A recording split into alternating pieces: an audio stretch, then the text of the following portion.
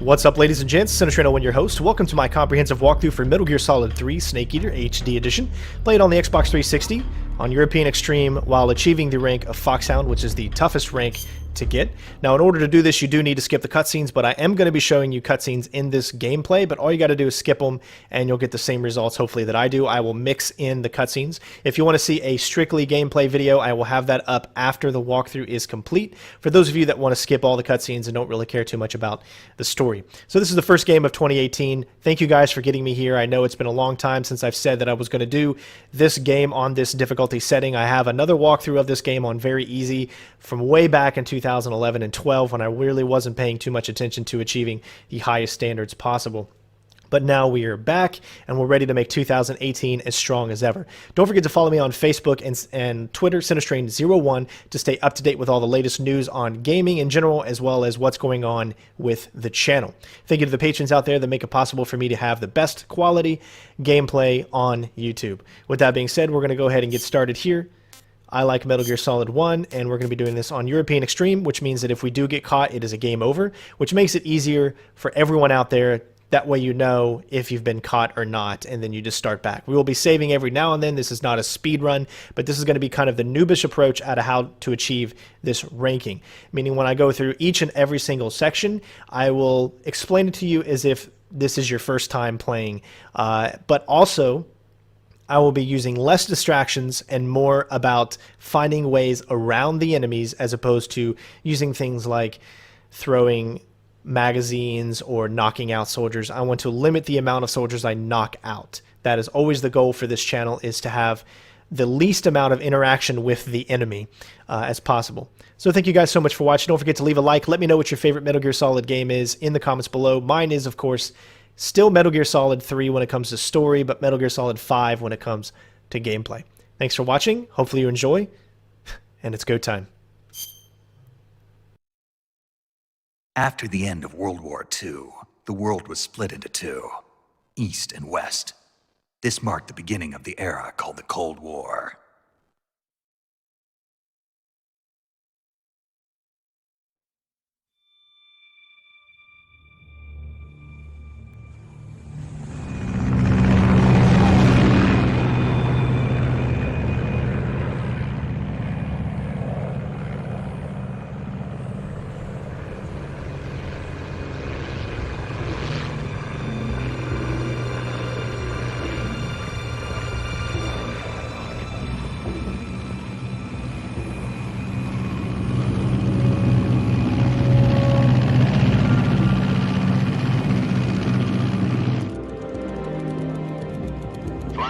Afghanistan, altitude 30,000 feet. Approaching Soviet airspace. 20 minutes to drop off. Commencing internal depressurization. Equipment check. Arm main parachute. All right. You ready to go? Drop zone still showing a high pressure mass. Cav okay. Good. We've got high visibility.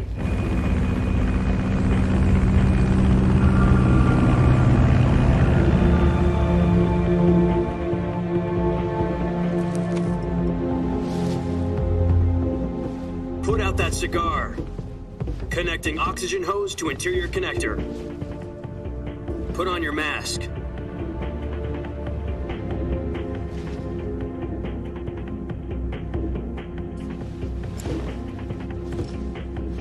Does this panty waste know what he's doing? Approaching release point. 10 minutes to drop off. Hey, are you deaf? He said put out the cigar and put on your mask.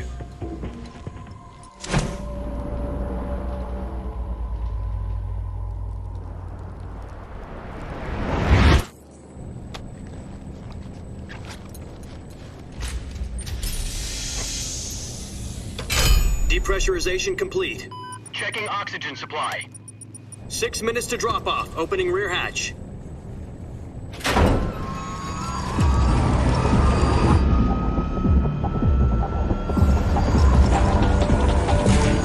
Sunrise.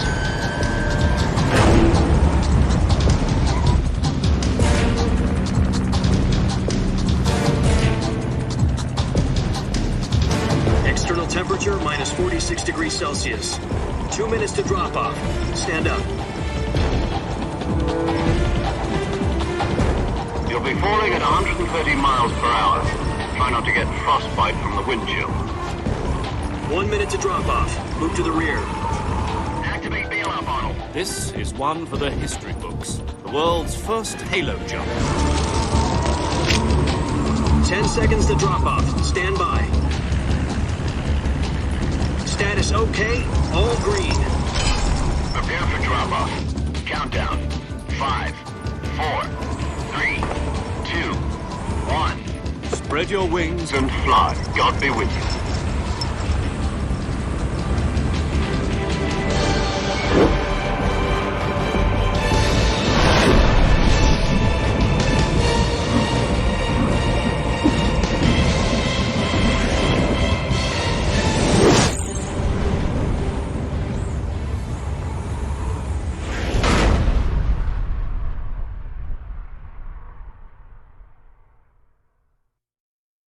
Jack, I've got some important news. The head of the CIA has finally given us the green light for the Virtuous mission. Virtual mission? No, the Virtuous mission. The future of our Fox unit depends on it. If it succeeds, we'll be officially organized into a unit. Virtuous mission? Sounds like some kind of initiation ritual. You know, don't get cocky. This isn't a training op. Right. So what exactly is this wonderful mission? Well, about 2 years ago, a certain Soviet scientist requested asylum in the West through one of our moles. His name is Nikolai Stepanovich Sokolov.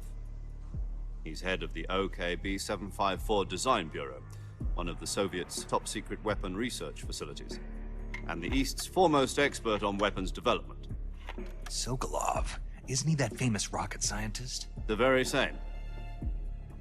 On April the 12th, 1961, the Soviets achieved the first manned spaceflight in history. The Earth was blue, but there was no God. Well spoken. The rocket that carried Yuri Gagarin to orbit was the A-1, known as the Vostok rocket. Sokolov is said to be the man most responsible for the multi-engine cluster used in that rocket.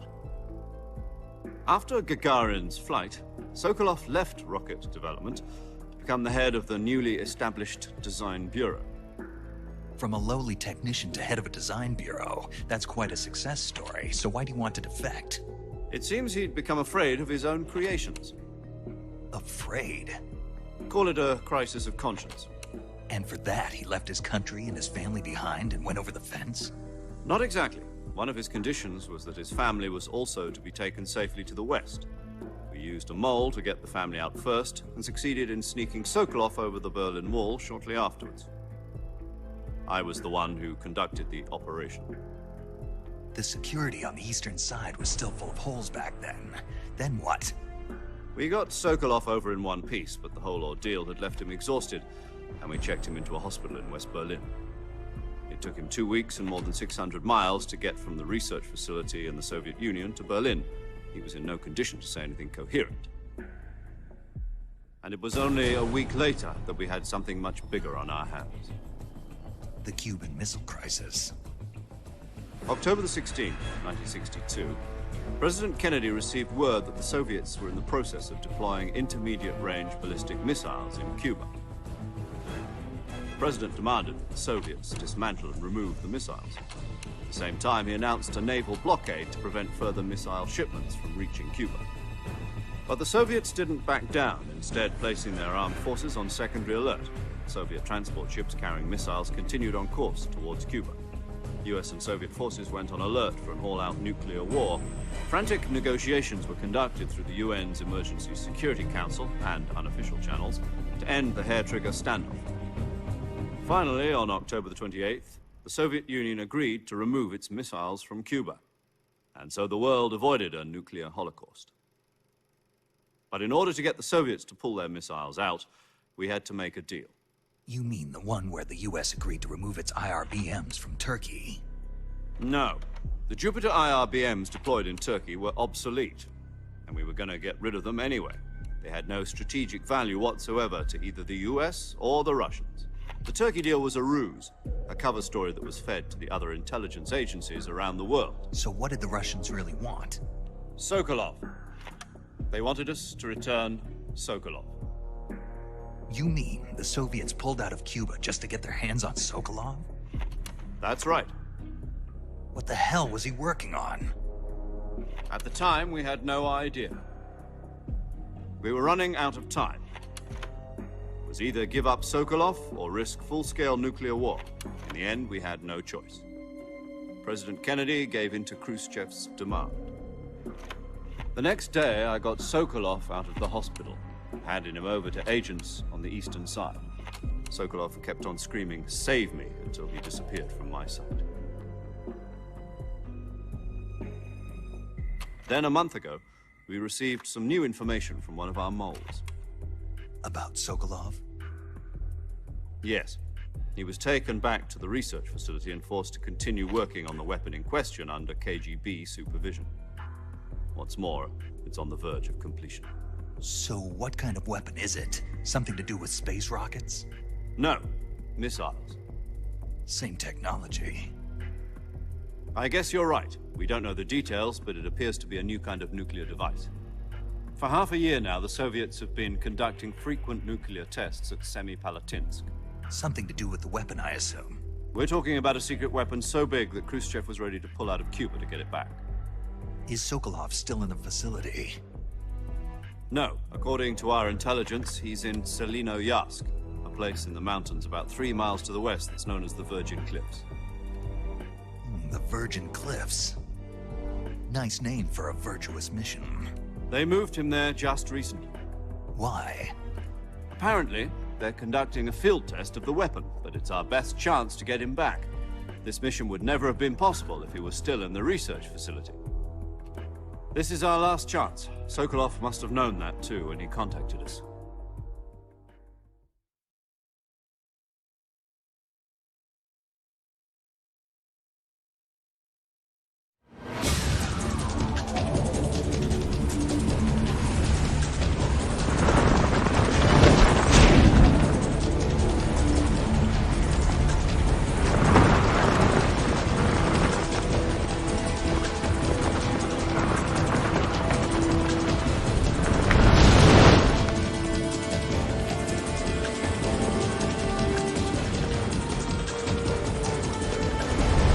Listen up, Jack. Your mission is to infiltrate Selinoyarsk in the Soviet mountains, ensure the safety of Sokolov, and bring him back to the west.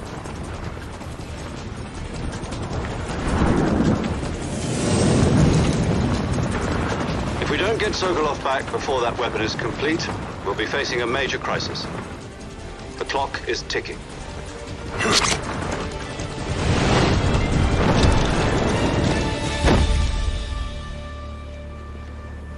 Once we've confirmed the rescue of Sokolov, stand by at the recovery point. A recovery balloon will be dropped at that point. Helium will be pumped into the balloon to inflate it. The process takes about 20 minutes. Once it's complete, the gunship's arm will latch onto the balloon and pull it up. The Fulton surface-to-air recovery system. I'm familiar with the theory. Take it easy. It's been combat-proven. Do you think Sokolov is up to it? The shock will be less than during a parachute jump, and the arm can handle up to 500 pounds. So you're planning on going over the border in a single combat talent? She's equipped with 2 6-barrel 20mm Vulcan cannons, as well as 2 40mm machine guns. Sounds like she could hold her own against a battalion of tanks. Even with the fuel in the reserve tank, we're facing a 4-hour time limit. If all goes well, it shouldn't take more than a few hours. Home in time for dinner. But if anything goes wrong, you'll be eating dinner, breakfast, and all the rest of your meals in the jungle.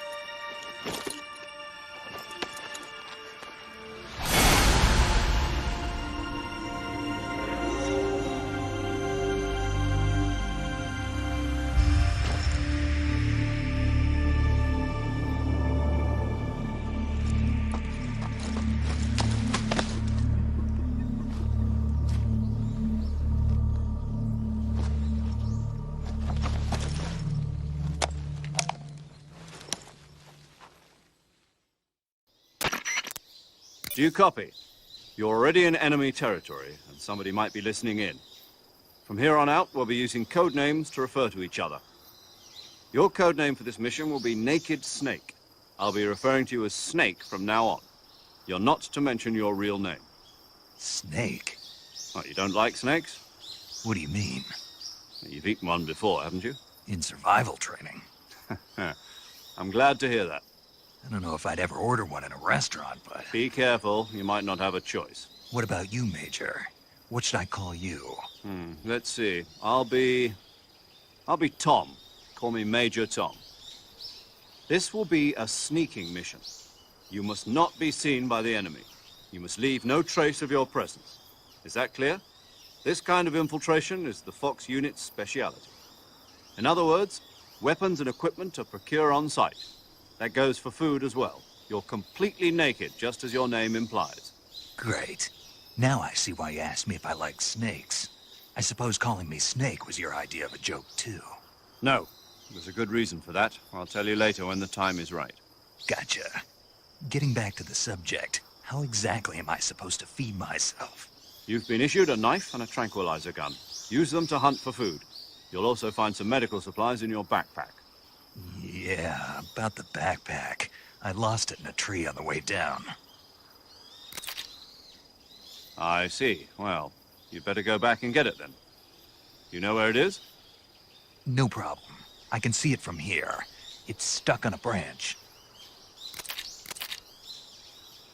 To climb a tree, stand in front of a tree that's covered in ivy and press the action button. I'll be monitoring your progress over the radio. We can't risk violating Soviet airspace, but I'll be in the gunship. My frequency is 140.85. I'll give you a call if I need to talk to you. If you need to talk to me, use the send function. Okay, Snake, go get your backpack. Finally, we got some gameplay coming up here. First things first is we need to grab our backpack. Now, I'm playing the Subsistence version, so this is the HD collection, which is the third-person view. Again, if you just click the right thumbstick in, you'll be able to switch out to the other view that was originally in Snake Eater, but I prefer the third-person view as it's way more immersive. I will be using the other view sometimes when I need to see specifically where enemies are in any given location.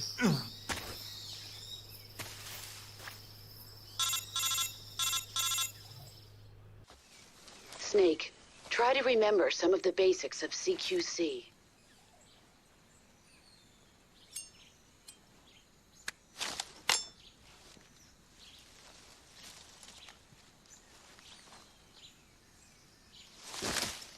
Commencing Virtuous mission now. Remember that if you want to achieve this ranking, you're going to need to skip those cutscenes as well as the Kodak conversations. So just because you see them in this video does not mean that I am actually letting them play. It is a separate video recording that I did of the actual cutscenes. So you might notice that Snake might be in different clothes. I'll try to keep it the same as I can, as we're not going to be switching a lot of outfits. Sometimes we will be, but I want to make this as noobish as possible for those of you out there that are still having trouble with some of the actions in the game. And hopefully you guys will enjoy that, and you will be able to achieve the rank that we are going for here.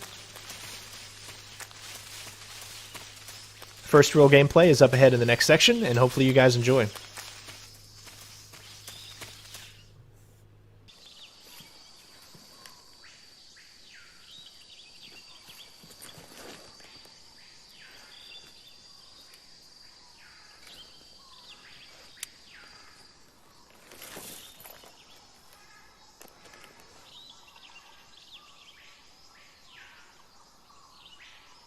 Major, I've spotted 2 enemy soldiers. They're probably KGB troops sent to guard Sokolov. AK-47s and grenades.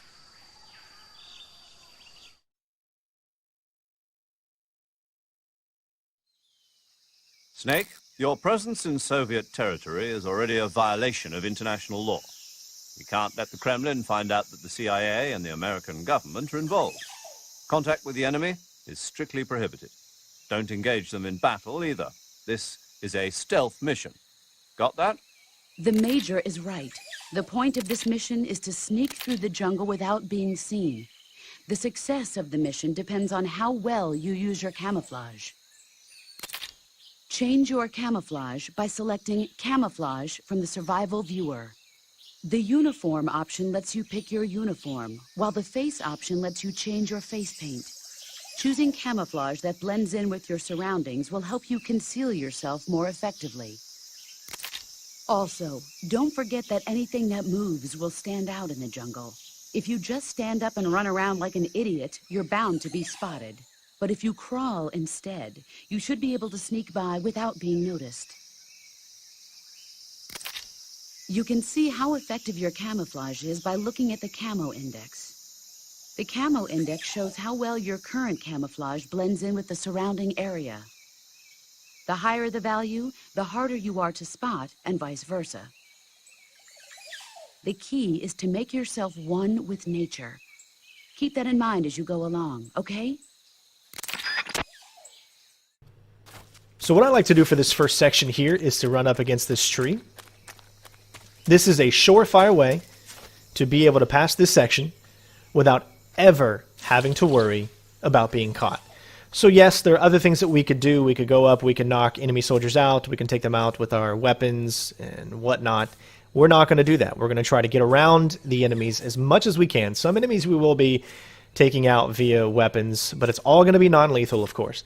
But I want to give you guys that noobish approach, and that's the last time that I'm going to be saying that to make it a lot easier for you guys to understand why and what I'm doing and the methods that I'm doing. So once he passes, use your stalking, which is the D-pad. Wait till you have a little bit of time, so that way he doesn't hear your footsteps. And we're going to be moving to the right. You'll see there's an enemy ahead. There's going to be two enemies up ahead as well. One is going to be right here. You'll just be able to see him, but he'll be out of reach. Don't worry too much about him.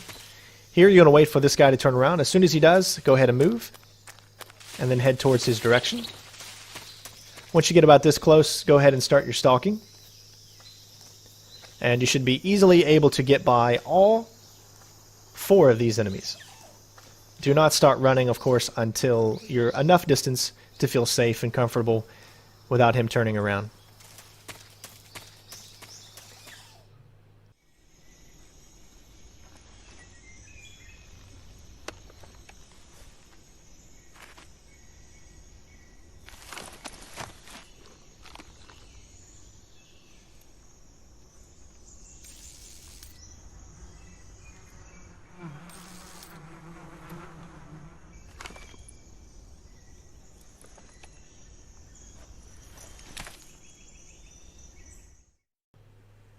Here, you want to go ahead and get at your weapon.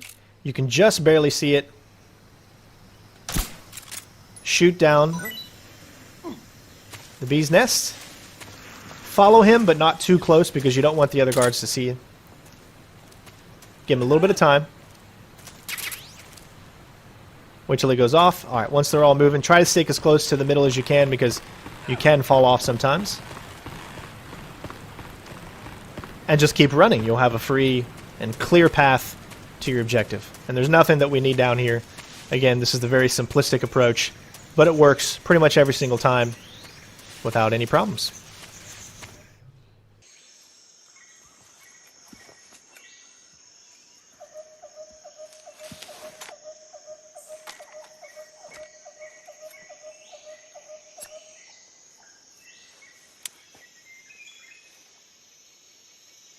Major, I've reached the abandoned factory where Sokolov is supposedly being held. This place is a dump.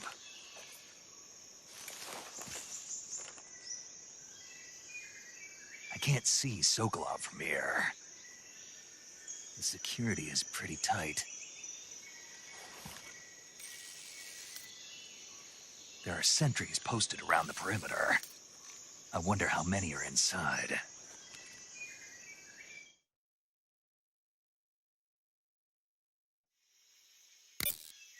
Your objective, Sokolov, is inside the factory. They should be holding him in a room in the northeast section. Northeast section. Got it. Be careful. Your mission is to bring Sokolov back alive. He must not be exposed to any kind of danger. Do not approach Sokolov while in the alert phase. Right. Oh, and one more thing, Snake. You mean there's more? No, it's just that when you get to Sokolov, I want you to tell him something from me.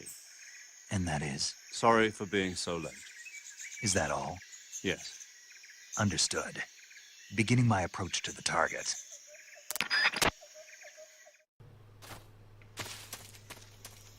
So you want this guy to see a little bit, but then hurry up and move out of the way. Get up against the tree. Just wait for him to pass.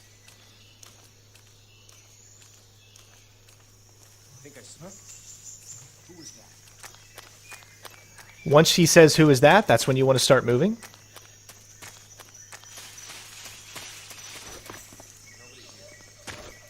Once he says, "Nobody here," walk a little bit, and then you're good to go.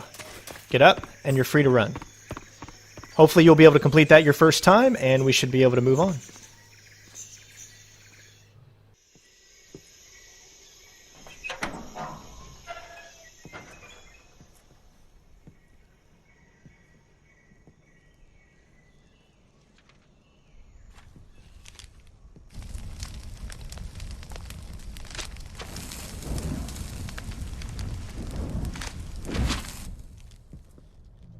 You must be Sokolov. Are you one of Volgin's men? You'll never get it from me. No. I'm a CIA agent. I've come to escort you back to the other side of the Iron Curtain. You're CIA? Yeah. I was sent by Major Zero, the man who got you out 2 years ago. Zero? I have a message from him. What is it? He said to tell you sorry for being so late. Did he now? What does it mean? It means he's a man of his word. But we've got no time for this. You have to get me out of here before they arrive. Who's they? Colonel Volgin of GRU. You in the West know him as Thunderbolt. Thunderbolt? Never heard of him. He's a member of the Army's extremist faction, a man who seeks to seize control of the motherland.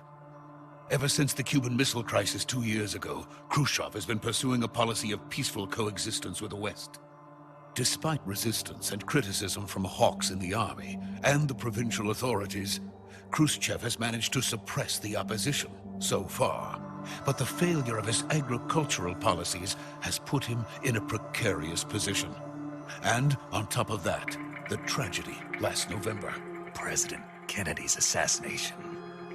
Precisely.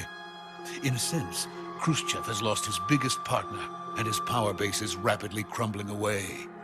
A certain group is plotting to use this opportunity to seize power by rallying the anti-government forces, overthrowing Khrushchev, and installing Brezhnev and Kosygin in his place.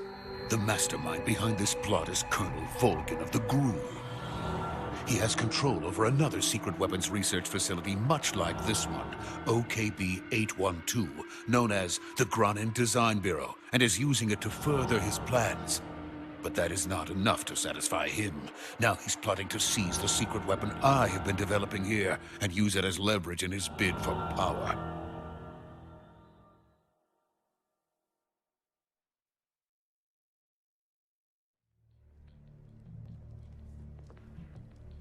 The intelligence says that they are going to make their move during the test. Then, the soldiers outside. Exactly. They wouldn't need that many men just to keep me inside. Their orders were to prevent Colonel Volgin from capturing me. Even if it meant killing me in the process, or so it would seem.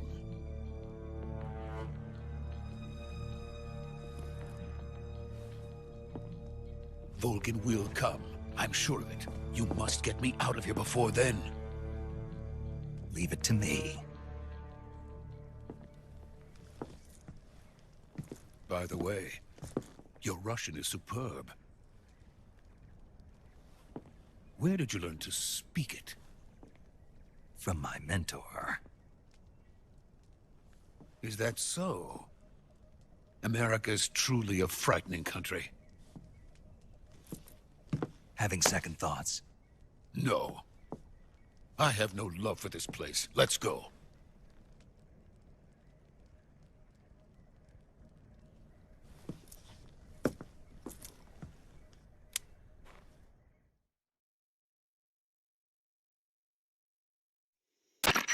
Major, this is Snake.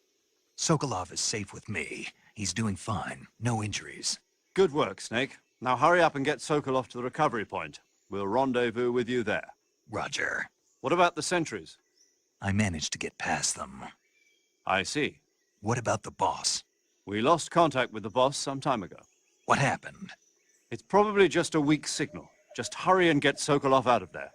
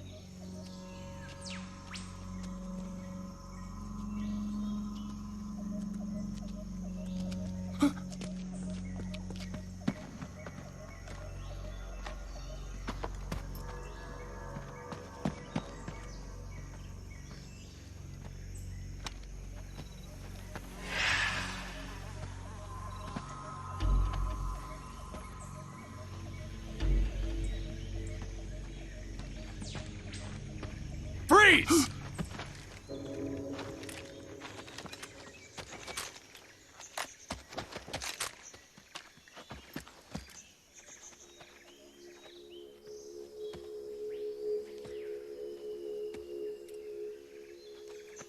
So this is the legendary boss. Huh?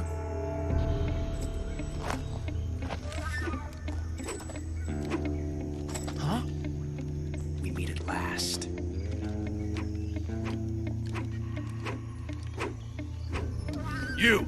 You're from the Ocelot Unit of Spetsnaz. Huh. What's a GRU soldier doing here? Soldier?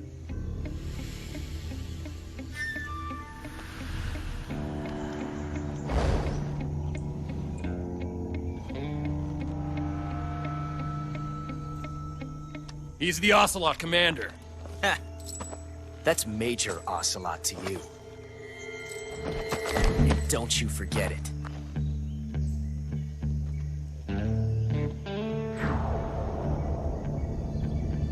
Sokolov is ours. Now get out of here. And Ocelot never lets his prey escape. What?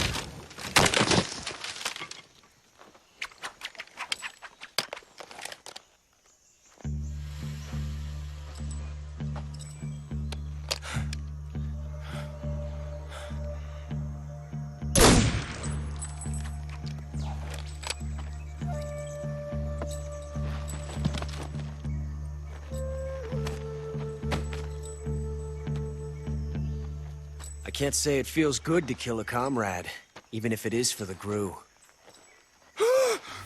Sokolov, take cover.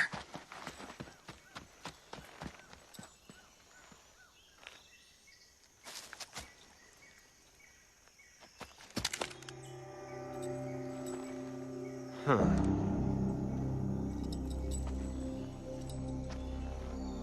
You're not the boss, are you?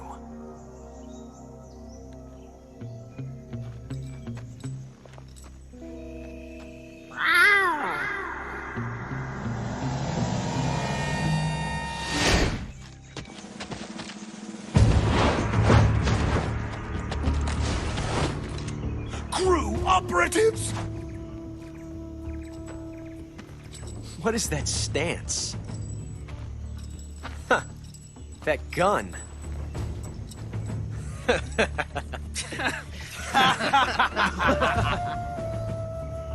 If you're not the boss, then die.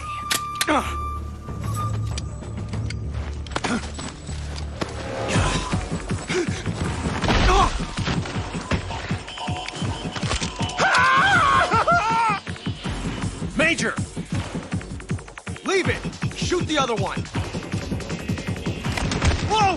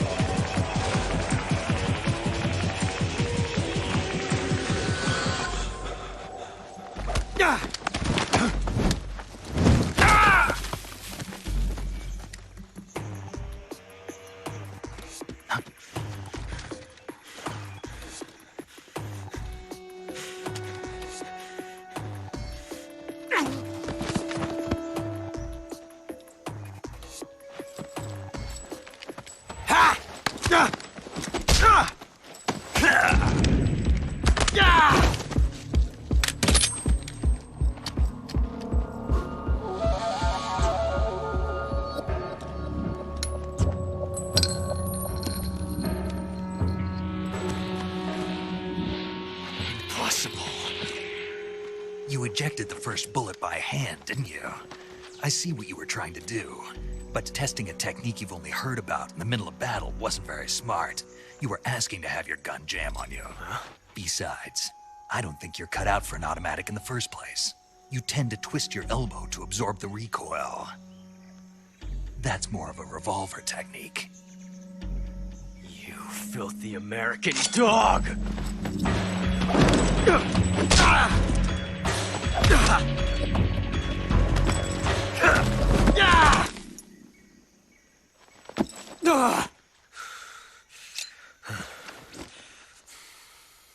But that was some fancy shooting. You're pretty good. Pretty good.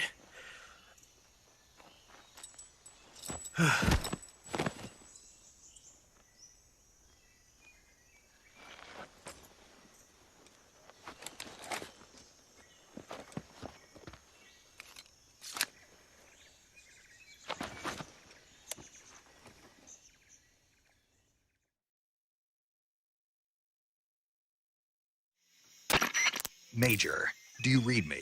I read you. Snake, you all right? I've run into a few snags. These guys were after Sokolov, too. Apparently they were taking orders from a GRU colonel named Volgin.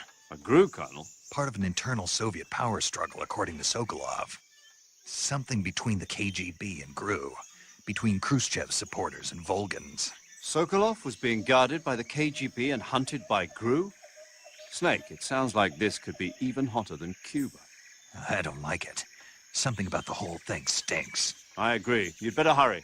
Sokolov ran off by himself, but I'll catch up to him. We're counting on you.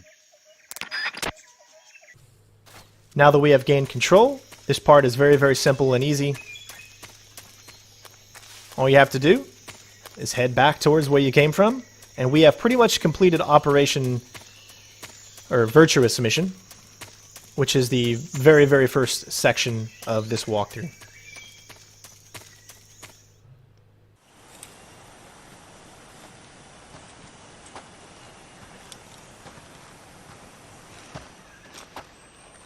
You okay? Those men were from the Ocelot Unit. Spetsnaz? Yes. The best GRU has to offer. They're coming for me. I'm finished! Calm down. I'll get you out of here, I promise. And we've got some of the best backup we could ask for. Look.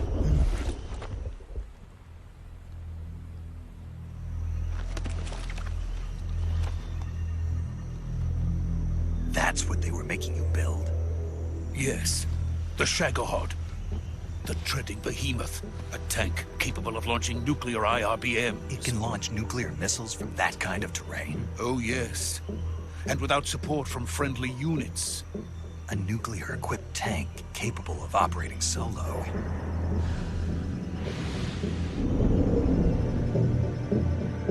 Is that thing finished? No, this is only the end of Phase 1. It won't be truly finished until we complete Phase 2. Phase 2? The weapon's true form. If it is completed and the Colonel gets his hands on it, it will mean the end of the Cold War. The end of the Cold War? Yes. And then the Age of Fear will truly begin. A world war. I had no choice but to cooperate. I didn't want to die. I wanted to see my wife and child again in America. Please, take me to America, quickly. They cannot complete it without my help. Got it. Let's go.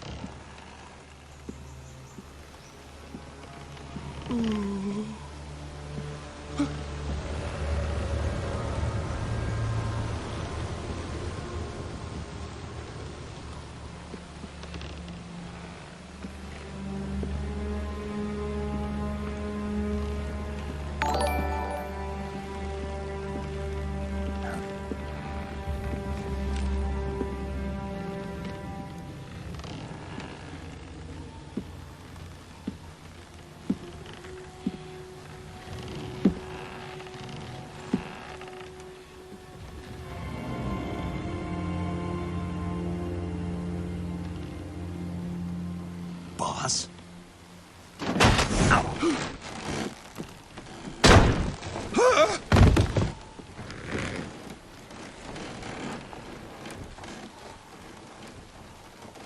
Good work, Jack.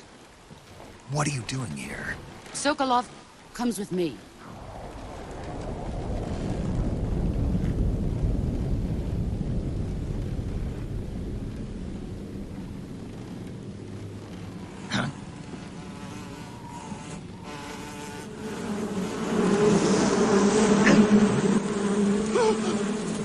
Hornets?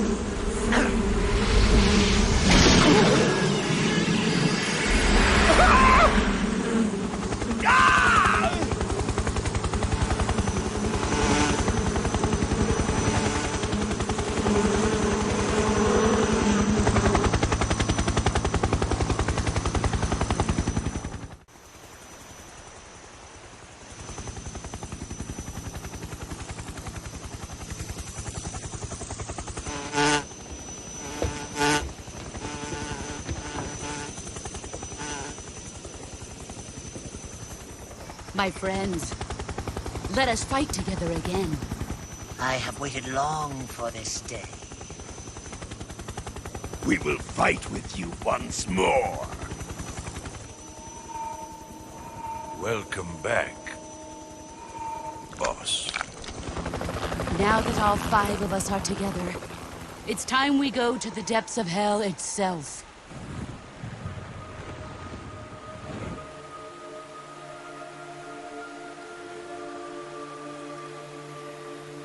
It's raining blood. Is he crying?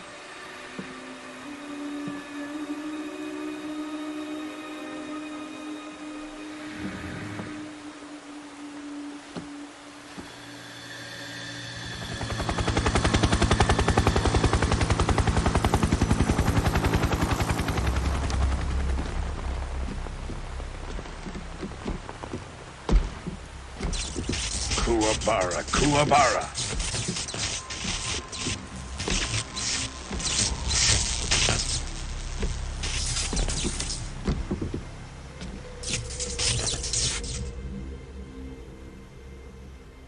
Ah, what a joyful scene.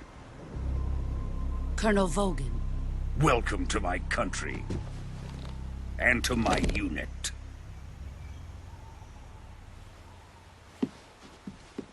Boss, what is this? I'm defecting to the Soviet Union. Sokolov is a little gift from my new hosts. Recoilless nuclear warheads.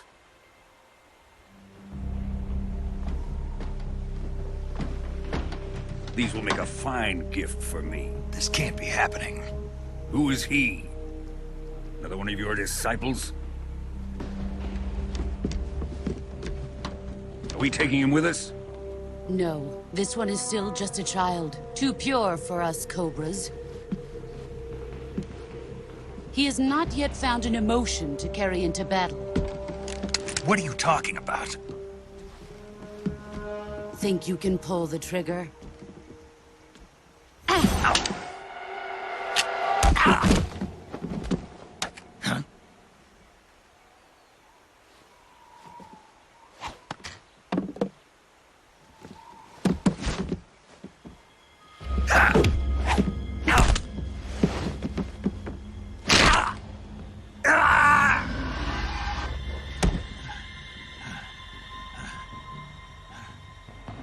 He's seen my face. We can't let him live.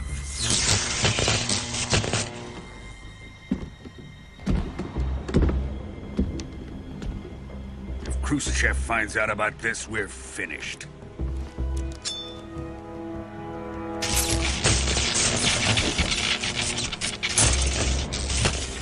He must die. Wait. He's my apprentice. I'll take care of him.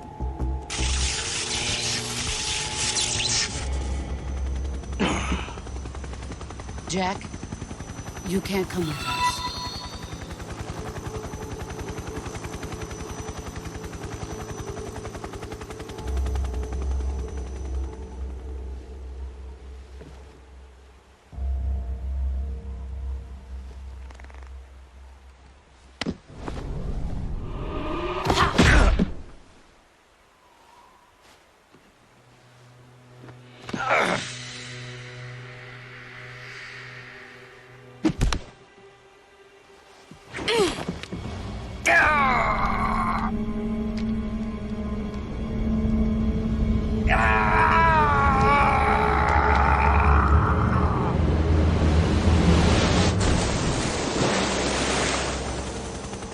The new blood has been rejected.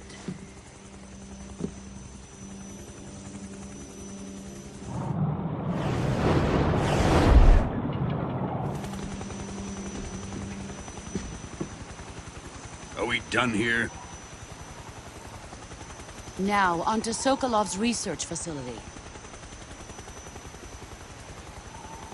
Shagohod is ours.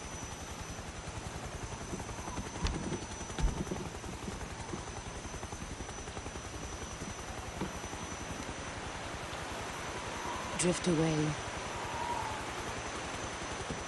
My place is with them now.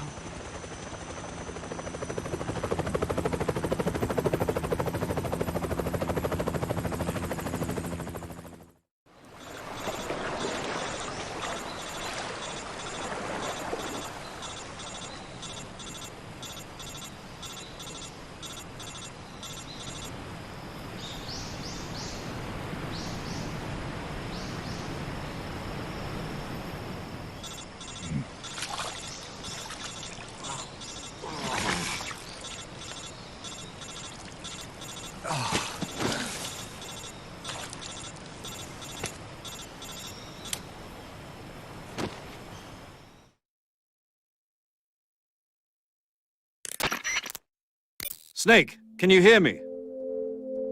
Yeah, just barely. Snake, listen to me. You need emergency medical treatment. Can you move? You've got to get those wounds treated. Hang in there. All right, let's get you fixed up. Paramedic?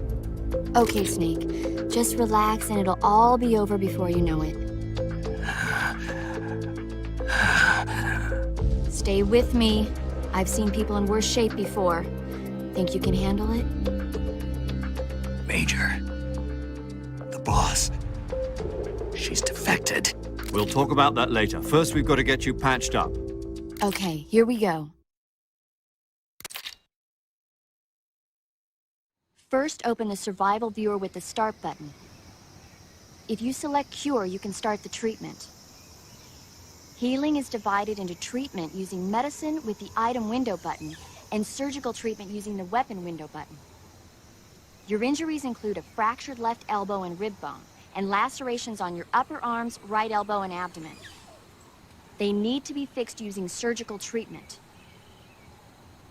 Move the healing cursor with the left stick to the affected part of your body. Once you've selected the affected area, hold the weapon window button and use the left stick to select the medical item, and then press the enter button. With this method, you can use items to help your recovery process. To treat a bone fracture, first secure the affected area with a fastener and then wrap it in bandages. That should do it. For lacerations, you'll need disinfectant to clean the wound, sutures to stitch it up, styptic to slow the flow of blood, and bandages to wrap the wound. If you do everything I mentioned, the wound should heal completely. Understood? Yeah. Stay with me. Go into the survival viewer and treat those wounds. Here, you're going to want to go into your backpack. Or should I say, go into the start menu and then cure option, and you have a bunch of things that you need to do. Now, I never really pay too much attention to what you need to do, but as you can see, there's just a bunch of things that you can do. Just click them all until it works. Again, this is the noobish approach.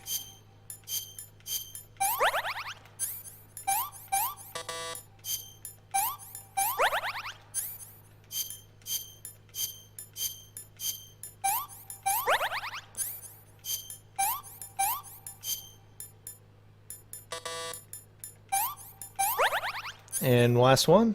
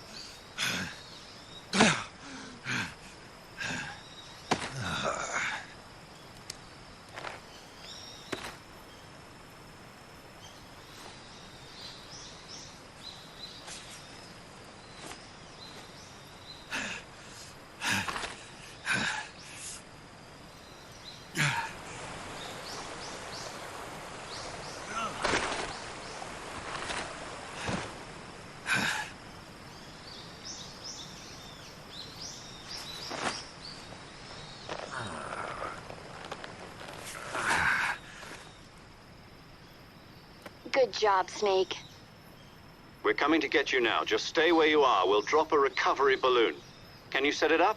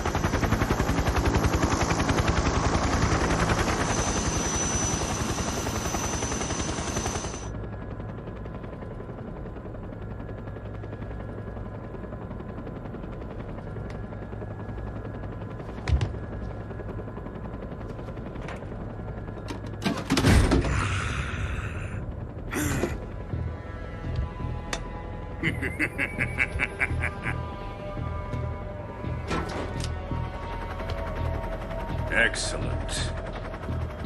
A great success.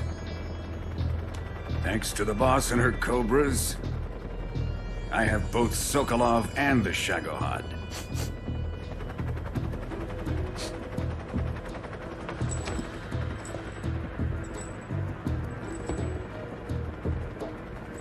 What are we going to do with the girl? Who is she? Apparently she's Sokolov's woman.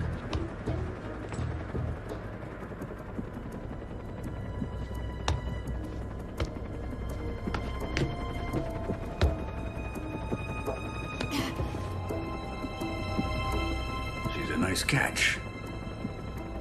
I'll take her. Not so fast, my dear.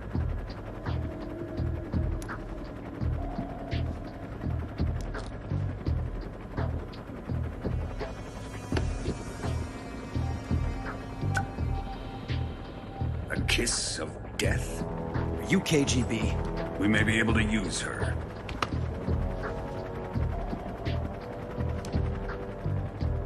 She has spunk.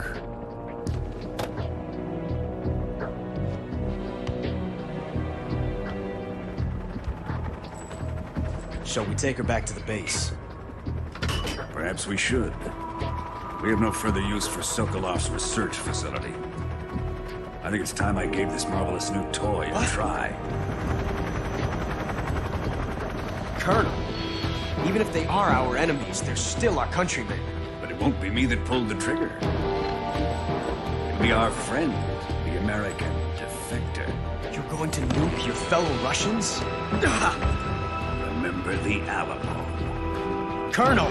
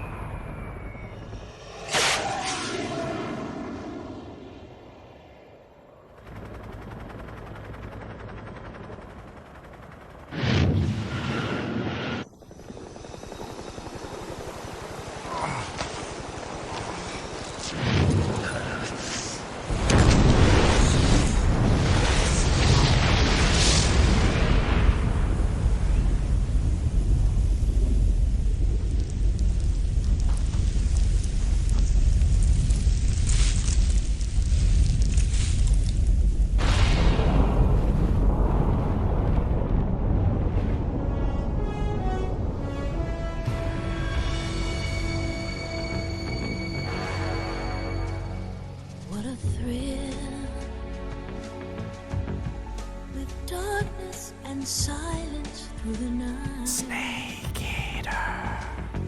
What a thrill. I'm searching and I'm melting. Snake. What a fear in my heart. But you're so supreme. So supreme. I give my life. Not for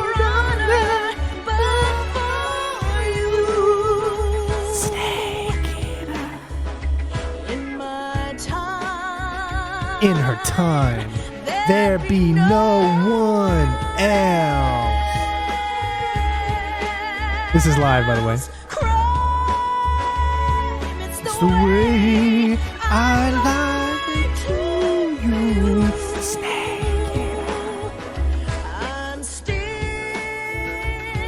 in a dream, Snake Eater. Someday you go through the rain, and someday you feed on a tree frog. It's your death that Try to survive for the day we do. Can't get that high. Not for honor, but for you. Snake Eater. In my time, I had to sing during this.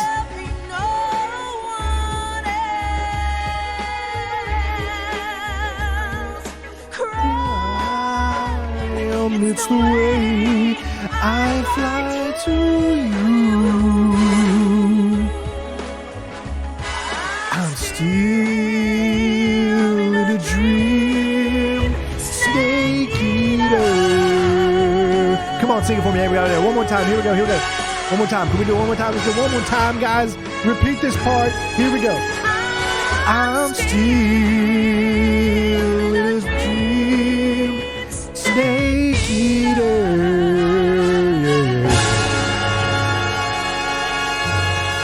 Snake eater.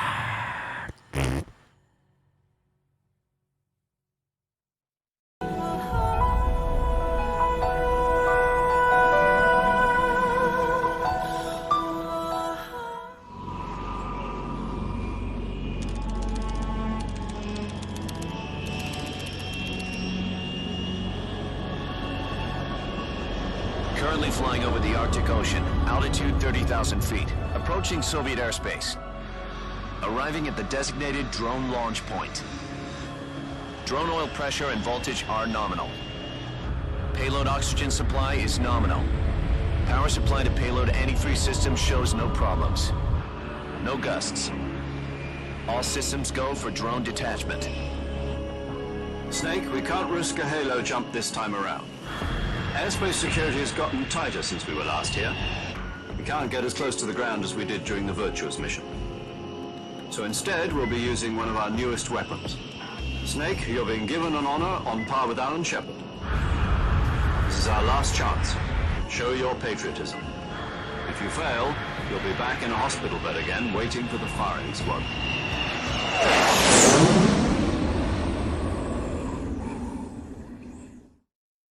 So how does it feel to be a patient in one of the most advanced ICUs in the world?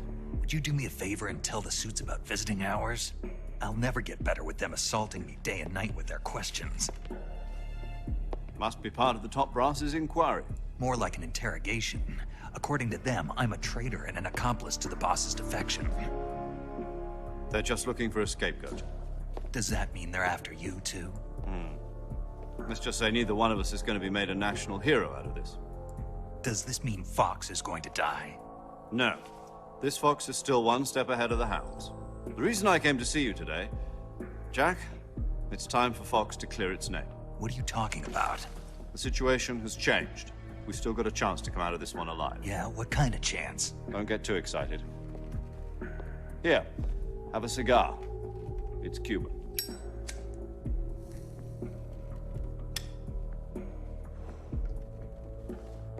This morning, I had a meeting with the CIA.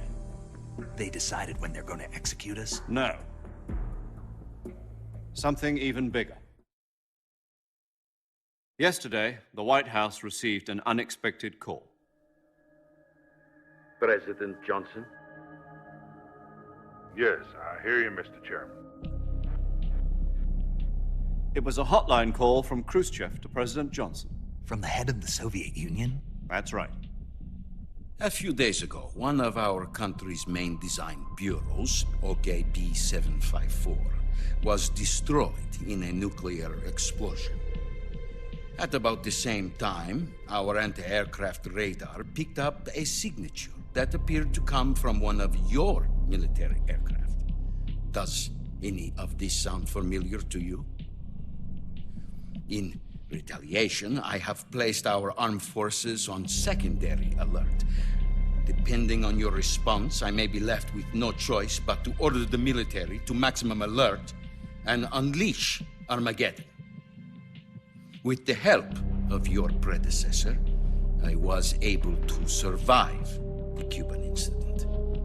But my power is not as great as it once was.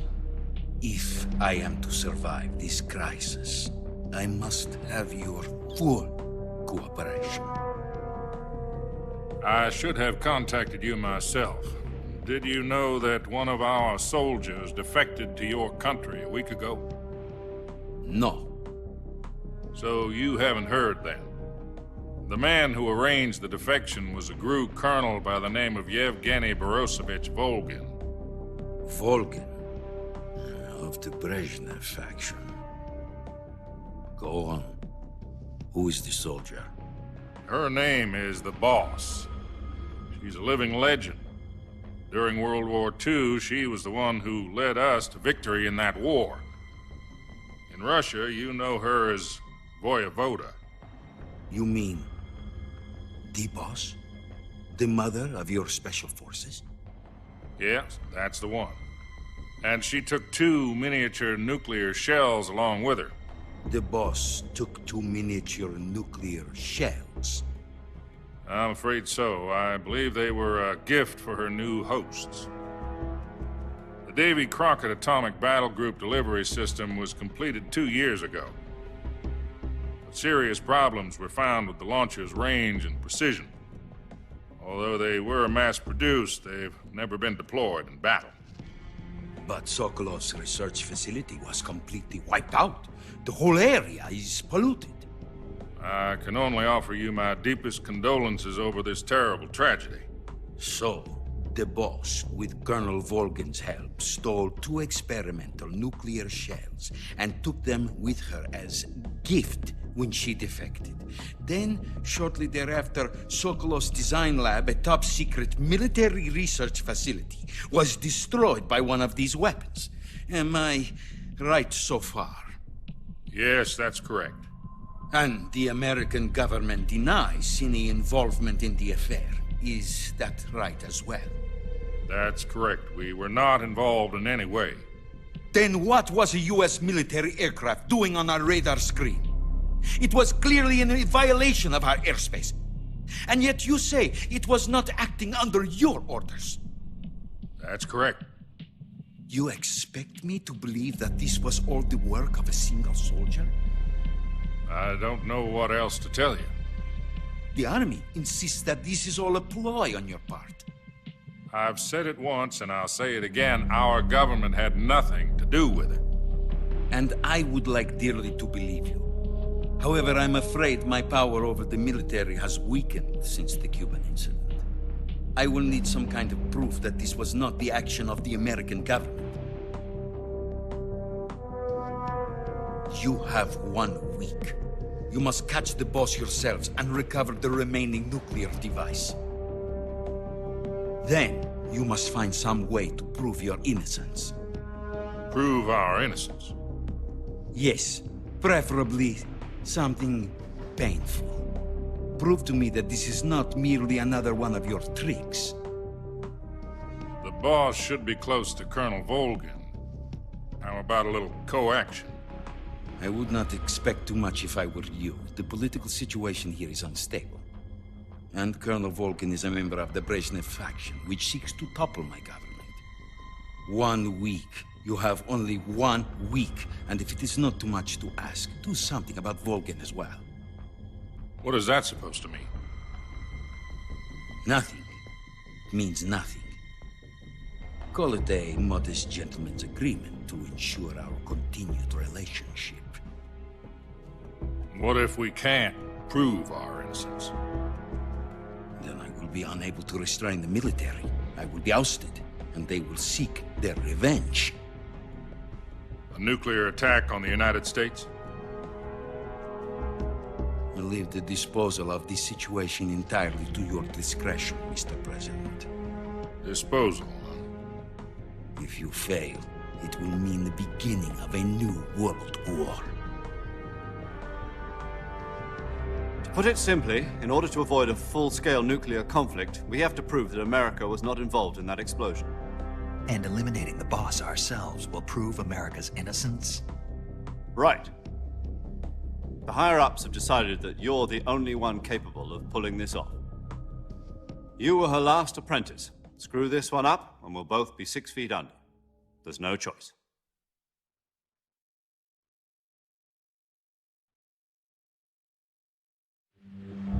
Are the Russians going to be helping us?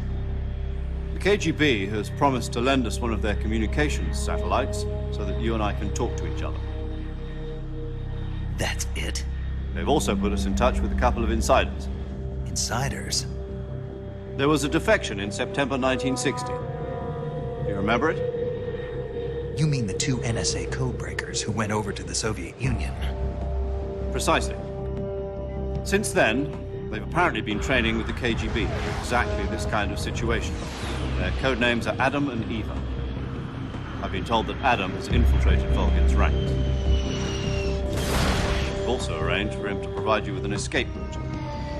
You'll need to rendezvous with him when you get there.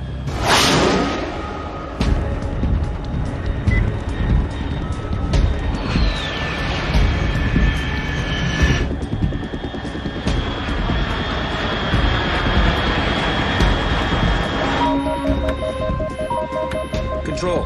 Unidentified aircraft detected. Altitude 30,000 feet.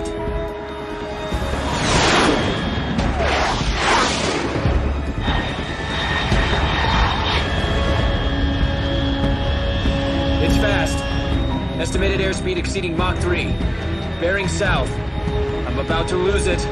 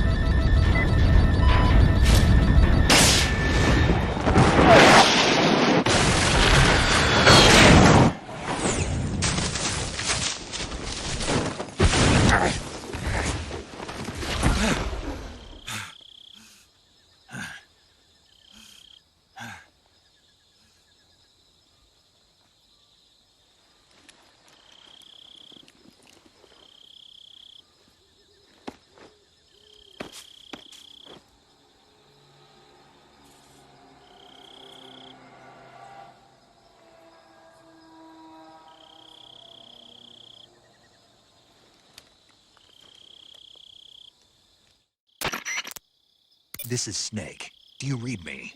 Loud and clear. Glad to see you landed safely. I got blown pretty far off target. Snake, let's go over your mission objectives one more time.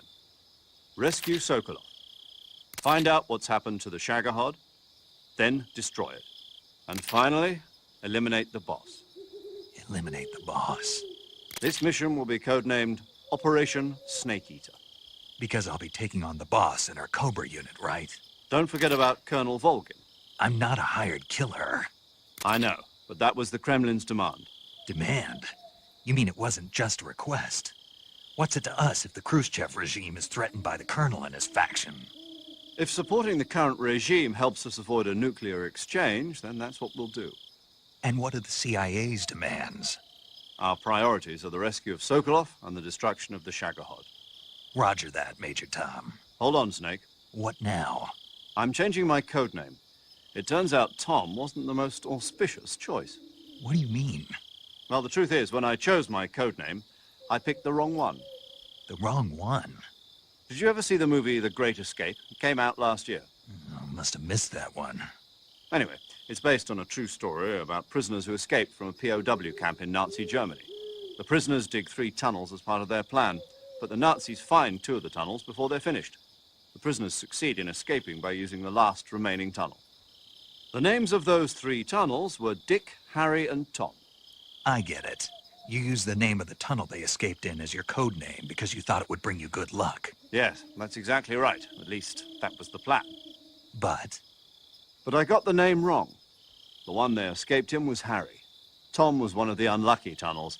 It was discovered by the Nazis before it was finished. I watched the movie again just to make sure. In fact, I even ordered the actual film from the movie company. yeah, it doesn't sound like the greatest name to use. So what should I call you? You know, let's just use Zero, like we've been doing all along. All right, then. Major Zero it is. We'll start over from square one. From square zero. My frequency is 140.85. Oh, I almost forgot. Paramedic is with us again on this mission. Is this her last chance, too? If we fail, she'll have her medical license revoked. It's more or less the same kind of fate. Her frequency is the same as during the Virtuous mission, 145.73. She'll be recording your mission data as well, just like the last time. That frequency is also the same. 140.96. And there's one more person on your support team. His name is Mr. Sigint. He's an expert on the latest in weapons and equipment technology. You'll be going up against some of the world's most advanced weaponry when you infiltrate the research facility. If you have any questions, just ask him. His frequency is 148.41. Mr. Sigint, got it. Adam, your KGB contact, is waiting for you at the abandoned factory up ahead. The same factory Sokolov was being held in last week. Yes, meet up with Adam first. He's cleared the way for you to rescue Sokolov. How will I know this Adam guy when I see him? You'll know once you reach the factory. The whole area's been polluted by the fallout from that nuclear blast. No one else would dare come close. The password is, "Who are the Patriots?" and "Lali Lulelo." Lali Lulelo. Gotcha. You've been equipped with a 45 for this mission. Be careful, it's noisy. I thought standard Fox procedure was procure on-site weapons acquisition. The circumstances are different this time. You're now on an official mission for the United States government. It would be necessary to make your presence known to a certain extent, to the Khrushchev regime at the very least. But remember, this is still a sneaking mission. Snake, if you fail this mission, it will mean an all-out nuclear war. Keep that in mind and proceed with extreme caution. Understood. Commencing Operation Snake Eater. Welcome back, ladies and gents. I'm your host, CenterStrain01. This is part 2 of our Metal Gear Solid 3 walkthrough. Hopefully you enjoyed part 1. Don't forget to leave that a like as well as this one as well, as these videos are not easy to make and it does take some time. What we're going to be doing in this video particularly is heading all the way to the Ocelot battle. Not Ocelot battle himself, but the Ocelot Unit battle. And the reason that the gameplay is so little is because the cutscenes take up a lot of the time. But again, I will have a separate video showing you all the cutscenes. Should I say showing you all of the gameplay without the cutscenes, to make it a little easier for you. Here we're going to have a cutscene, and I'll show you the easiest way to get through this next section.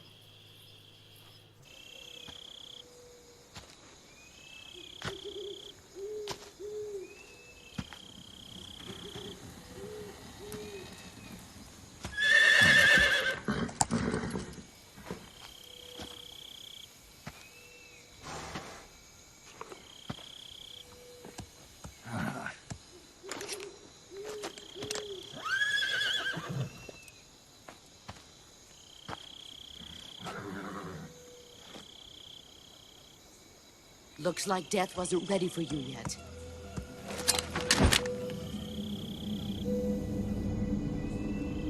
Boss. That arm still hurt? What are you doing here?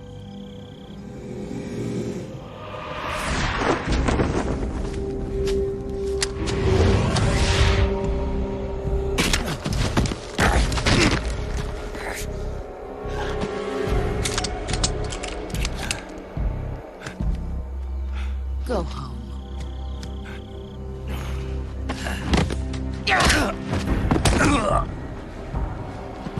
Go home.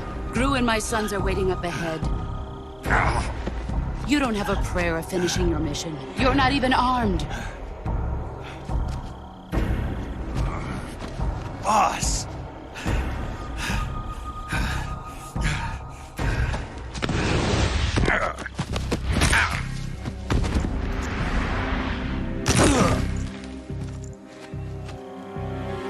I'm not your boss anymore. There's nothing for you here. Go home. Go back to your boss. There's no need to prove that you are virtuous here. This isn't America.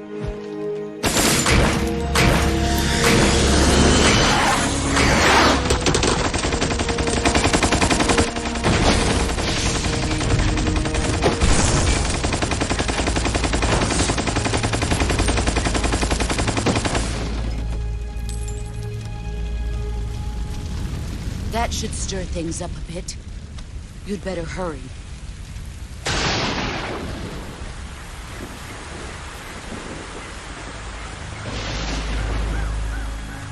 The border is 60 miles south of here. You ought to be able to run that far.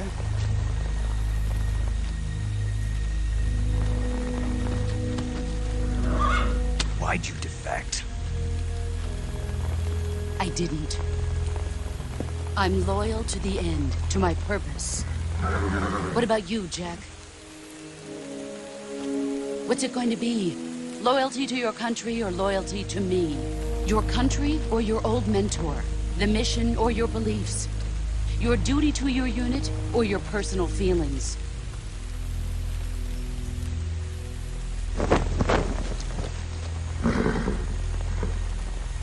You don't know the truth yet. But sooner or later you'll have to choose. I don't expect you to forgive me.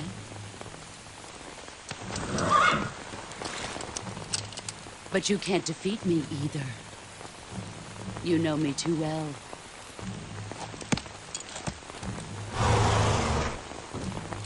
Just look at that bandana. If you can't put the past behind you, you won't survive long.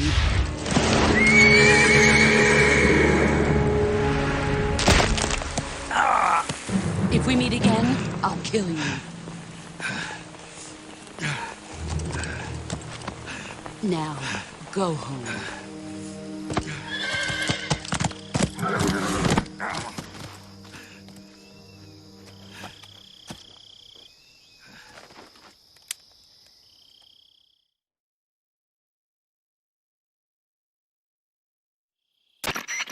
This is Snake. Major Zero. I read you, Snake. I was ambushed by the boss. You were what? The drone's been shot to hell. It's up in flames. That's not good. Enemy scouts are going to come looking for you. Yeah, I know. But what was the boss doing here in the first place? There's got to be a leak somewhere. No, that's impossible. The man the boss is working with, Volgin, isn't exactly on speaking terms with Khrushchev. I lost my gun. The boss destroyed it. Snake, I know how you're feeling. It's hard for me to believe, too, that a legendary hero like the boss would go over to the Russians. That she'd double-cross us like this. But that's how it is, and if you don't accept it, you'll never be able to beat her. That's not the problem. In terms of sheer technique, I'll never be able to beat her. I know that all too well. You've got to do it, Snake. She's your enemy and your objective. Enemy? We were together for 10 years, and now you tell me she's my enemy? Enough. Hurry to the factory where Adam is waiting. Scouts have probably already been sent out to investigate the explosion. You've lost your weapon, right? That means you've got no chance of winning in a battle situation. Whatever you do, don't let them see you. In order to skip the caution, you're going to want to immediately turn around and go backwards. Doing so means that the enemies will not run forward to do the caution, which makes it a lot tougher for you to get through the next two sections. So this way, it actually prefers, or it allows you to be a lot stealthier, and you don't have to worry about as many enemies. So just go right back to where you were, and now everything has been kind of reset. So you no longer have to worry about those enemies in the caution meter. And you can get through this next section pretty easy. It's not too difficult to get through that section without doing that, but it does require a caution unless you take enemy soldiers out, and we don't want to do that. Here, I'm going to switch to my stun grenade. If you actually equip it and act like you're going to use it, it will allow you to be very, very stealthy. They won't hear your footsteps, but you can get by that guard if you just work your way around him here. Here, just go slow. Wait till he gets a little bit of distance.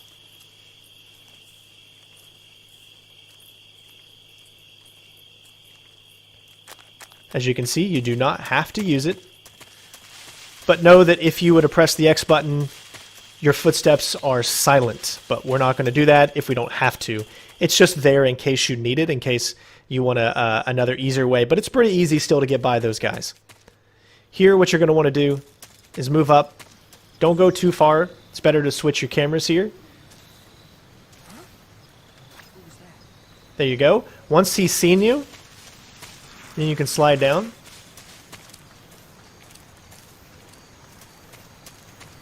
And you should be able to make it all the way across. Very, very easy method to do. You should be able to get it your first time. Just don't go too far up, so that the guard on the right sees you instead of the guard on the left, and you should be good to go. If you keep moving forward, you won't have to worry about any guard seeing you here. And you have pretty much completed this section all the way up until the Ocelot group battle. Very, very easy, straightforward. Should be able to get it your first or second time. And as you can see, we really haven't changed any camo, done anything in particular that stands out to be too difficult or something you'd have to try multiple times. That is the goal of this walkthrough, is to hopefully help you complete this in this most passable state with the least amount of times that it would take you. Sorry about that right there. We're going to head up here and we're going to grab this weapon. It's not like we're really going to be using any of these types of weapons, but they do come in handy a little bit later on.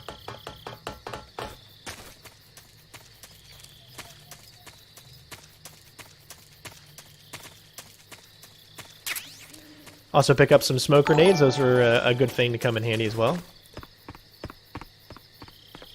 Need to climb up here and grab cardboard box. This will definitely come in handy.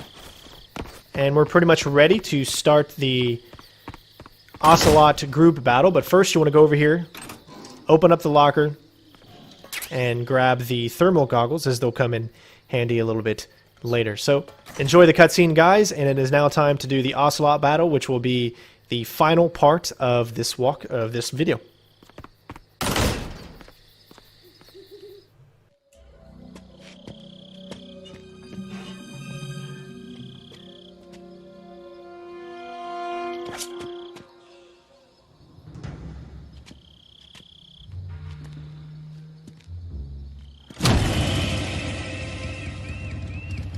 Sorry I'm late. Cut the engine. They'll hear us. Are you the agent they sent? Are you Adam? I thought you were supposed to be a man. Adam couldn't make it. All right, say the password. Who are the Patriots? Who are the Patriots?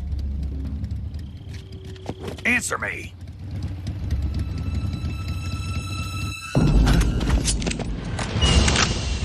Trapped.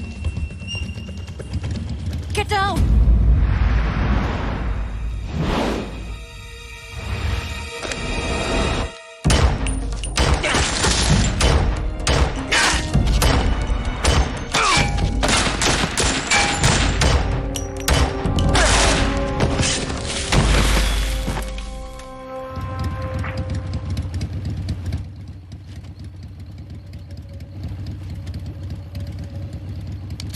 There is your answer.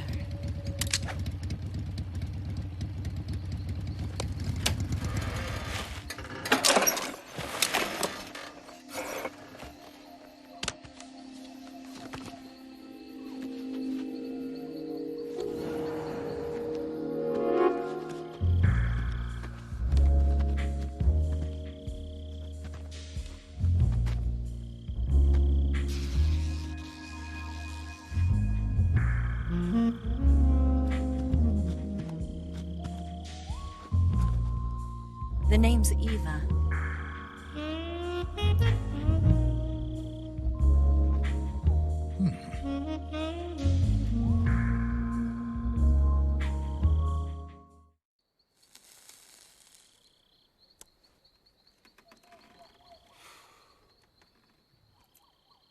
This wasn't part of the plan. What happened to Adam?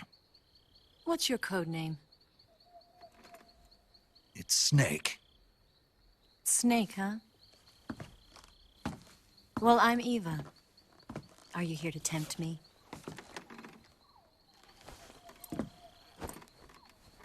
What happened to Adam? Colonel Volgin is a very suspicious man. He decided Adam wasn't the right person for this mission. And you were? Yes, Why? because I can do things he can't. I heard you used to be a codebreaker for the NSA. I was. 4 years ago, I defected to the Soviet Union with Adam. Mauser military. The broom handle. It packs quite a punch. Nice to have when you're on a bike. You held it sideways and used the muzzle jump to create a horizontal sweep. That was impressive. Bet you've never seen that technique in the West. It's imitation, isn't it? Yeah. It's a Chinese Type 17 pistol. Around here, even that's hard to come by. Don't worry, though. The one I've got for you is American-made.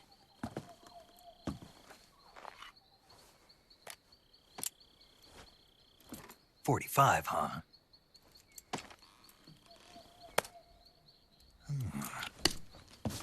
Incredible. Do you like it? The feeding ramp is polished to a mirror sheen. The slide's been reinforced, and the interlock with the frame is tightened for added precision. The sight system is original too. The thumb safety is extended to make it easier on the finger. A long type trigger with non-slip grooves. A ring hammer. The base of the trigger guard's been filed down for a higher grip. And not only that, nearly every part of this gun has been expertly crafted and customized.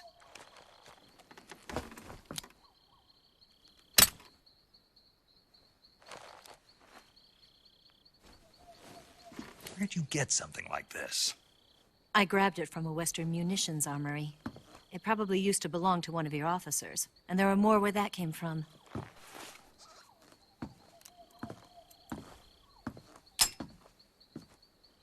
You had this with you, didn't you? Better take this too. What's that? A disguise to make you look like a scientist. A disguise? Yes. You're here to rescue Sokolov, right? Sokolov's still safe then? Yes. He's being forced to continue his work on the Shagohod. Where? At the lab. They've got a whole army of scientists there developing new weapons. Security is tight, but if you disguise yourself as a scientist, you might be able to sneak in. Can we get Sokolov out of there? We'll see, won't we? Tell me how to get to the lab. The safest way in is from the rear. First, you'll need to head north through the jungle. You'll come to a heliport used for shipping materials. Pass the heliport and continue north, and there will be a large crevice. Descend into that area and you'll reach a cave. Move through the cave and you will arrive at a mangrove swamp.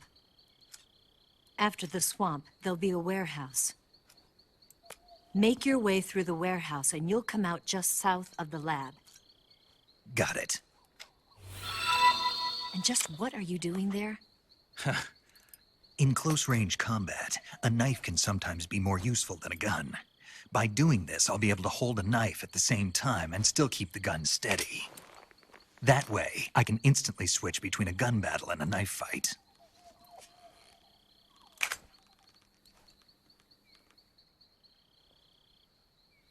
Right, let's get going.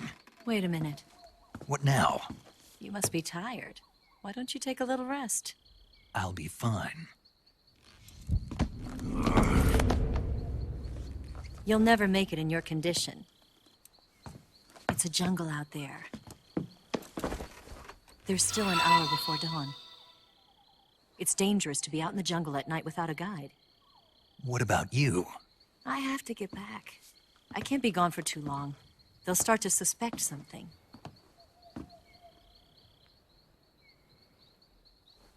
Don't worry. I'll keep you updated over the radio. That's it? My orders are to provide you with information, nothing more. Oh. You look disappointed. All right, then. I'll do something special for you.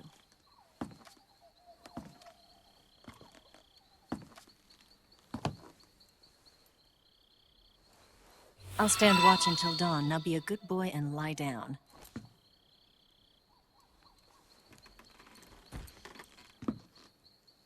What's the matter? I don't know you well enough to trust you. How well do you have to know me to trust me? I don't know if I can trust anybody.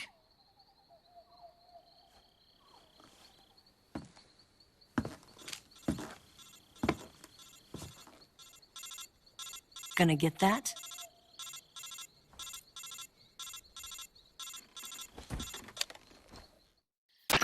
She's right, Snake. You should get some sleep. Although in your condition, you really ought to be back in the ICU.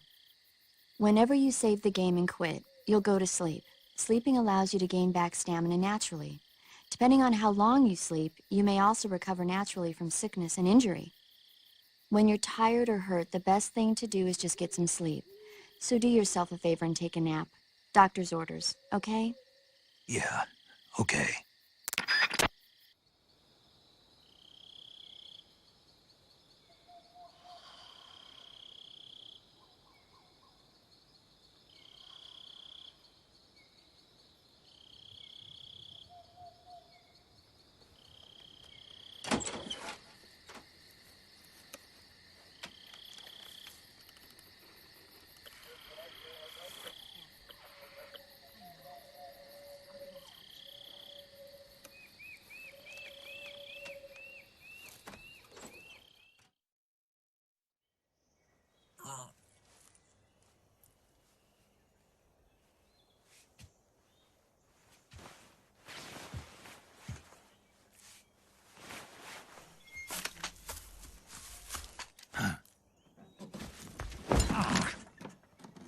What's the matter? We're surrounded. I see 4 of them.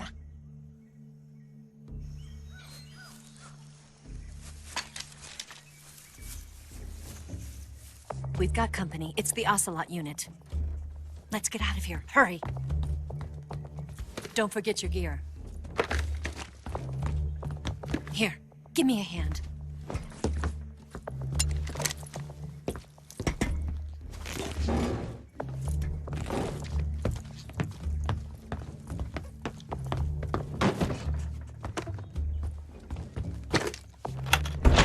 We can use this to get to the basement.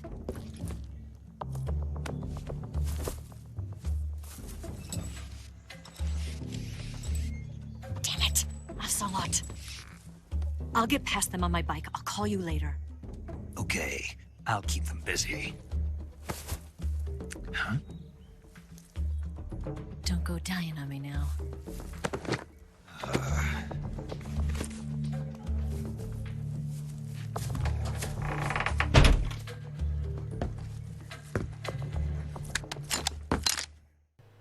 First things first is we're going to go into our backpack.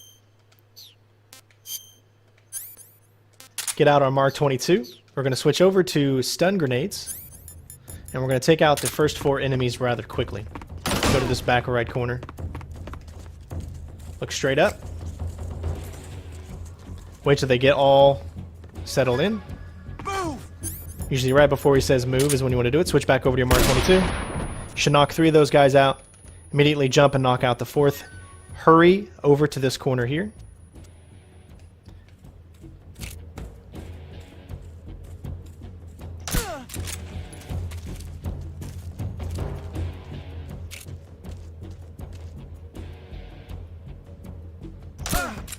Alright, that guy should be taken out. Now, the next thing you want to do is stay right where you are. There's going to be the same guy who's going to kind of backpedal his way towards you. Gives yourself pretty much a free headshot. There you go. Move up, but not too close. You want to be able to see him there. That way you can get an eye on him. He can't see you because of the way that we're doing this. Nice.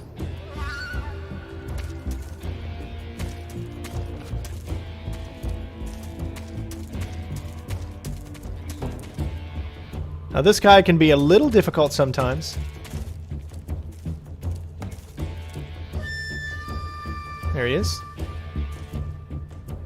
You got to get the right angle. As you can see, we're not at the right angle. There we go.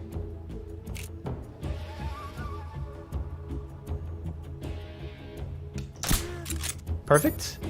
Alright, that leaves 1 enemy left.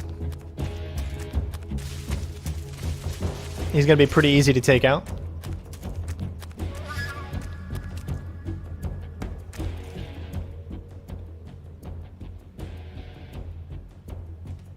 Again, it's all about getting the right angles.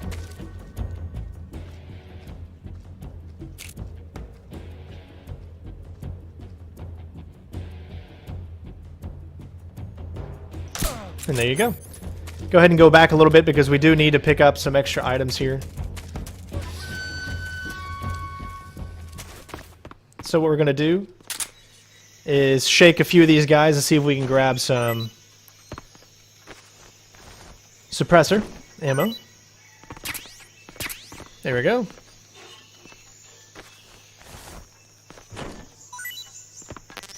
And we are good to go, guys. Congratulations.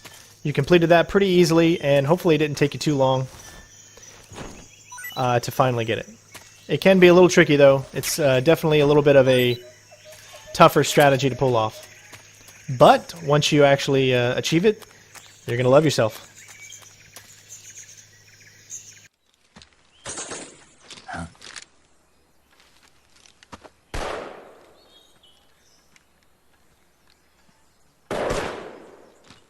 I've been waiting for this moment.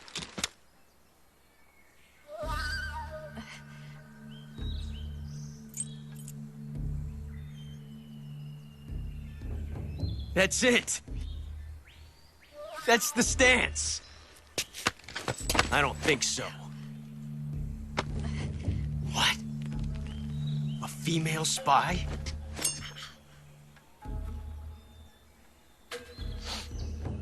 This bitch is wearing perfume. Stay where you are. I've had enough of your judo. I see you've got yourself a single-action army. That's right. There'll be no accidents this time. You call that an accident? Well, it wouldn't have happened if you hadn't been showing off. What did you say? It's a nice gun, I'll give you that. But the engraving gives you no tactical advantage whatsoever.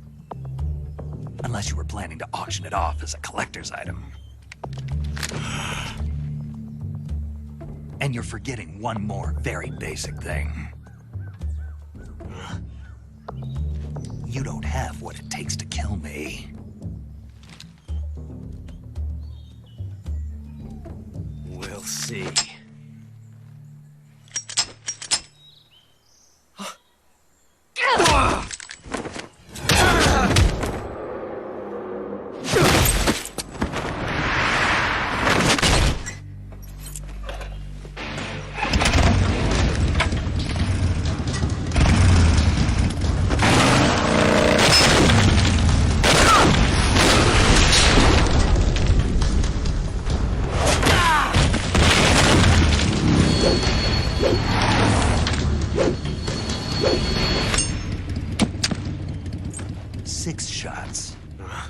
That thing only carries 6 shots.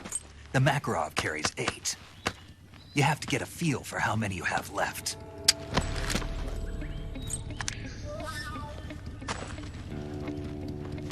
This is a high-class weapon. It's not meant for shooting people. Damn!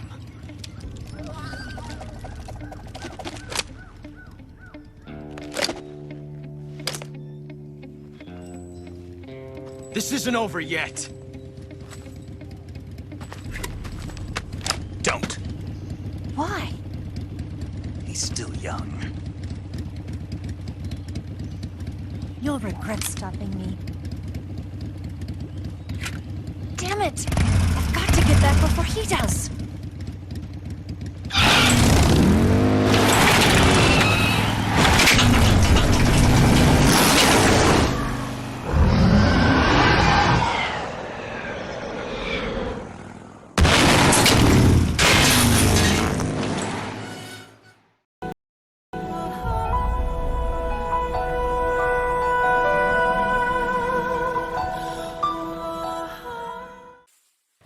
What's up, ladies and gents? CenterStrain01, your host. Welcome back to more Metal Gear Solid 3 HD walkthrough, Foxhound run on European Extreme.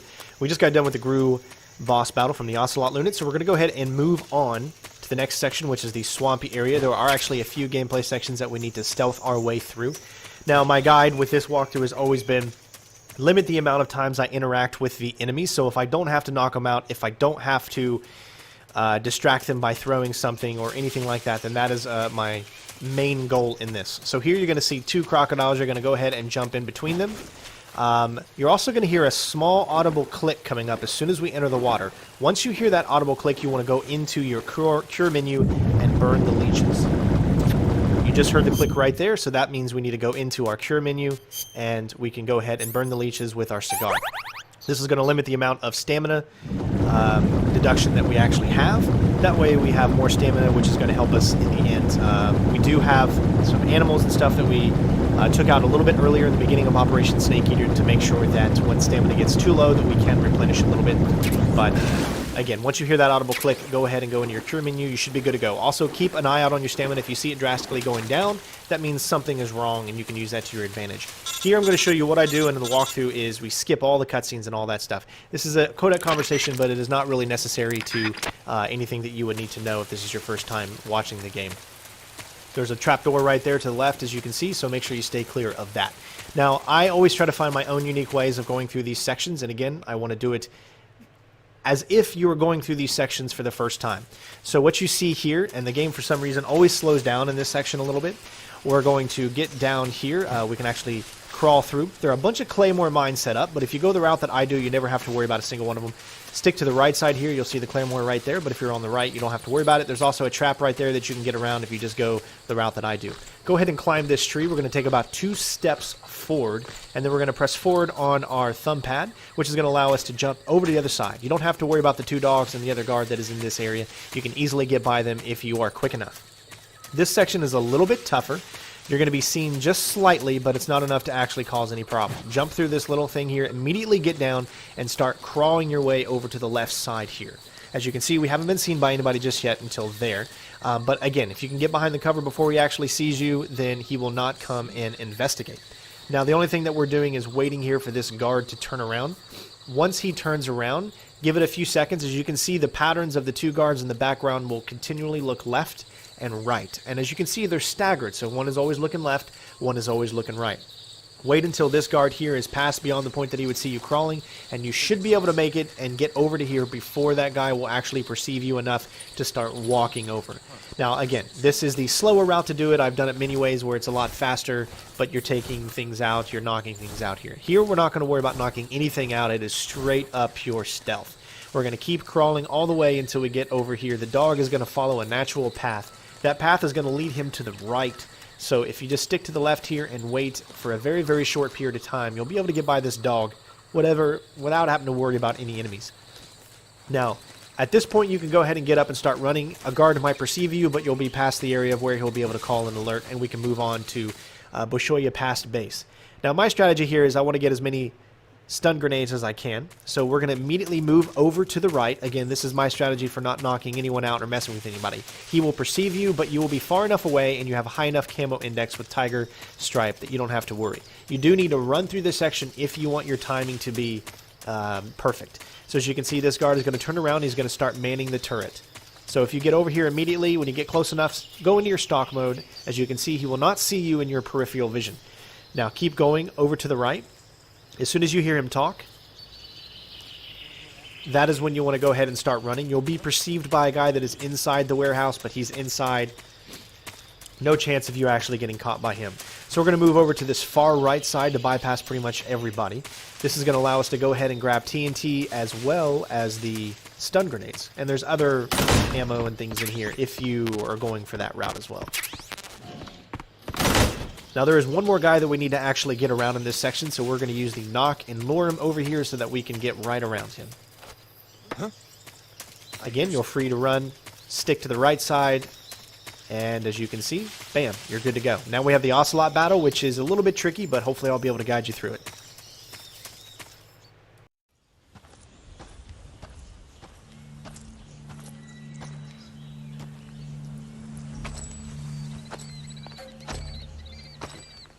Ah, you're here at last. Looks like the boss's info was right.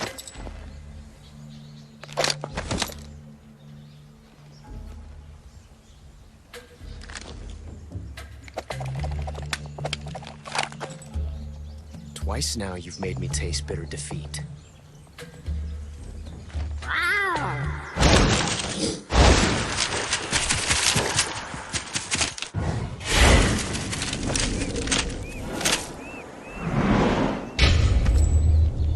I hate to disappoint the Cobras, but you're mine now.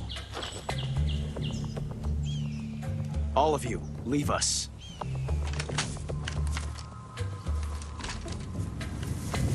It's just you and me. No one to get in our way. Ocelots are proud creatures. They prefer to hunt alone.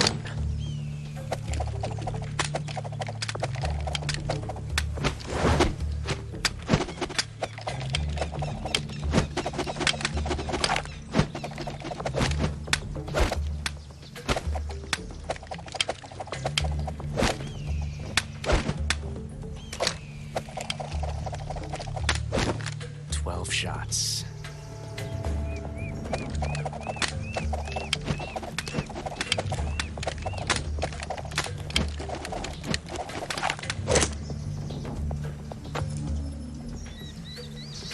This time I've got 12 shots.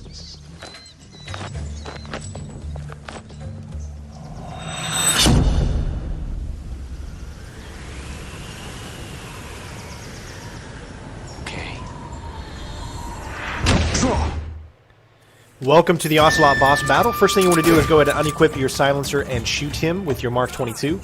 Get down over here in the corner and wait for them to start shooting you. If you're ducked down, they won't be able to hit you, and you can get in another shot. So that way we already have 2 shots on him very, very quickly. Now, my strategy for this is going to be unlike anybody else's, because I'm going for the more simplistic approach. We're going to be doing a lot of hits with the auto aim, and all I do to get this is whenever I see him, I get a little bit closer, and then I just click in the left thumbstick, and that allows me to pretty much be aimed in the direction that you need to in order to hit him. There are 2 snakes that can cause damage to you, that can poison you, so you want to take those out on each side as soon as you can. I do not hit the auto-target LB button, which is a different type of auto-targeting. So clicking the left thumbstick pretty much just brings up your weapon. And then as long as you're looking in the general direction of where Ocelot is, you should be able to hit him most of the time. It can be a little tricky to pull off, as you can see. There are a few times that I do get pretty lucky without taking any damage here, but go ahead and grab, obviously, the food that we see here as well, because you never know if we need those. And really, your main goal is just to stay behind the cover as much as you can. Only come out when you see there's an opportunity. And every single time he reloads, you'll be able to get in a free shot. So always take that into consideration. Use a stun grenade here, and if you throw it a little bit higher than you might actually think, you'll be able to do some damage to him. And we're also going to make him take a little bit longer and do a little damage to him as well by shooting this beehive nest. Now sometimes, if you go over to this right corner, you'll be able to see him as he's swatting all of the bees. However, he was too far back, so we couldn't actually get a good shot on him there. So unfortunately that didn't work and made it go a little bit longer because he still has to go through the animations of reloading. This is a boss battle that I spent about 2 hours on just to... I beat it many times and tried different things. But as you can see, this is one of those times where you're aiming in the direction, but it actually doesn't end up hitting him. I get lucky not to get shot here, though. So you can't always rely that it's going to work, but hopefully this strategy helps you guys out. As soon as you hear them start shooting at you, get down, and you should be able to not take any damage, and aim at them, and bam, you've just completed it.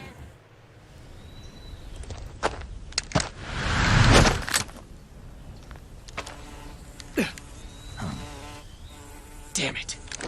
He found us.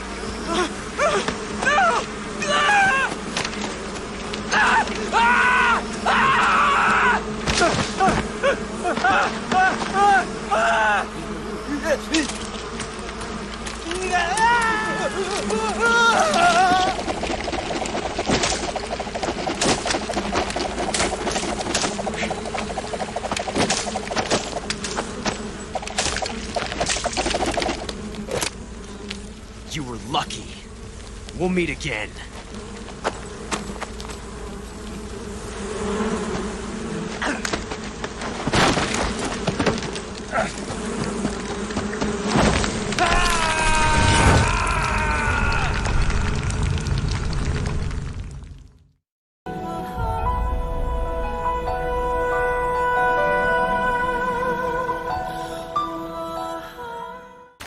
What's up, ladies and gents? Welcome back. I'm your host, CenterStrain01. More Metal Gear Solid 3 walkthrough Foxhound run. First thing you want to do, obviously, is pick up the camouflage that's right next to you, and we're going to equip it.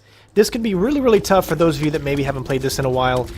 It took me a little while to remember where everything was in the cave, but I still do use the cigar, as this is not a no-damage run or anything like that, and it doesn't take too much time to figure where you need to go. There's going to be a little section that you can crawl right to. It can be a little tricky once you go inside because sometimes the camera angles can get a little mixed up. But if you just keep going, follow the path. Now what I'm seeing is actually less than probably what you're seeing right now, as I've upped the brightness a little bit so you can kind of make your way through a little easier when you're looking at it.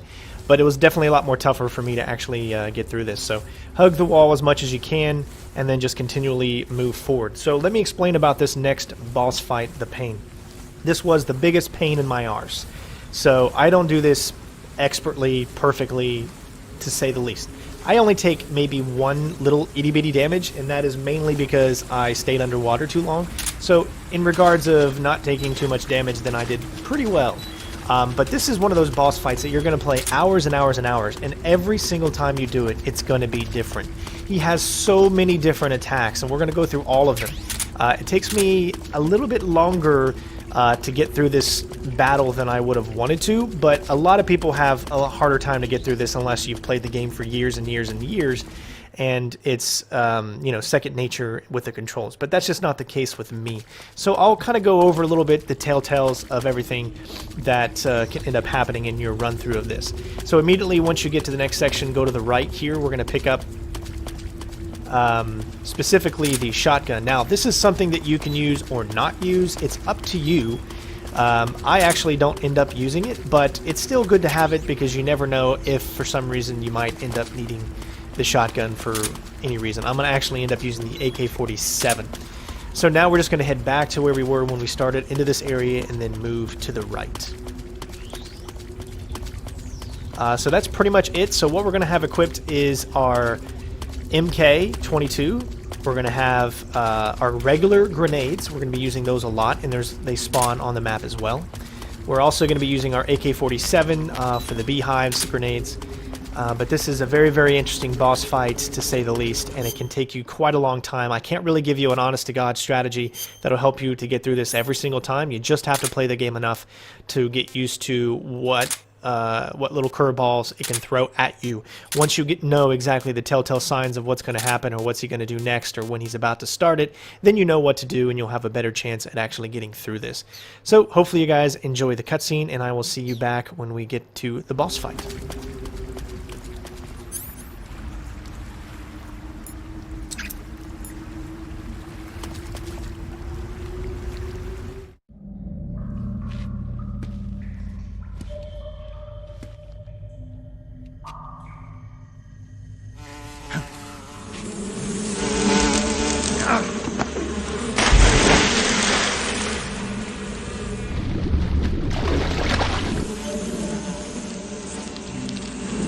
I've caught you at last.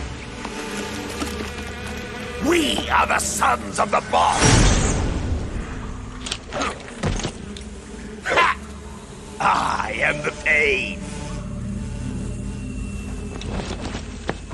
Ha! I will guide you to a world of anguish beyond your imagination.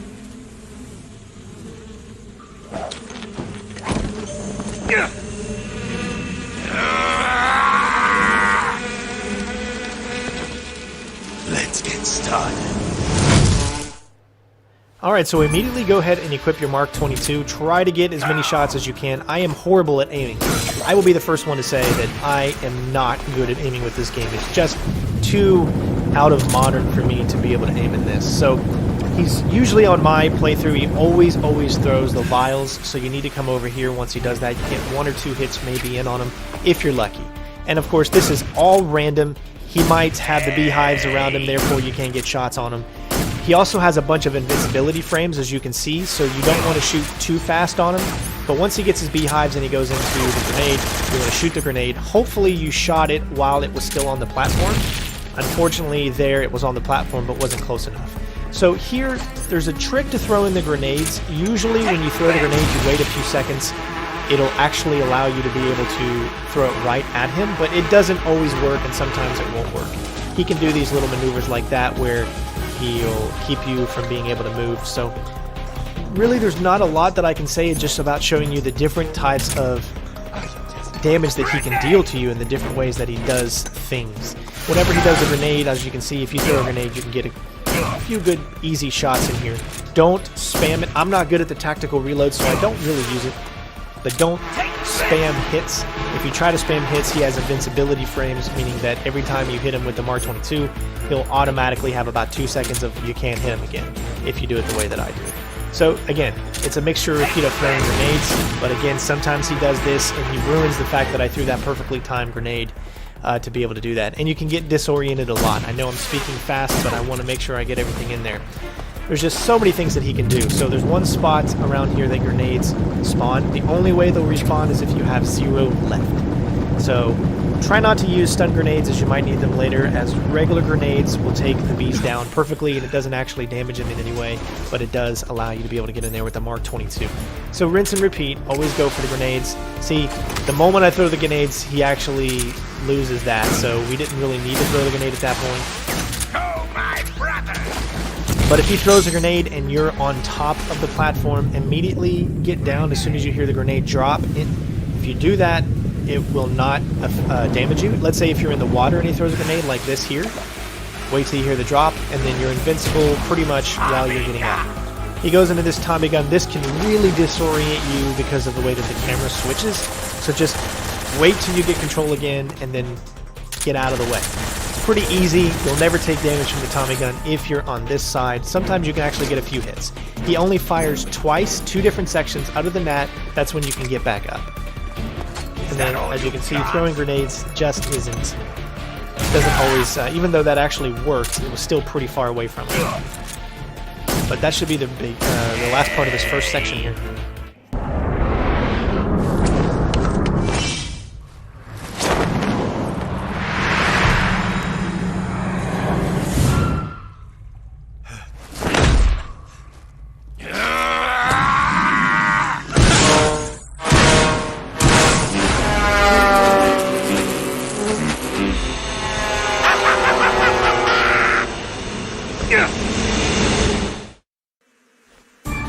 Alright, so now we move to the second part of the battle. This is the one that can take a lot of damage from you. You need to, anytime he does the bullet bees there, you need to get down as soon as you can. Now, immediately you can get right back up and rinse and repeat the same strategy that we've been doing, throwing a grenade at him while he's got the beehives on him, and hopefully that it'll be close enough to hit him. Even if he does the vials, you should still have a few seconds before they would actually get to you and do any damage.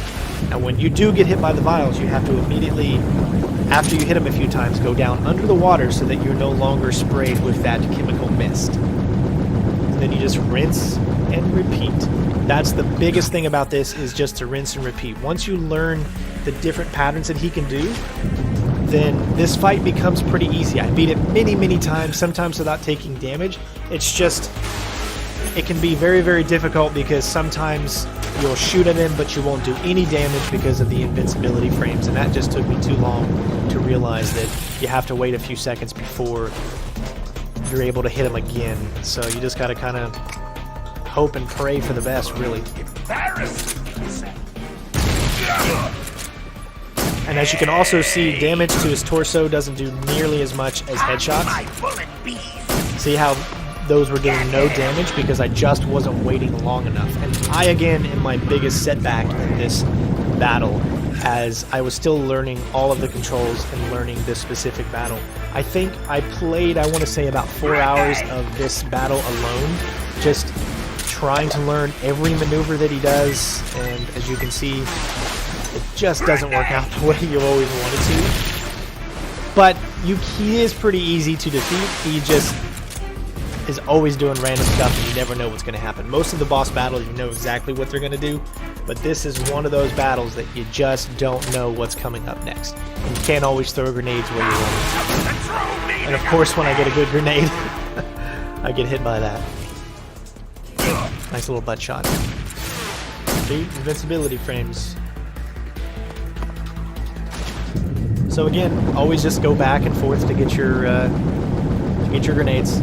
Now, again, your stamina is going to start to drain rapidly, so take an eye out on your O2 gauge and make sure you don't go too low, because I do end up taking some damage from me not realizing that my O2 was too far low, and then it depletes really fast. So you definitely got to watch out for that. If you had the crocodile cap for any reason, like you went and got it in the swamp, then you'd be able to aim a little bit better, but I don't have that. See, what looks like could be headshots, but you just gotta wait. Oh, they're so close. He never stays still, and that's what makes it so tough, and I'm horrible at aiming. I am not one of those guys that played this game for the past 7 years, off and on. You know, I haven't played it since I did the very easy walkthrough back in 2012.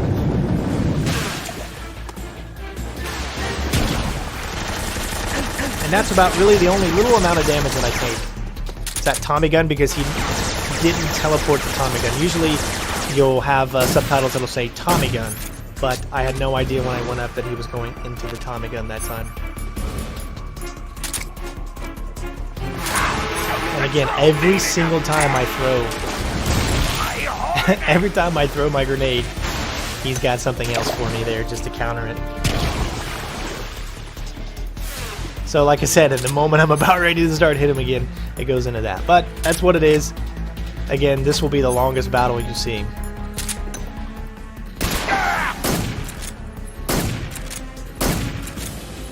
Looks like I'm almost hitting them, but I'm actually not. It's crazy, because you gotta be so precise. I mean, I shot 4 or 5 shots right there that were so close to his head, but just the slightest bit of movement just completely ruins it for you. But the battle is about ready to come to an end now. Again, here is where I take a little damage from the... It can be tough sometimes to orient yourself because of the camera. I'd say the biggest problem I had in this and learning everything was that the camera is just horrible implementation. It's not really horrible, it's just when you're so used to modern camera, this going back and forth is really, really bad. But that's going to be it. Hopefully you guys enjoyed.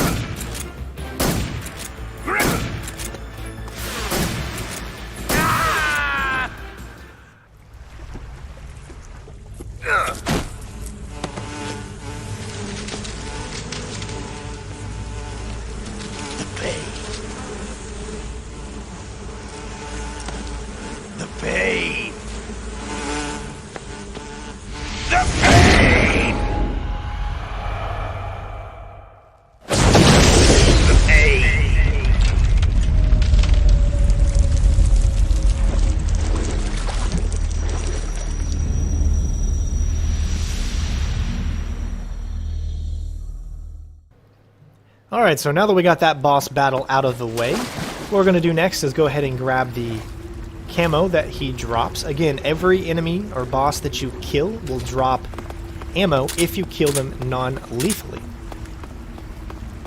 And it's easier if you change your camera here to make sure you make the jump. So, pick up the camo, and now, as you notice, our stamina is really, really low. We didn't really take barely any damage. But there is a quick way to get your stamina back up without actually having to use any items or eat any food or anything like that. That is to go into your codec and go to this specific codec frequency, and you should be able to immediately get your stamina back up. And there's a bunch of frequencies that you can use.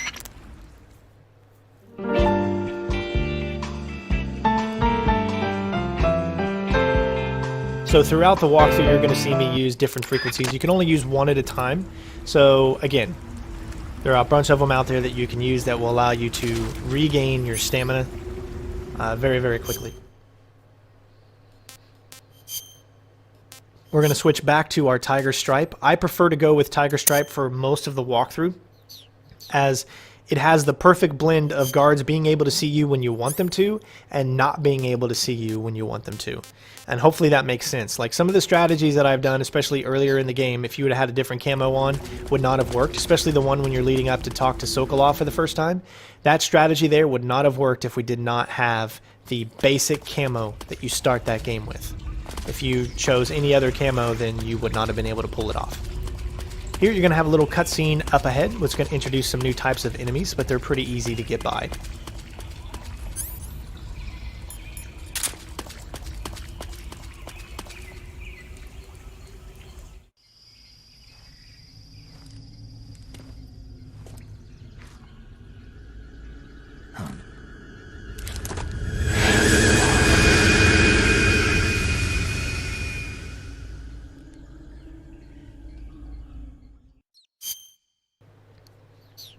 Alright, so sometimes I accidentally hit the pause button because I'm trying to skip the cutscenes as fast as I can.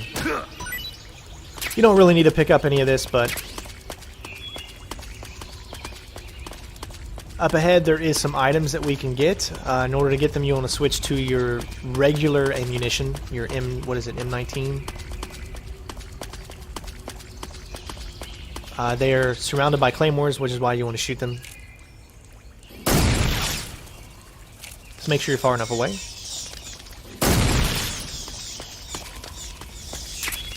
MK22 bullets, M19, and AK-47, which will definitely come in handy for the Fear boss battle. So it's time to move on to the next section, which is the little swamp area that you need to crawl through. Be careful here. Make sure you jump more to the right than I did. I barely made it. But it is a quicker way to get down instead of having to go all the way around. And we'll move on to the next section. Here you just immediately want to go down, and you're going to swim the whole way. You should have enough stamina to where you'll be able to make it pretty easily. You really never have to worry about being seen on this. Just stick to the right, and most of the time the guards will never even know you're there. You do have to pop up because you have to take a look at your O2 gauge. So once that starts getting low and you pass this guy right here, go ahead and pop up just to get it back up before you take any damage. And then continue along. And there's still one more you need to worry out. Once you're past him, you can get back up. And we're going to switch and make sure that our suppressor is back on our Mark 22 so we can get back into stealth mode. We have a long cutscene up ahead. Hopefully you guys enjoy, and I'll see you once it's done.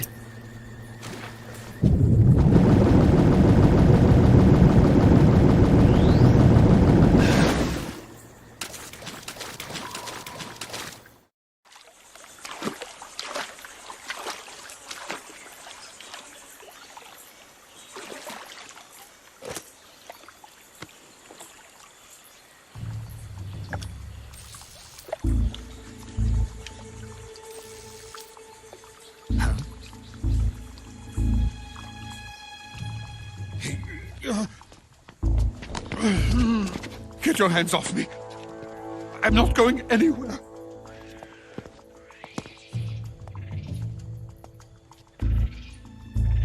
Really now? How many times must I tell you?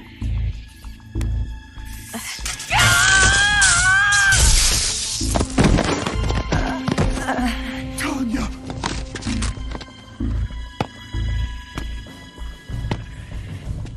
Each time you resist, your lover will suffer the consequences. Is that clear? Volgin.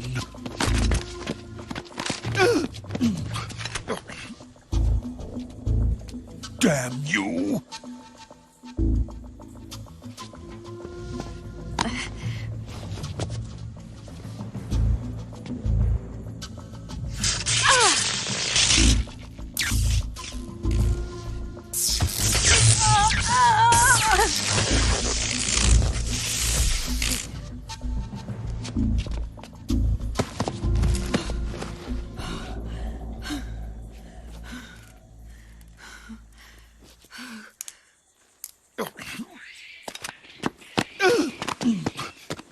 Hold it right there, traitor.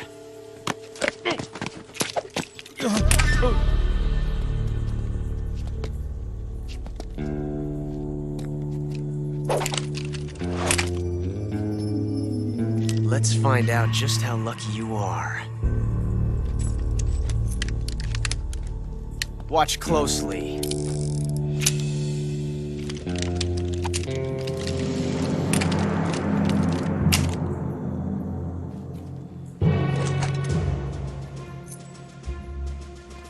One of these 3 guns has a single bullet in it. I'm going to pull the trigger 6 times in a row. Are you ready?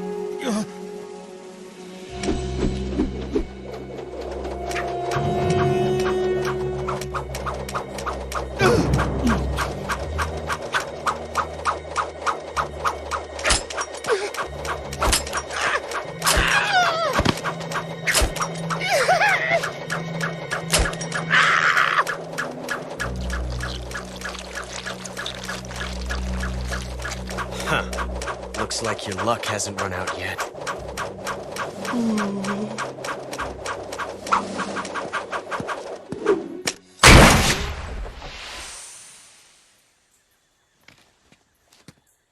There's no such thing as luck on the battlefield.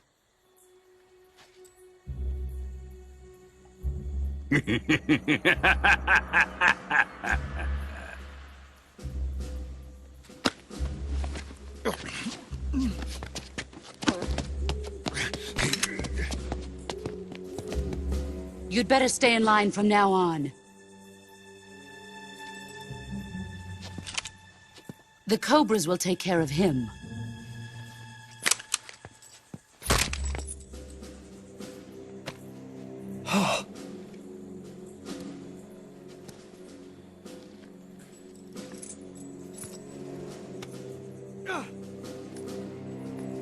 Has the CIA dog been disposed of yet? The pain is dead. What?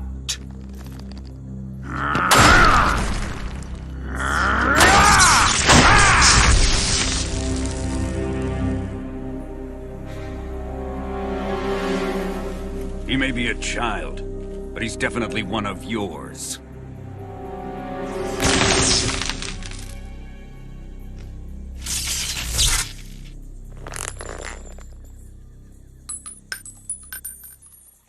I fear Khrushchev may have a hand in this. We have no time to lose. You must eliminate him before the final test. Don't worry. They'll be able to handle it.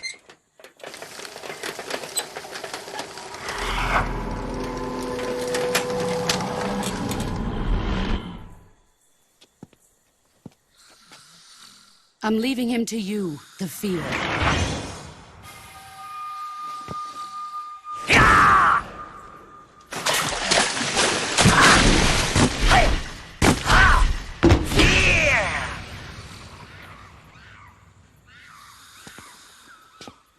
The old man is always sleeping.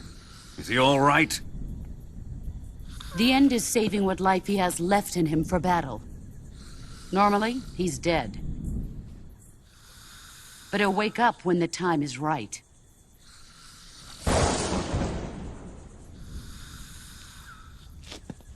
And when he does, it will be the end for the boy.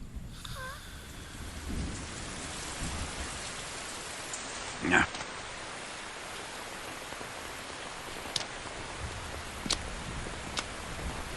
Sokolov isn't worth your love. You can entertain me until the rain stops.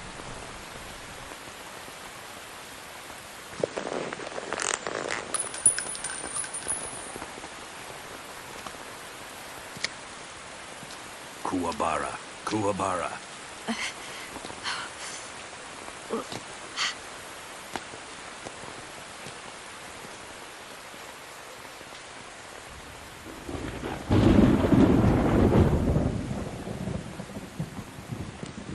Sorrow, is that you?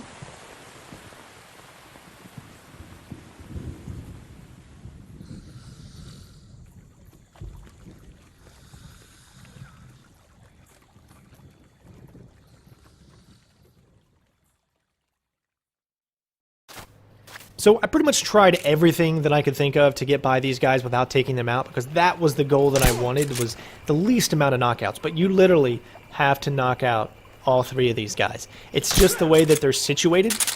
You can kind of get by this guy, but they even see you in the water, especially with the uniform that I have. I know we could probably change uniforms, make things a little different, but again, we're keeping with the tried and true uniform that we're using here. So go ahead and take those guys out. Pretty easy to do if you just do that from where you start. Take this guy out. We're going to go ahead and grab some stun grenades as well as Mark 22 ammo. And what I got up ahead took me a little bit of time to figure out, but I think I'm pretty sure no one else does exactly the way that I do this. And it's actually really, really cool. This allows me to get by these three guards here without taking any of them out. So you need to immediately, as soon as this starts, run. We're going to jump at this corner, and we're going to keep going. Do not stop. You can actually run through this whole section. You're far enough away to where they won't actually be able to hear you. Here we're going to stop because we got to wait on this guard. Now other people do all kinds of things like using cardboard boxes and whatnot. We're going to use the stun grenades. Now you don't have to use the stun grenades, but you're going to have an easier time getting through this if you do. Wait until he's about a little bit more than halfway past and then start running. Make sure you're holding down the X button in order to do that. Keep running. Keep going. This guard here will not see you, and we're going to get over here against this barrel. Now, there was something else I could have tried. I could have tried kept going to where he was. Again, you can knock him out if you want to and then keep going, so that'll save you some time. Maybe you can get right behind him and then wait as soon as he turns to the right, then you can go. But here, this is the safer route. Just wait until he passes, and you're easily able to get by him without worrying too much. He will not look in this direction. Go into your stalker mode, and you should be able to get by him with major ease. Alright, so the next section, there's a few traps and things that you need to watch out for. So if you want, go the route that I do to make sure that you avoid these. I do go over some traps, but that's because I use the roll mechanic, which allows us to go over it without actually setting it off. One is right here. Then you just need to follow this path to go around and make sure you don't hit any more. So really you only have to worry about one trap. Well, two, sorry. But once you get by that, then you're clear to the next section. So again, we're back on trying not to take any soldiers out. So there are a lot quicker ways to get through these sections, but I'm going to do this without firing a single shot. Which pretty much is really easy to do. You just need to get down and crawl. I know I get a lot of people that say, you know, why didn't I do something this way or this way? Why do I want to take people out? Because I just prefer the challenge of trying to figure out how I can just leave them be. Make sure I do not touch them as much as possible. Now, we do end up taking one guy out in the next section, only because he has a very, very slow pattern, and he's directly in your line of sight for a long time, and you can't really get around him unless you wait about a good 3 or 4 minutes, and I don't want it to be that boring for you.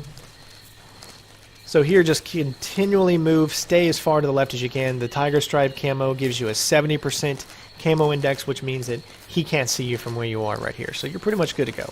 Now you just need to wait until he turns around a little bit. If you want, go ahead and shoot him. Do it how you want. I just love that challenge of knowing that I was able to get by without actually messing with them. Now I kind of get stuck here because of the way that the controls are. They're really, really bad. So I can't actually move forward right now, so you kind of have to stand up. But luckily he's already turned around, and then we can go back down and face where we need to go. The controls can be your biggest hindrance in this game. It is an older title, so it's just a different time period, and we've been so used to the way modern controls are now. So go ahead and get out your Mark 22. We're going to take out this guy as soon as the cut, or as soon as we get to the next section, and then we can immediately go inside to the facility. And then once we're in there, it's pretty easy to get around, because we're going to be using the scientist's disguise. So immediately, as soon as you have control, if you just go into first person, you can see that you're already aimed on the guy, and you can take him out quite easily. He's the only guy you really need to take out in this section because he's so far away from you and he can see you. You got to take him out because it'll just take 3 minutes or so for him to do his pattern for you to sneak around him. And that's just too long. Here, go ahead and get your scientist outfit out. And it pretty much makes this section going through a breeze. This is an outfit you automatically get that Eva gives you when you first meet her. You don't have to worry about any guards seeing you. What you have to worry about are the scientists. So you do need to be careful about them, but it's pretty easy to get around them in this. I'm going to go through this door up here, and then you're heading to the next area. You're going to pick up the SIG spray because those will definitely come in handy a little bit later.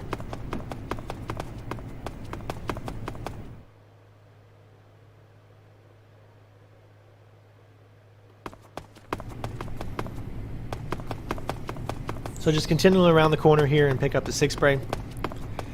And guys, that's pretty much going to be it for this video. I put a little bit more beefy gameplay in it for you guys. I know there's a lot of cutscenes. Next video, we'll start with a long cutscene. Wait for this scientist guy to turn around, and then you're free to go.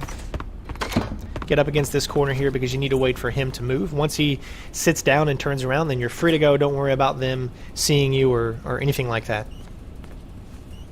And guys, thank you so much for watching the video. Hopefully you enjoyed. It takes a lot of effort to make these. Don't forget to leave a like, and I'll see you next time. Peace out.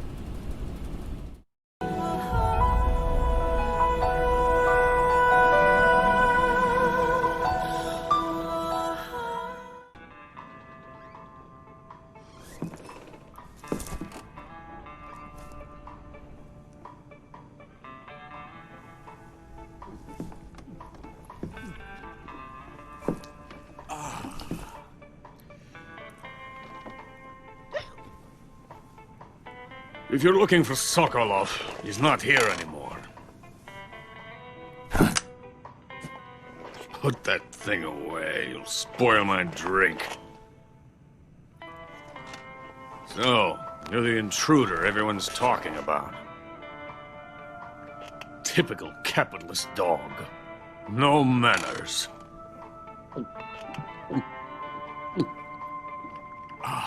And who are you? You mean you've never heard of me? And you call yourself an agent? Very well, then. I am Alexander Leonovich Granin. A man of some importance, if I do say so myself. I am the foremost weapons scientist in the Soviet Union, and the head of the glorious Granin Design Bureau. This is the Order of Lenin. It is an honor of the greatest magnitude, given along with the title of Hero of Socialism to only the finest workers. It was awarded to me in recognition of my brilliant contributions to society.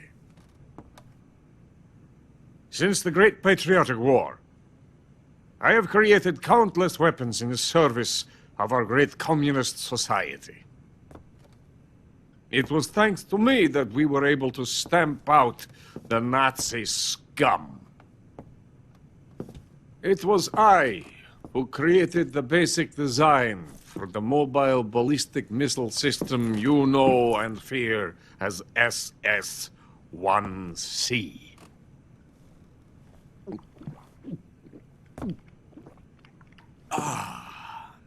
You're crocked, aren't you? I'm merely drowning my sorrow. Because of him, I've got nothing to do but sit here and drink this crap. Him? Sokolov. It's him you're looking for, isn't it?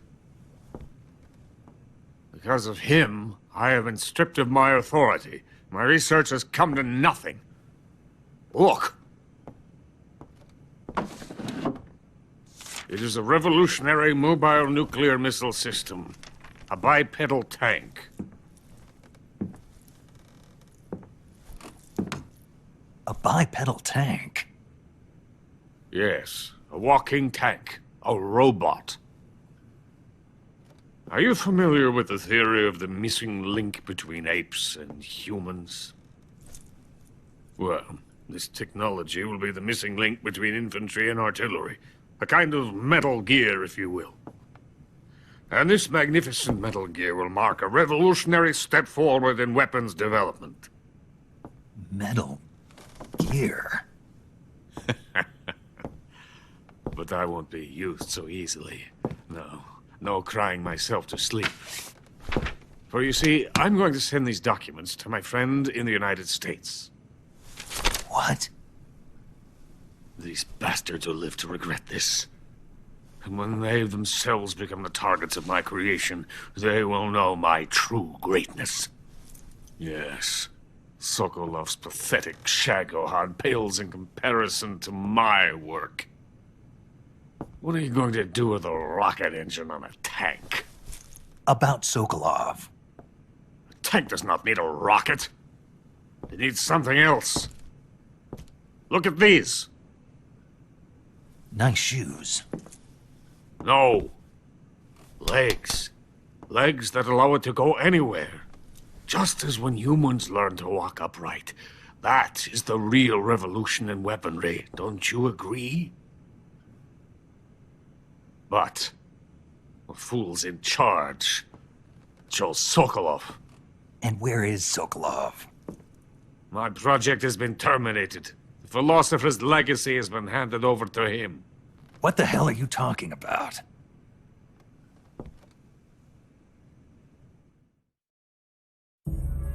The philosopher's legacy.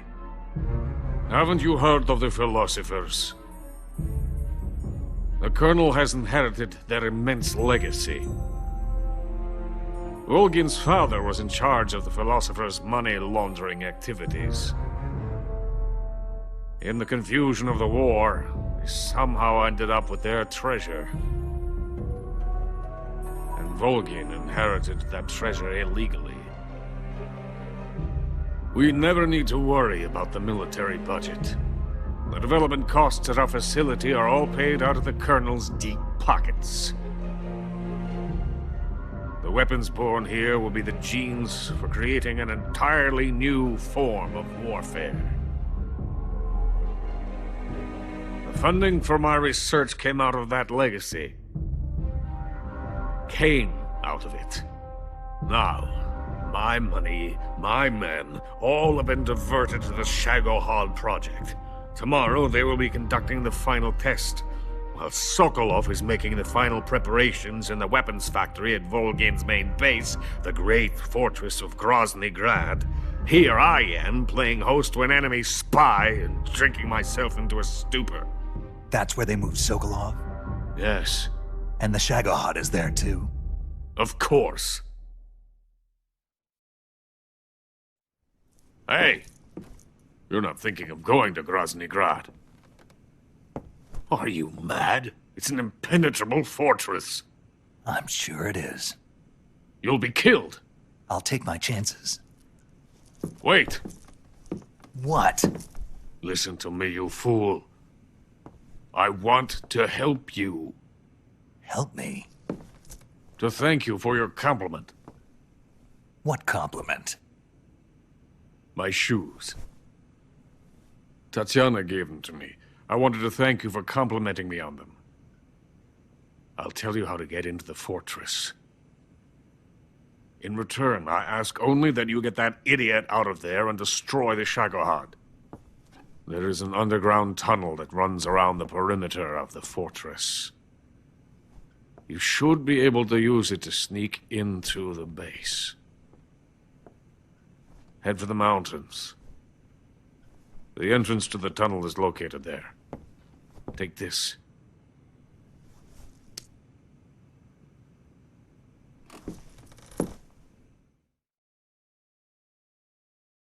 You passed through a warehouse on your way here, didn't you? Yeah. There should have been a locked door inside of it. Do you remember it? This key will open that door. Beyond that door lies a vast jungle. You can climb up into the mountains from the far end of the jungle. Go back to the warehouse. Use the key to open the locked door and head for the mountains. Got it?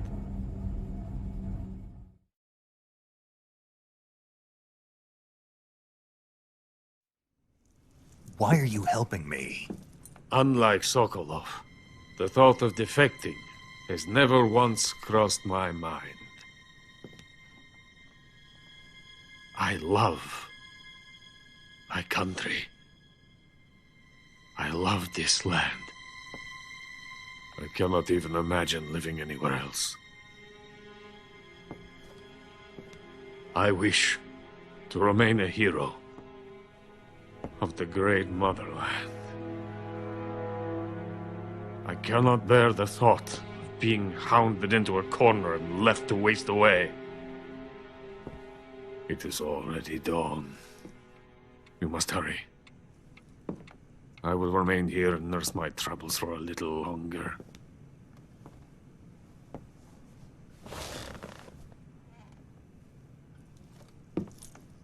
To capitalism!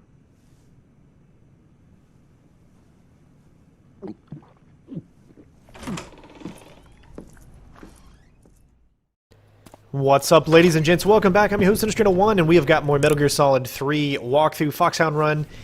First things first is we need to replenish our stamina. So we're going to go to radio frequency 146.45, which is a different frequency, which will allow us to be able to get our stamina back up.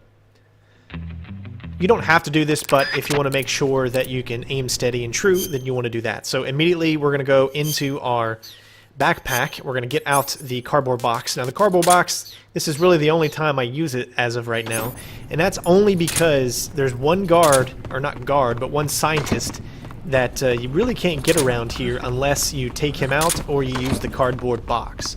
So just use that little trick, equip it as soon as you're about to pass him, and then you can easily go by. This section is pretty straightforward, and we're going to be moving rather quickly to get through it. So we're going to start to prepare ourselves for the battle with the Fear, which is the easiest, well, not the easiest boss fight, but it can take you a little time to get the timing down, but you can finish this boss fight super quick, and I'm going to show you how to do that here. But first off, before we exit the building, we're going to go ahead and equip specific camouflage, face, and actual uniform. So we're going to go with face-wise Splitter, and we're also going to go uniform Tiger Stripe. This is for a specific reason. If you do not have this specific combo, then what you are going to see me do in the warehouse will not work. It was a challenge to go through it time and time again and learn if I could pull it off without taking anyone out. So here, just immediately run in diagonal towards where you see me go, and then you're pretty much free to go. You don't have to worry about anything. So next up, we're going to be heading to the outside of this lab. We need to take out the first guard. I tried a lot of different ways to not take him out. Obviously, you can distract him if you have magazines or that such, but we haven't been using any of that, and I don't want to use any of that. So we're going to take him out, unfortunately. He is a casualty of war, but it is a knockout. And we're going to go ahead and get down to the other side. Don't worry about the snake here, just get up. Go ahead and switch to your stun grenades, as we're going to be using those in the boss fight up ahead. Stick as close to the wall as you can. As soon as you hear the guards say, huh, roll when I do.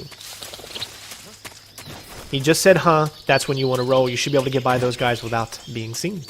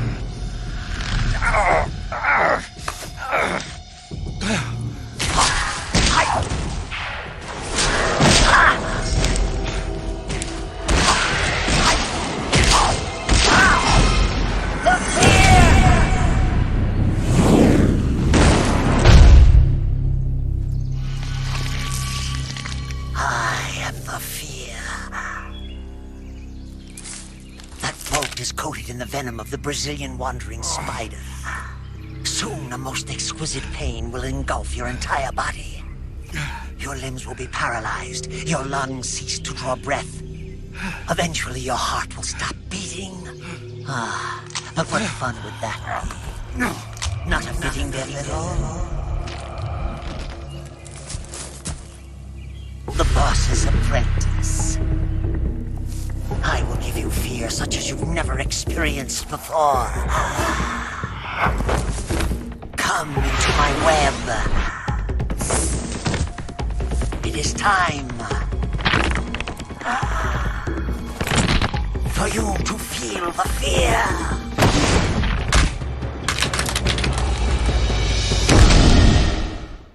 So the first thing we're going to do actually is to go ahead and get into your cure menu and take out the poison. I forget to do that here.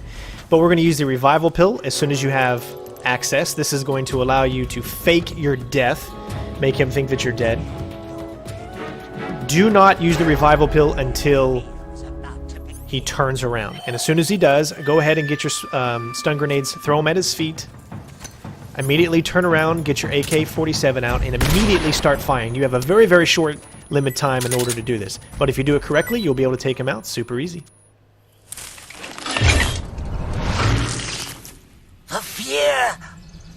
The fear! I see it! The fear!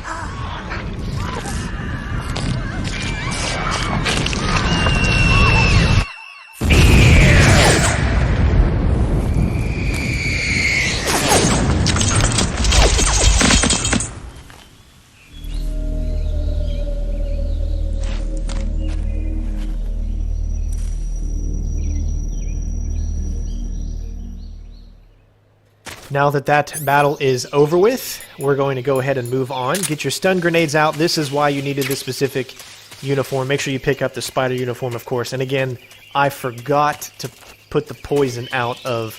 because I did it so many times that for some reason I decided this one I didn't. I don't know why I didn't do it. But anyways, you're still fine. We're going to go ahead and move up. This was one of the toughest challenges I had, is to get by all three of these enemies. Do exactly what you see me do. Don't get too close to the railing.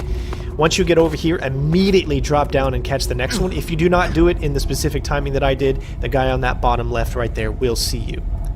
Once his head is turned, go ahead and get down, get into a prone position, and start crawling. What we need to do is we need to get the guys above us. The one guy that is above us, he needs to barely be able to see us and make his way towards us, or else he'll catch us doing what we're doing up ahead. So once you see us and you see him moving, that's when you want to go.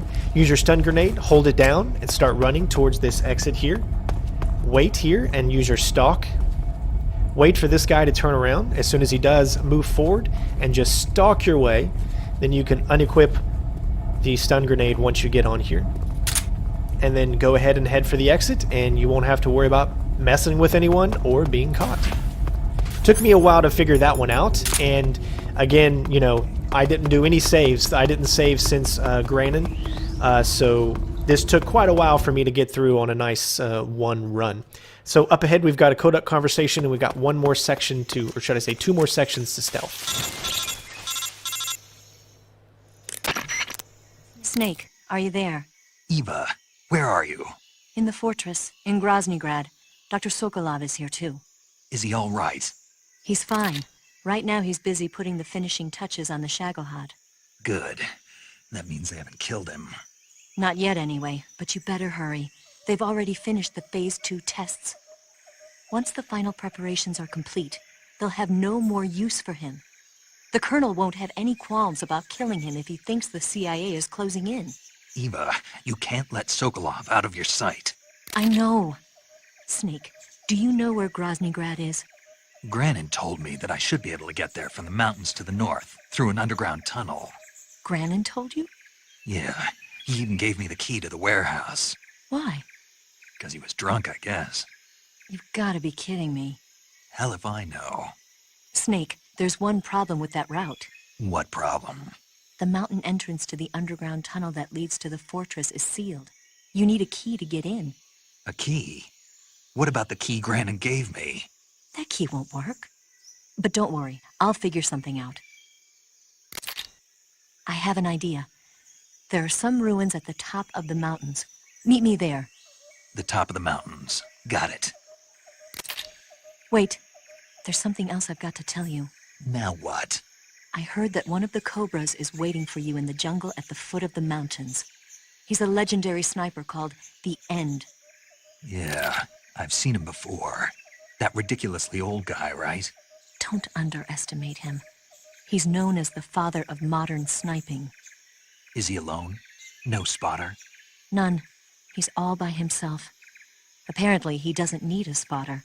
You can't be serious. The entire forest is on his side. The forest? Stay alert. Yeah, I'd hate to have it be the end for me.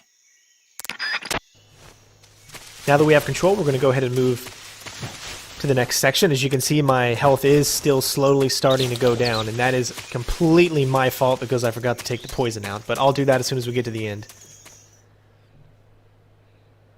So this section took me another quite a bit of time to figure it out, and once I put it all together, it took me about 6 or 7 times all together to do everything in one single go without saving, so it was pretty nice. Go the route that I do. Timing is very, very crucial and critical during this section. We are going to take this one guy out. He is the choke point. You pretty much have to take him out or else you're going to have to wait for a while. There's going to be a guard up here. We're able to sneak by him without actually him hearing us, so don't worry about him being heard. We're going to jump through this little log on the left, and we're going to move straight forward, get up a little bit more, and go ahead and get down. Now, I got down a little early just to be safe, but you can go into maybe stalk mode and be okay. Now, a guard will kind of see you here, but as long as you continually move forward, crawling. Do not get up. If you do get up, he will see you, but right now we're at a 50%. So that's it. Up next is the end, and thank you for watching. Hopefully you enjoyed, and of course, I'll see you next time. Peace out.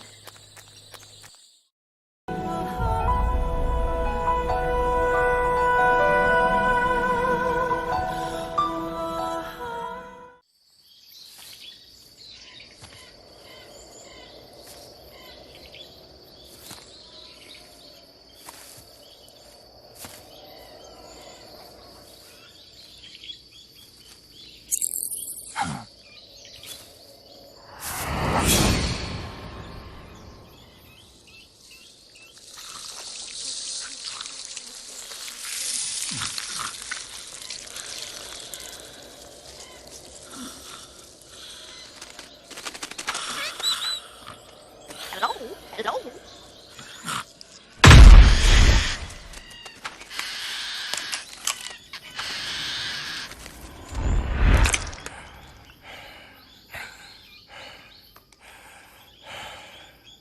I beg of you, grant me the strength to take this final prey.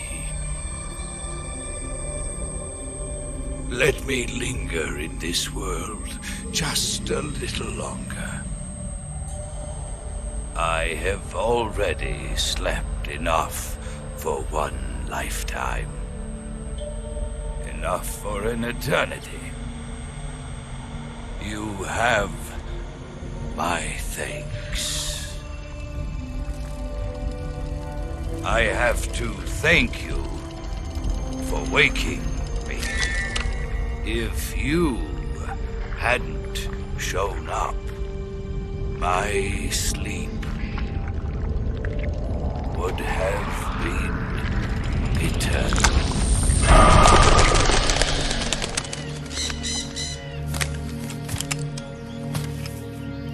Do you hear me, Snake? I am the end. I am here to send you to your ultimate fate. You'll make a fine quarry for my final hunt.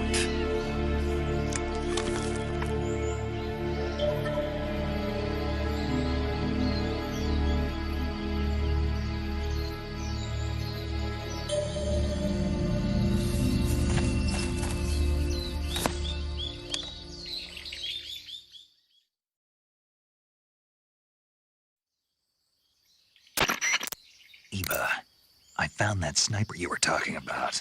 That's the end. He's a legend, known as the father of sniping.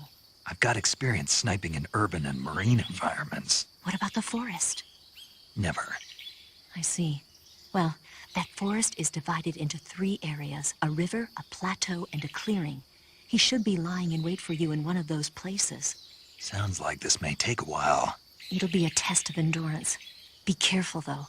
From what I've heard, the End has an almost supernatural knack for camouflaging himself. So, whoever moves first loses. This guy's over 100 years old, though, so I should have the advantage in terms of stamina. I wouldn't be so sure if I were you. Why's that? I've heard that his body is photosynthetic, like a plant. What is he, some kind of monster? On top of that, he can speak to the forest, too. So in other words, he knows it inside out. Uh-huh. But he doesn't know you. I'm sure you can beat him. Don't worry. I intend to.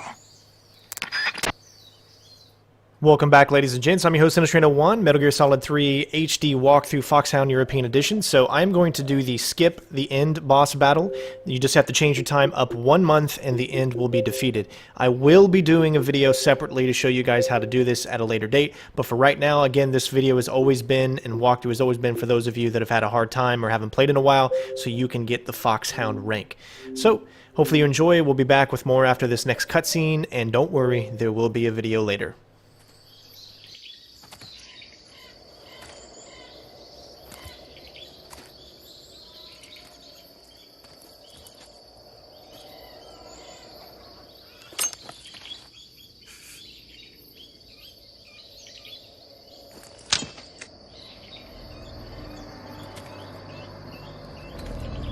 Drop. Drop your weapon.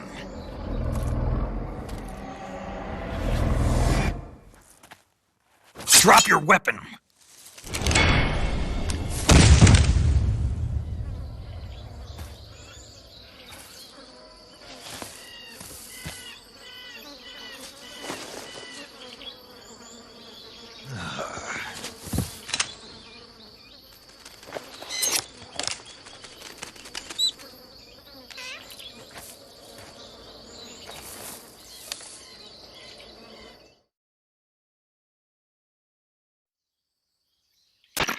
Major, I found the end.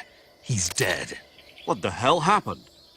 Maybe it was from old age. You mean he kicked the bucket in the middle of a battle? Maybe. Well, Snake, the victory is yours. No, I don't think so. What do you mean? It was his dying wish to fight me, but I disappointed him. Snake, listen to yourself. This is a mission. It's not a game, it's not a sport. You think you're competing for the gold at Tokyo or something? I guess you're right. Just focus on completing the mission. Yes, sir. Grandpa!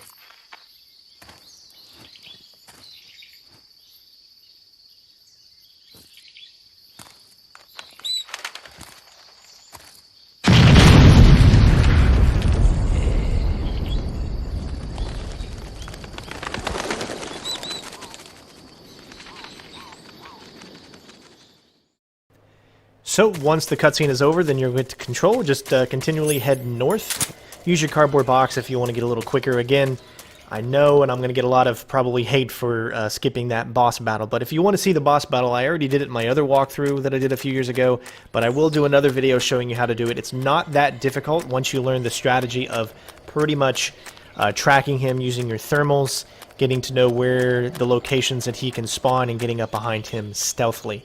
It's not that tough. But again, this walkthrough is for those of you out there that have never been able to achieve this ranking. I want to make sure to give you the easiest possibility for you to be able to do it. So that is why we skipped it for this video, but I will have another one later on showing you how you can defeat him. So since we're going to move on, we have a long area up ahead. This is the infamous ladder scene. You will drain a lot of stamina, so at the top here we're going to go ahead and do another radio frequency. I think there's a total about 7 or 8 radio frequencies that you can do in order to get your stamina back up. I'm not 100% sure if you can actually eat animals or anything like that in order to get the requirements, but I decided not to, as this is a free way to get stamina up. Now, you don't need to have your stamina up, but if you're someone that uses the aiming a lot and you want to make sure that your aiming is true so you're not screwing things up when you're trying to go for those headshots, then obviously you want your stamina to be up. This is such a beautiful scene here. I don't want to ruin it for you guys. I'm gonna let you listen till we get to the end. I have come back 2 years later and decided that I am going to ruin it for you guys because I want to make sure that I don't get copyrighted. Because see, back in 2018, copyright was still a big thing. But today, I mean, you'll get copyrighted for taking a crap on a toilet. The sound of the commode flushing the toilet, you'll get copyrighted for it, because if it's like a Maytag or something like that type of toilet, then Maytag will copyright you and say, hey, you're using my toilet in a video? No, no, no, no, no, no. That sound is copyrighted. That shit is copyrighted, literally. The sound of that crap going down the toilet into the bowl around the edges is copyrighted. So that is why I am talking over this this thing right now, because I just don't want to be copyrighted because of the sound of the toilet bowl going down, you know. Yeah, so I don't know what I'm talking about. But,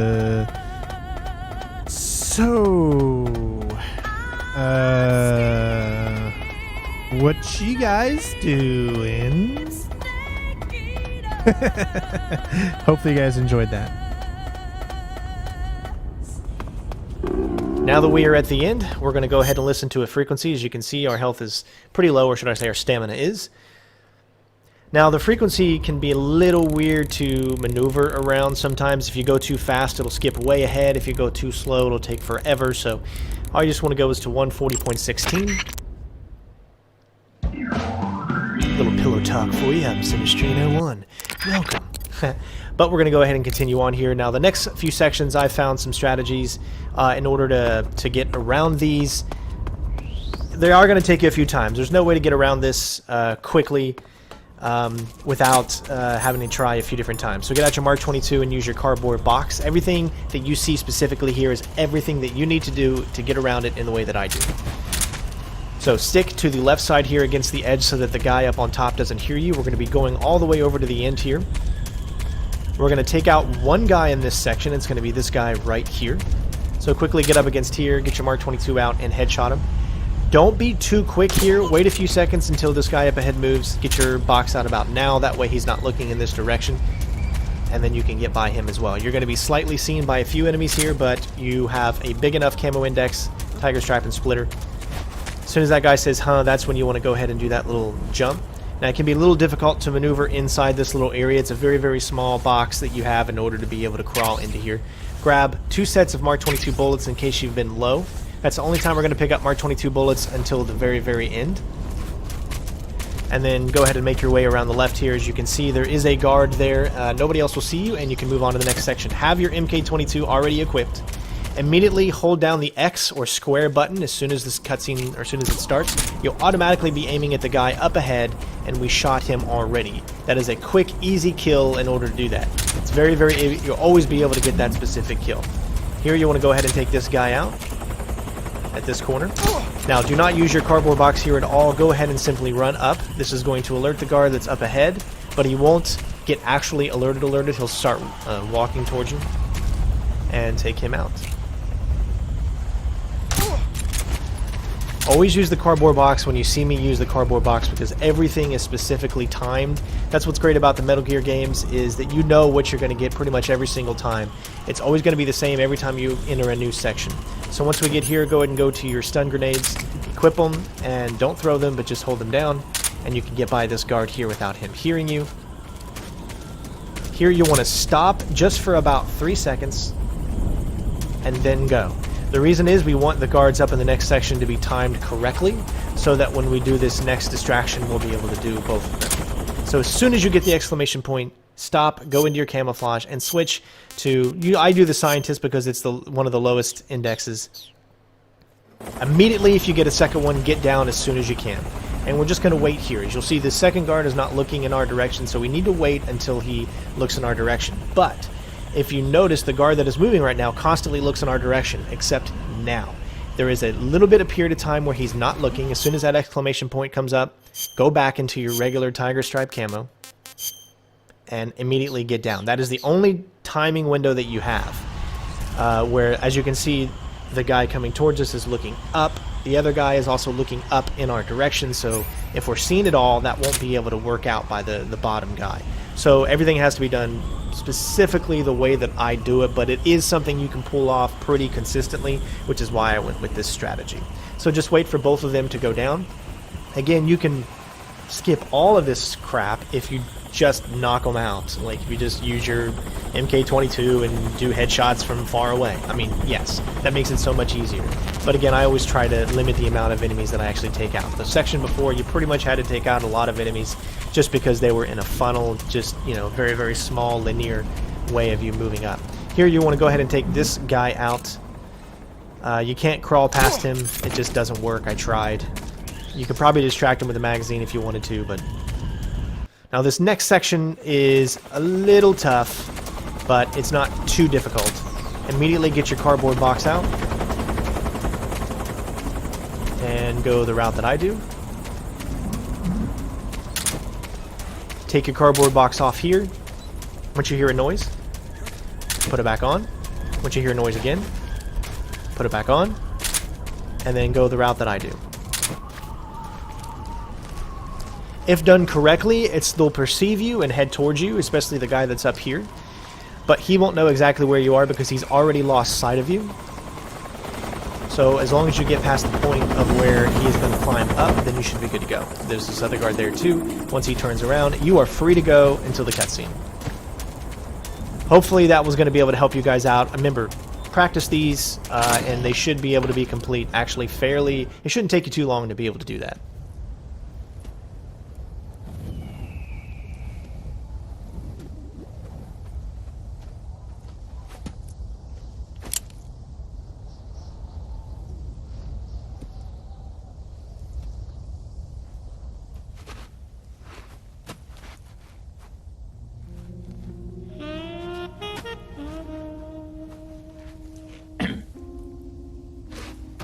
Well, that was quick.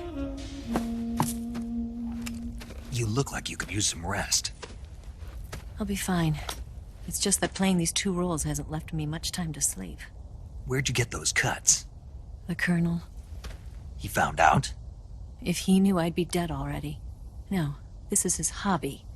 He's a sadist. He gets pleasure out of making people suffer. He's scum.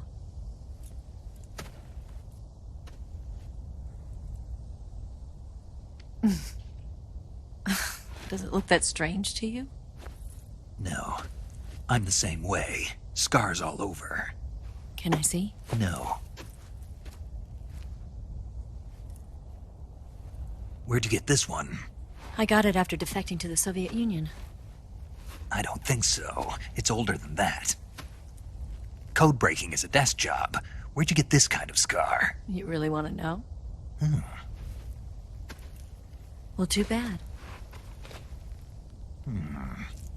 A girl's gotta have some secrets, you know. But enough about that. You've got to get going. The Phase 2 trial of the Shagohod is about to start, and it looks like someone might be coming to spoil the party. Khrushchev? His forces are on their way here. The Colonel is gathering his troops together to meet them. If we don't get a move on, the security will be even tighter than it is now. You'll need this key. It unlocks the door to the underground tunnel. Once you're in there, you can follow the tunnel to get inside Groznygrad. Better take these 2. They should come in handy. And take this too. What is it? The food of the future. A well-balanced meal for the space age. It's good to eat some real food once in a while.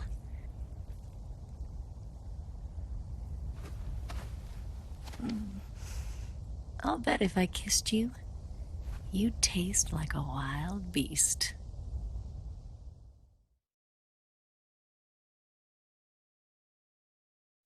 Do you know where exactly in Groznygrad Sokolov is located? He's in the heart of the fortress, the weapons lab. The weapons lab is divided into 3 wings. There's the East Wing, which houses the research facilities. Then there's the main wing where the weapons are assembled. That's where the Shagohod is. Finally, there's the West Wing, which is connected via a passageway to the main building. That's where Sokolov is. To get in, you'll have to enter the main wing from the East Wing. Then, go through the passageway on the 2nd floor of the main wing. The West Wing of the weapons lab. Got it. There's just one problem. Not again. The West Wing is protected by the highest level of security. You need to be Colonel class to get in. Colonel class? Here, look at this picture. Major Ivan Rydenovich Rykov. Pretend you're him. How do I do that?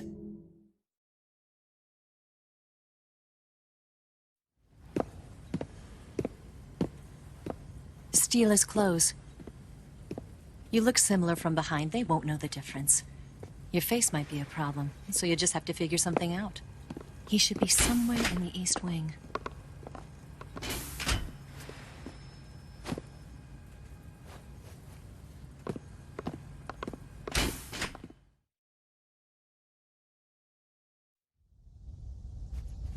All right. But how am I supposed to escape once I get Sokolov out of there? Command said you're supposed to have something ready for me. And I do. There's a lake 30 miles north of here. I hid a wig there. A wig? It's a state-of-the-art ground effect vehicle. A ground effect vehicle? I can't fly one of those. That's okay. I happen to be an excellent pilot. Taking off from a lake is trickier than it looks. It's not like riding a motorcycle. You've got to be more delicate. Of course I will. You've seen how good I am with the bike, right?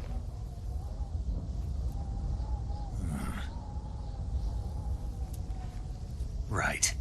You handle the escape then. I'll head for Groznygrad.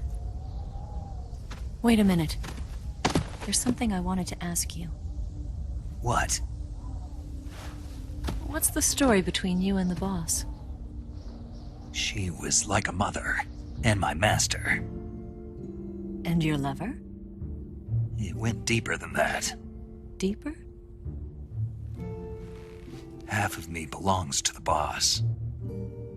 Do you love her? No, nothing like that. Do you hate her? Does it have to be one or the other? Love or hate? Between a man and a woman? You bet. For 10 years, we lived and died together. You couldn't possibly understand. And you think you can kill her now? That's your mission, isn't it? Assassinating the boss?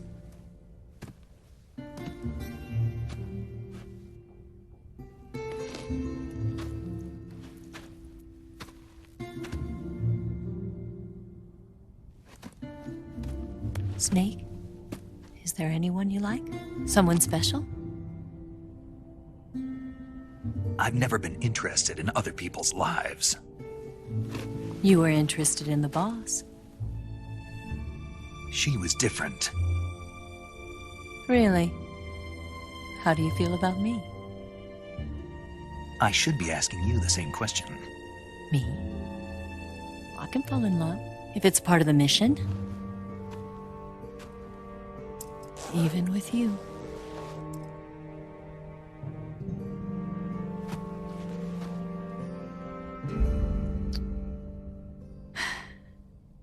Snake?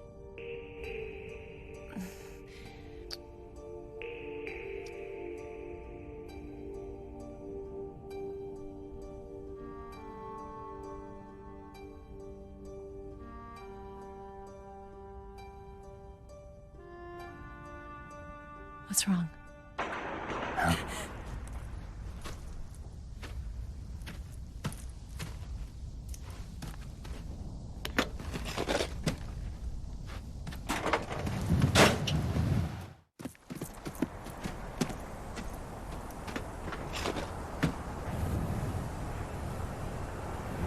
See you around, Snake. Take care of yourself. What about you? I've got to hurry back and play my other part. Are you going to be okay? Not sure. They're not stupid, and they know there's a spy. There's no way you could have gotten this far all by yourself.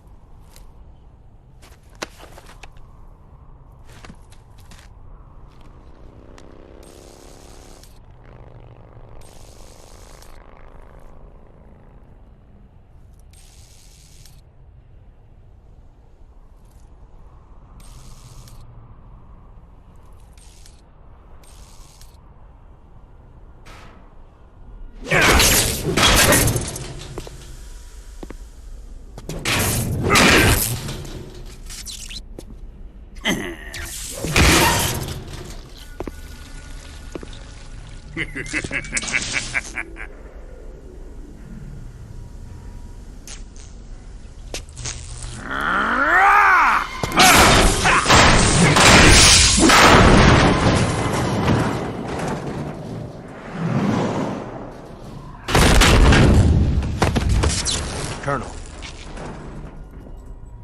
Did he talk? No. He died before I could get it out of him.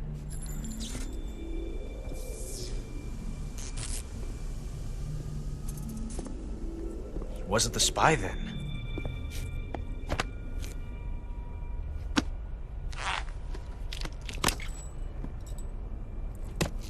Look at this. A transmitter? Exactly. Planted to keep someone informed of his location.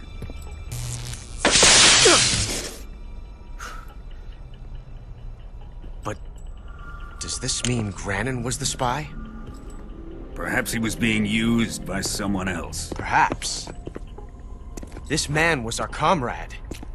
Comrade or not, he's of no use to us now. I don't approve of your methods. I don't need your approval. I'm in command here. And that nuclear shell? Still feeling sore about that, are you? What are you gonna do? Report it to the authorities? This is war, Major. A Cold War, fought with information and espionage. We must root out spies wherever they hide. It is kill or be killed. Potential threats must be weeded out. Your feelings are a menace to the unity of our organization. Someone is guiding the enemy's hand. A single man can only accomplish so much. Make no mistake, there is a spy among us. But casting suspicion on our own comrades. The C3 explosives have been stolen. You think it was the American? No. He could not have reached this fortress yet. Then who? I'd be careful about suspecting your own men. Boss! Where have you been? The fear and the end have fallen.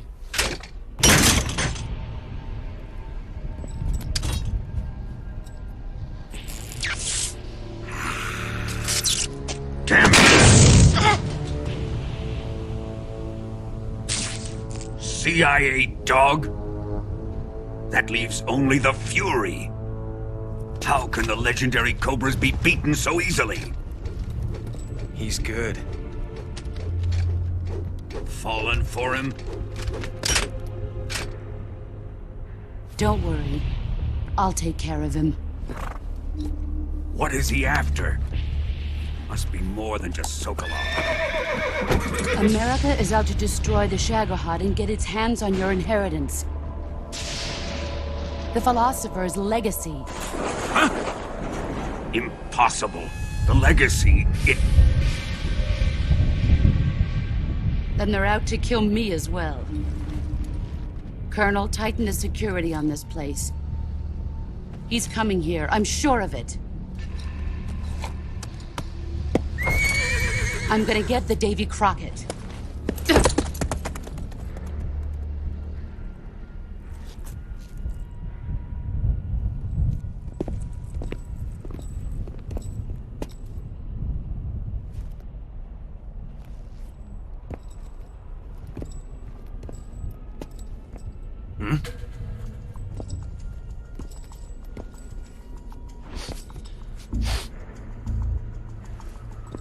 Perfume.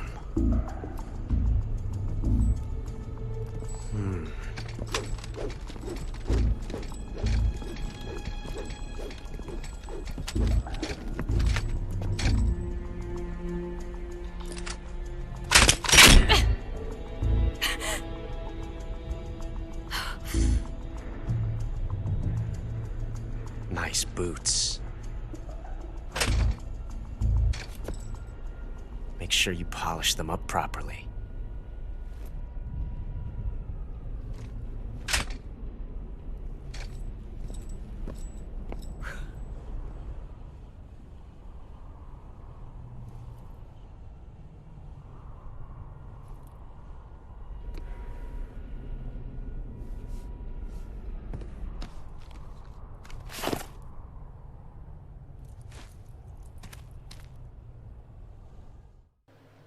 Now that we got control again, immediately we're going to be heading back down.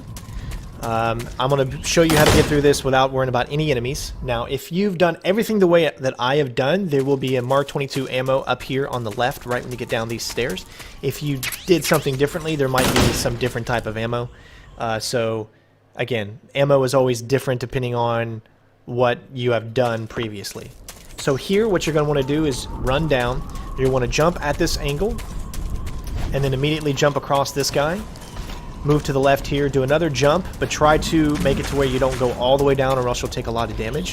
It can be a little tricky, but again, that should take you no problem at all if you follow that exact route. Here we're just going to be moving as quickly as we can as we head down until the next boss battle. There is no, unique date and time trick to go through the Fury here, so we're going to be tackling him, of course, just like the regular bosses. Again, I'll have another video at the end, at some point, showing you how to defeat the end. I don't know, you know, big time, really quick speedrunning strategies for any of these boss fights, but I want to make sure you guys get that Foxhound ranking, so that was the whole purpose. Hopefully you guys enjoyed. Thanks for watching.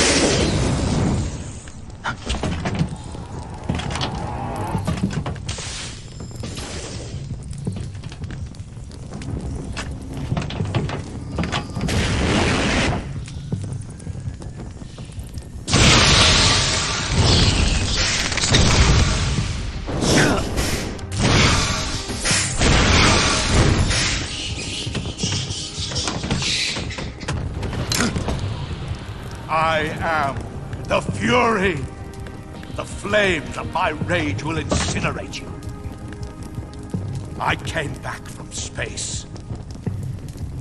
As I returned, I had one vision. The world set ablaze. And do you know what I saw there?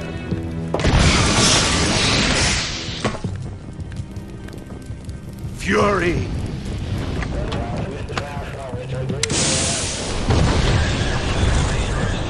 A great and terrible fury at being alive. Now, you're going to feel the scorching heat of that horrible blackness.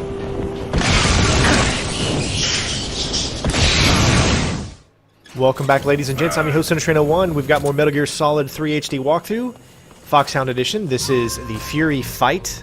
I'm not very good at this fight. This is definitely one of the tougher fights. My suggestions for this is to really get better at tactical reloading.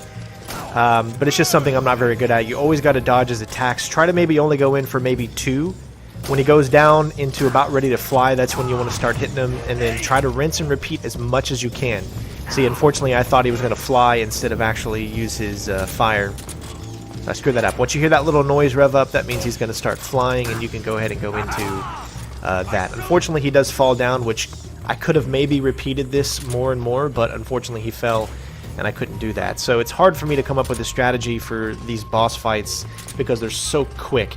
If you don't want to catch on fire throughout the level, use the cardboard box. It allows you to move around without actually catching on fire. And then as soon as you have an opportunity, then you can unuse it, maybe get a few hits on him. And that's what I try to do here, is I try to get a few hits on him, even though I do take damage during the fire, but immediately take the fire out by putting the cardboard box back on. And then you can rinse and repeat this process.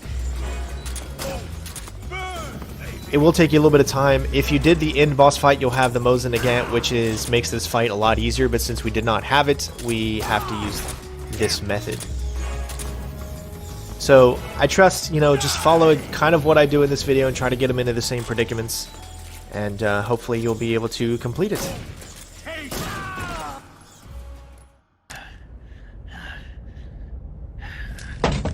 Boss, this is the end of the Cobras. You've got to live on. You're the only one left. I'm off to join the sorrow.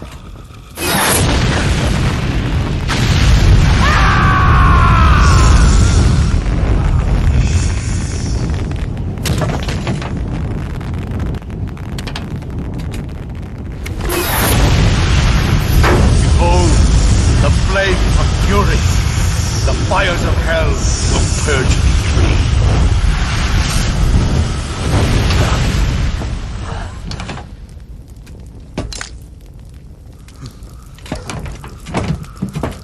I can see it.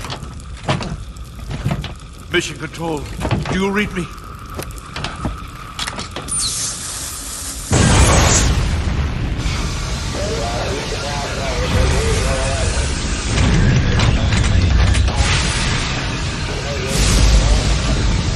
I'm coming home. I see the Earth.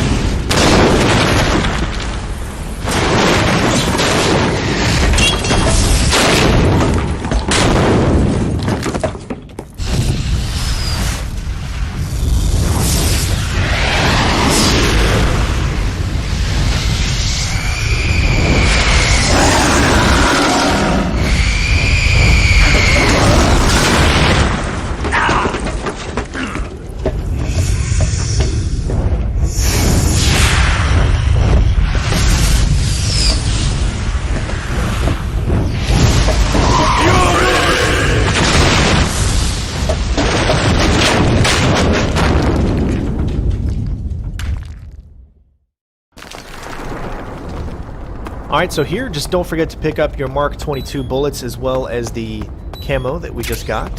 Fire. Now, if only there was an ice camo in here, it'd be all like Game of Thrones. Excuse me, that's a suppressor, not rounds. And we're going to be heading up to infiltrate Groznygrad.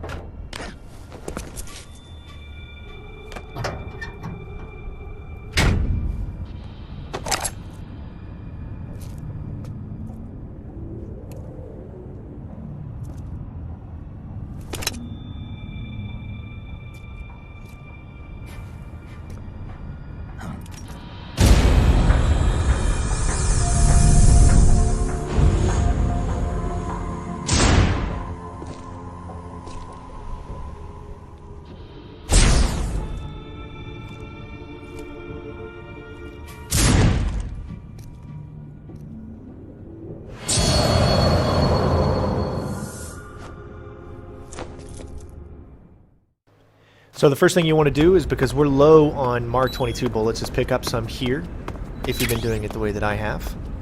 And then we can head. You're pretty much clear to go. Use the box to go a little faster if you need to, especially up and down things. Go the route that I do so that you're not seen. If you have Splitter and Tiger Stripe, you should not get an alert if you hurry up and move to the side here, as well as with these guys. Should be able to easily move to the next section without having to worry too much.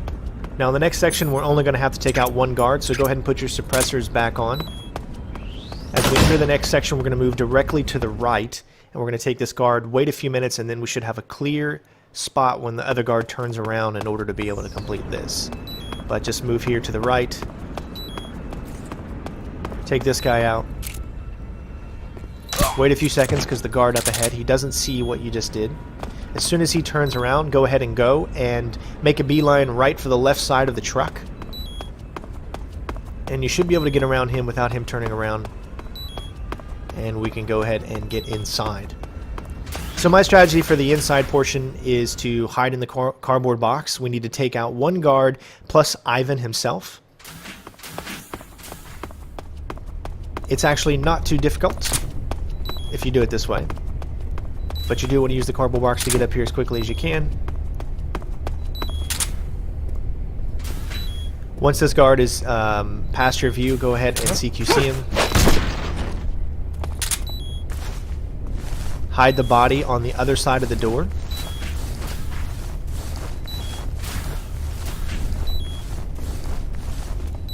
And wait for Ivan to come out, and you're going to repeat the same process of CQCing Ivan.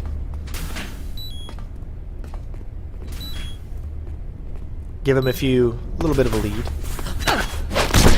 Alright, and now we just need to drag his body all the way until we get to the cutscene. Very, very easy to do.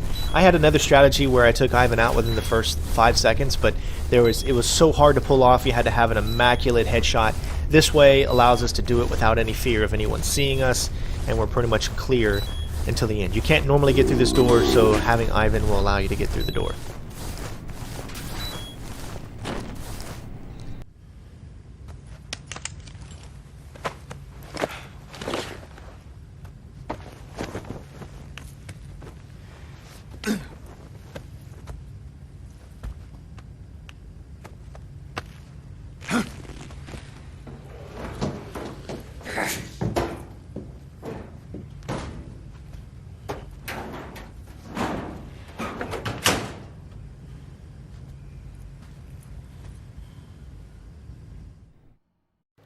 Once you gain control, immediately go into your camouflage and you want to equip Raiden's face as well as the uniform of the officer.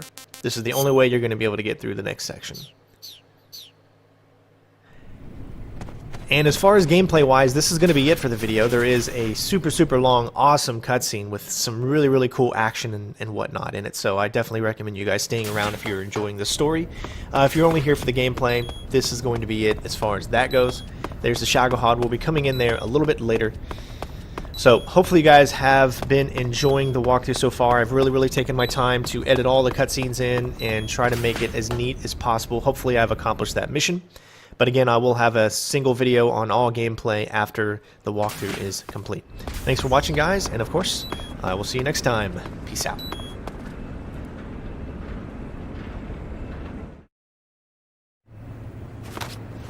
Sir!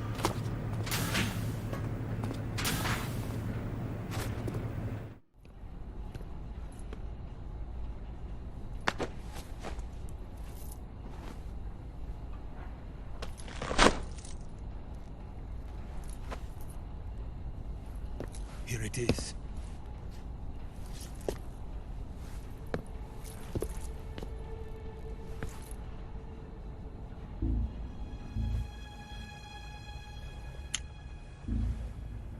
You can count on me. What about the philosopher's legacy? I don't know anything about that. What are you? Are you trying to kill me? What's the matter? I know nothing, I swear it. No one but the Colonel knows of the legacy. I see. No, don't! Oh.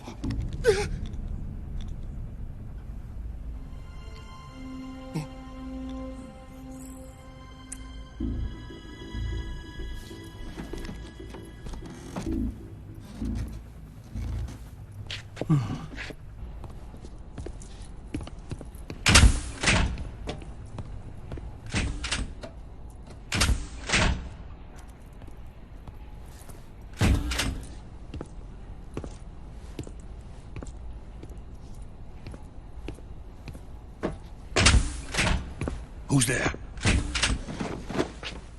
You're the man from the CIA. What are you doing here? I told you before, didn't I? I'm going to get you out of here. A man of honor, just like your commander. But I'm afraid you're too late. Too late? Don't tell me. The Shagohods. Exactly. The final preparations for Phase 2 are complete. Sokolov, what exactly is Phase 2? To put it in technical terms, it's a composite range extension system for medium-range ballistic missiles.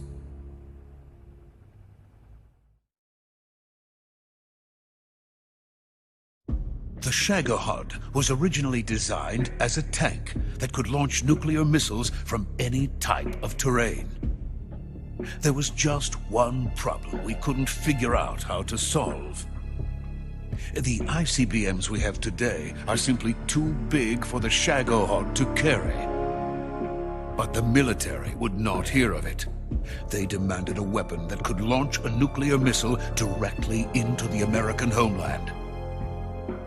That is when I came up with the idea for Phase 2. But there's no way you could load an ICBM onto the Shagohod. So how'd you do it? By accelerating the Shagohod itself. Accelerating it? In Phase 2, a rocket booster unit is attached to the frame of the Shagohod. The unit incorporates the same technology used in the Vostok rocket that sent Major Gagarin into space. Using this booster, the Shagohod can achieve a land speed of over 300 miles per hour. That monster can go more than 300 miles per hour? Yes. And from this state of accelerated motion, it launches a nuclear missile. So, the Shagohod acts like the first stage of a rocket. Yes, precisely. The range of the missile launched by the Shagohod thus increases from 2,500 miles to 6,000 miles. 6,000 miles. That's enough to strike anywhere in the United States. Not only that, with the Shagohod, there's no need to construct giant silos like the ones used to house ICBMs. All you need is a runway about 3 miles in length, or its equivalent. And you can launch a thermonuclear strike against any location in the United States from anywhere in the Soviet Union. It cannot be detected by spy planes or satellites. It's a mobile fortress, capable of deploying in secret and launching its payload at any time. A weapon from hell.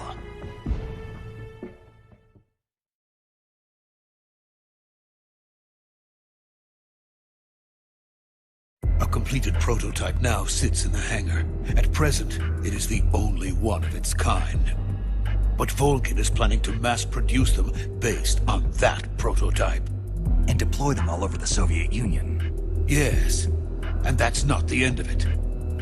He's going to ship them to Eastern Europe, to Asia, to all the countries of the Eastern Bloc. Even worse, he intends to use the Shagohod as bait to foment armed uprisings among dictators, ethnic insurgents, and revolutionary groups throughout the Third World.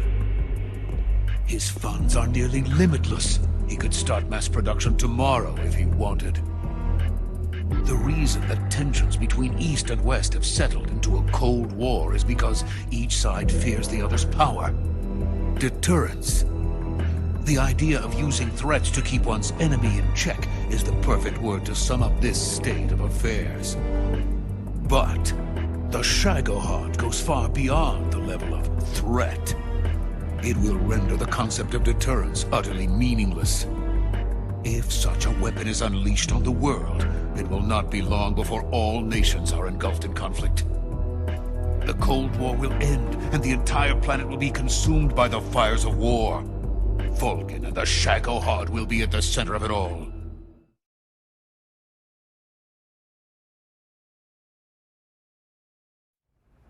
So you see, it's already too late. No, it's not too late. What do you mean? We've still got a chance. All we have to do is destroy the prototype and the whole facility before they can mass produce it. But just tell me what I need to do to destroy this place. All right. The liquid fuel used in the rocket engine is stored in a tank. If you can blow it up somehow... Some C3 ought to be enough to blow the entire hangar to smithereens. C3? You mean that cutting-edge plastic explosive? It could be molded into any shape. The bomb of the future. Where can I get it? There was some in the armory here, but it's gone now. It was stolen by a female spy who was here a minute ago. Eva? No, that's not her name. Her name is Tatiana. She made her way in here by becoming Volgin's lover. I thought she was your lover. Mine? Oh no, she is Volgin's lover. This is my lover.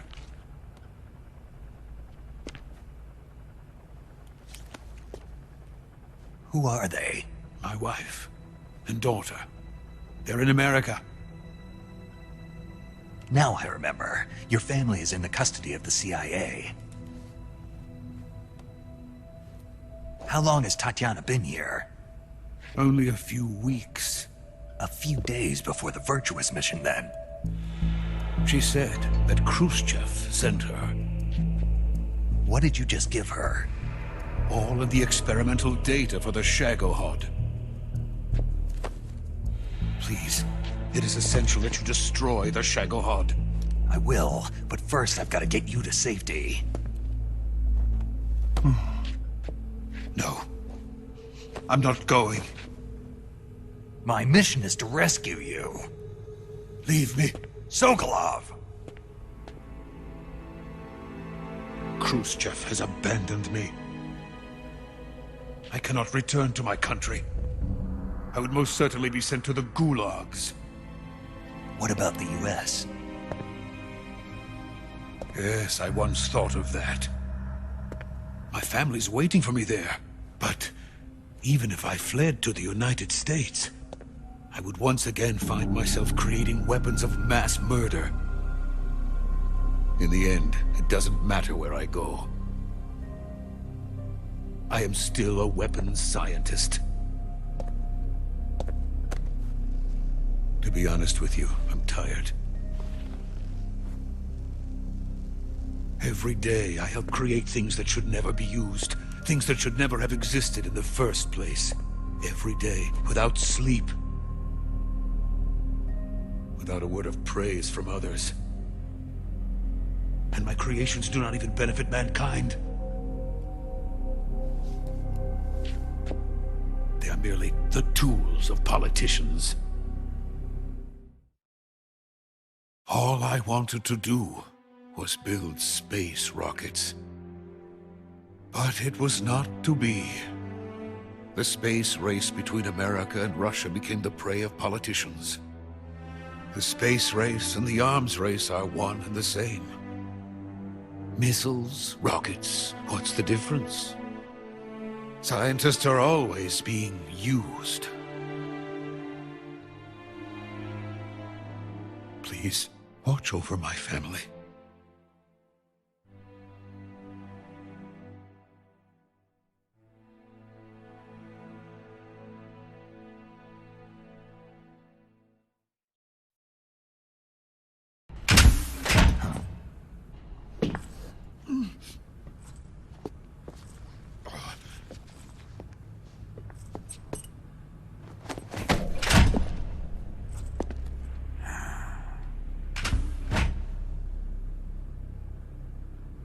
Major, what are you doing here?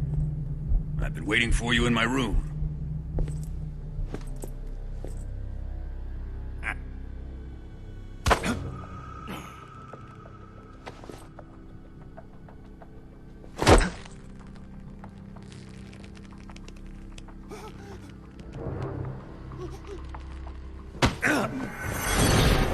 Who are you? Don't play dumb with me. If you think you can fool me, you're sorely mistaken. I know the Major better than anyone else. I come here looking for Tatiana, and what should I find? But a greasy freebooter.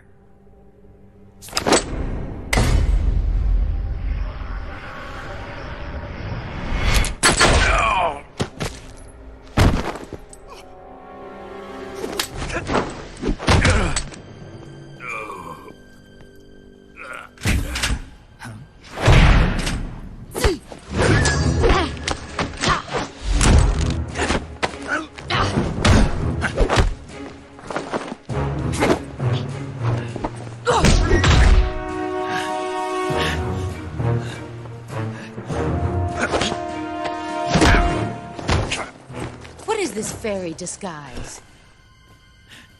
It's gonna rub off on you. And then you'll lose sight of who you really are.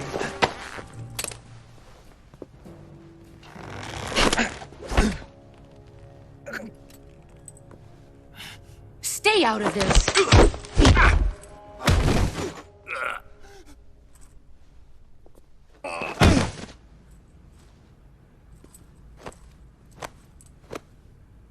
I see why they call you the Boss. What was that? Some kind of judo? No, it's called CQC, a basic form of close-quarters combat.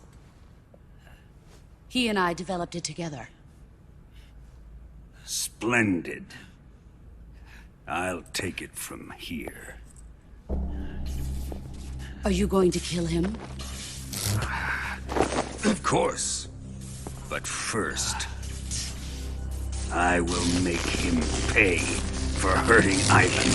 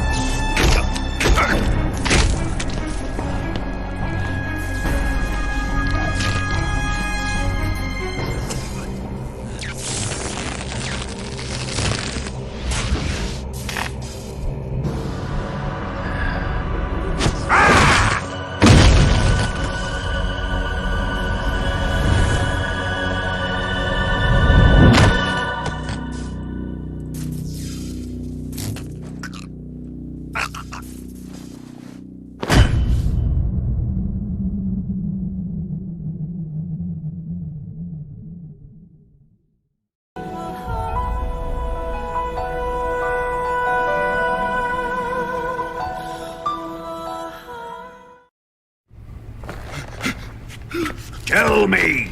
Stop it! Who have you been talking to? He doesn't know what you're talking about. You'd better start talking. Please, stop this! Who is Khrushchev's lapdog? How can you do this to him? I know you gave the data to someone. Never do You! that. You monster.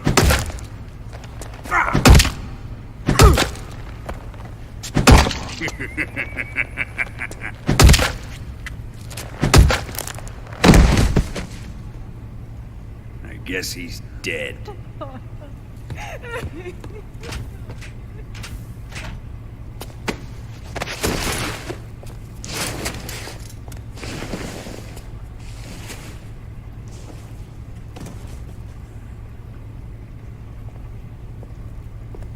Now then, I hope you'll prove more entertaining than he was. But first, let's take a look at your body, shall we? What a beautiful body you have, like a newborn baby. But not for long. Well then, let's get started. What is your target? Is it the Shagohod? Or Sokolov? Or maybe it's the Legacy? Answer me! Who is helping you? Who let you in here? You're a tough one, but even you must have your limits. And I am a patient man.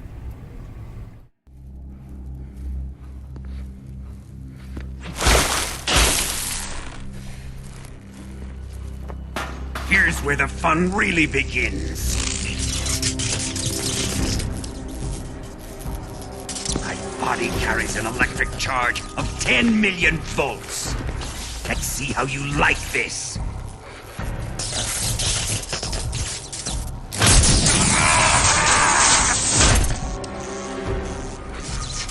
Now answer me.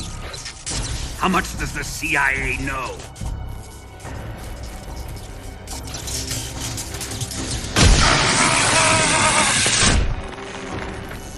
They're after my legacy, aren't they? Your real target is the Philosopher's Legacy, isn't it?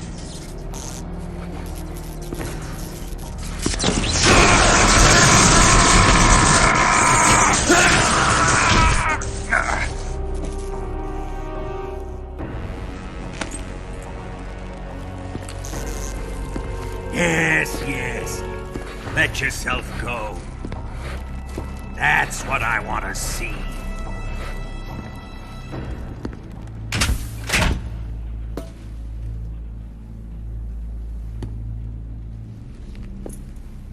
It's no use. He's not going to talk. He's been trained not to break. Trained by me.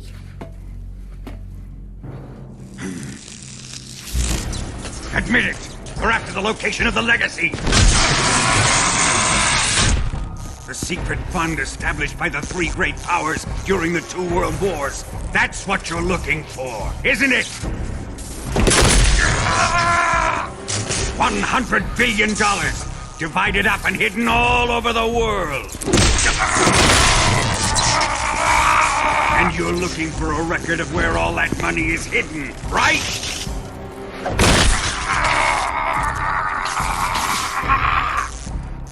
No matter. The Philosopher's Legacy is safely in my possession, in the underground vault of Groznygrad. You'll never live on it.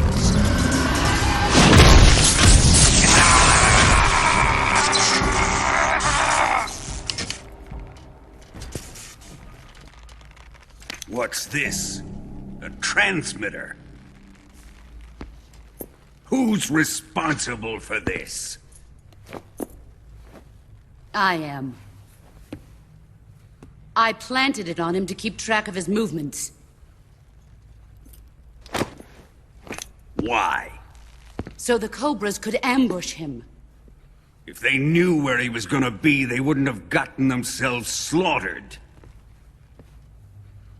It pains me to do this, boss, but under the circumstances, I'm afraid I must ask you to show me some proof that you and he were not in collusion. You don't trust me, is that it? Not that, but he is your apprentice. What do you want me to do? Let's see. Cut out his eyes. I don't like those blue eyes of his. There's nothing more important to a soldier than his eyes. You made him a soldier, and now you will unmake him. Yes, it'll make for a touching display. He's all yours. Do it! Ruin him, just as he did the Cobras.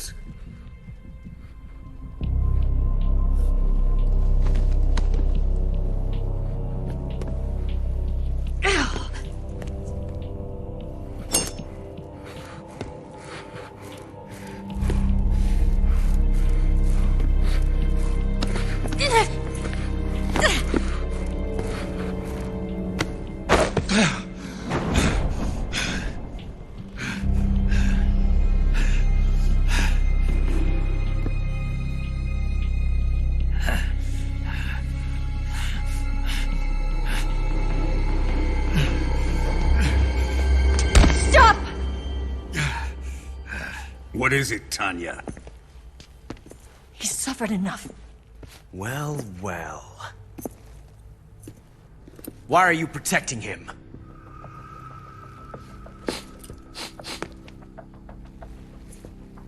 That smell. Tatiana! You're the spy! What are you talking about?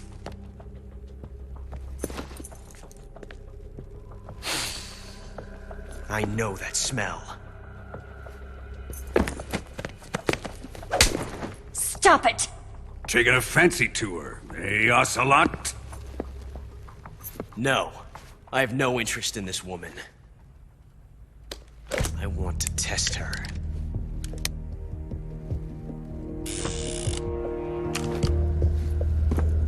I'll let this be the judge. Do as you like. Here we go.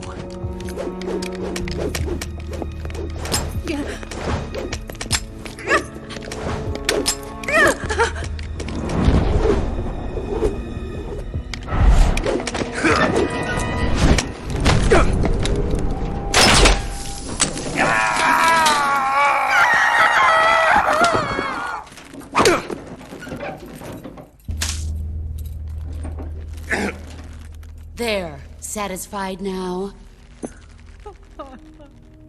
Well, that was refreshing. Come, we're going to my room.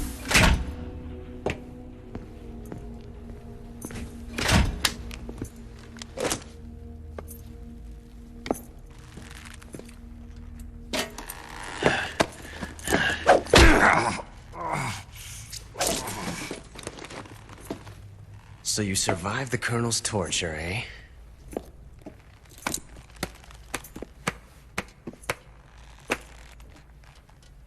Watching this has made me realize something. It's really not that bad. It's the ultimate form of expression.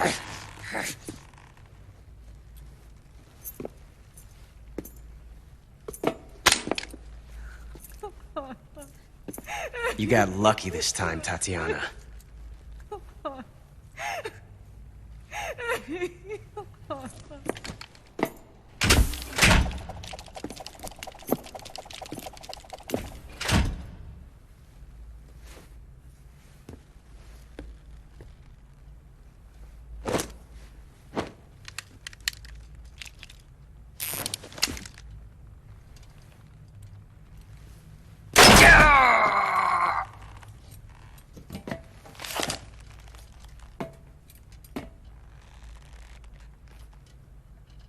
Run!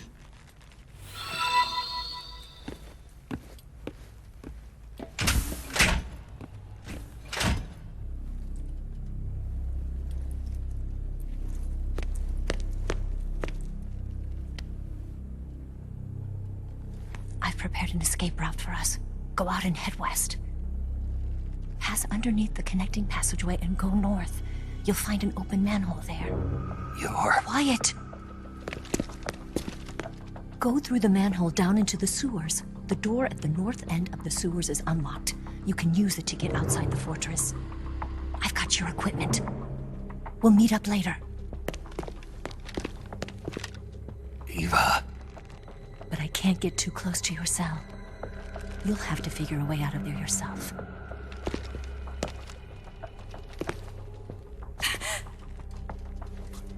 I'll be in touch.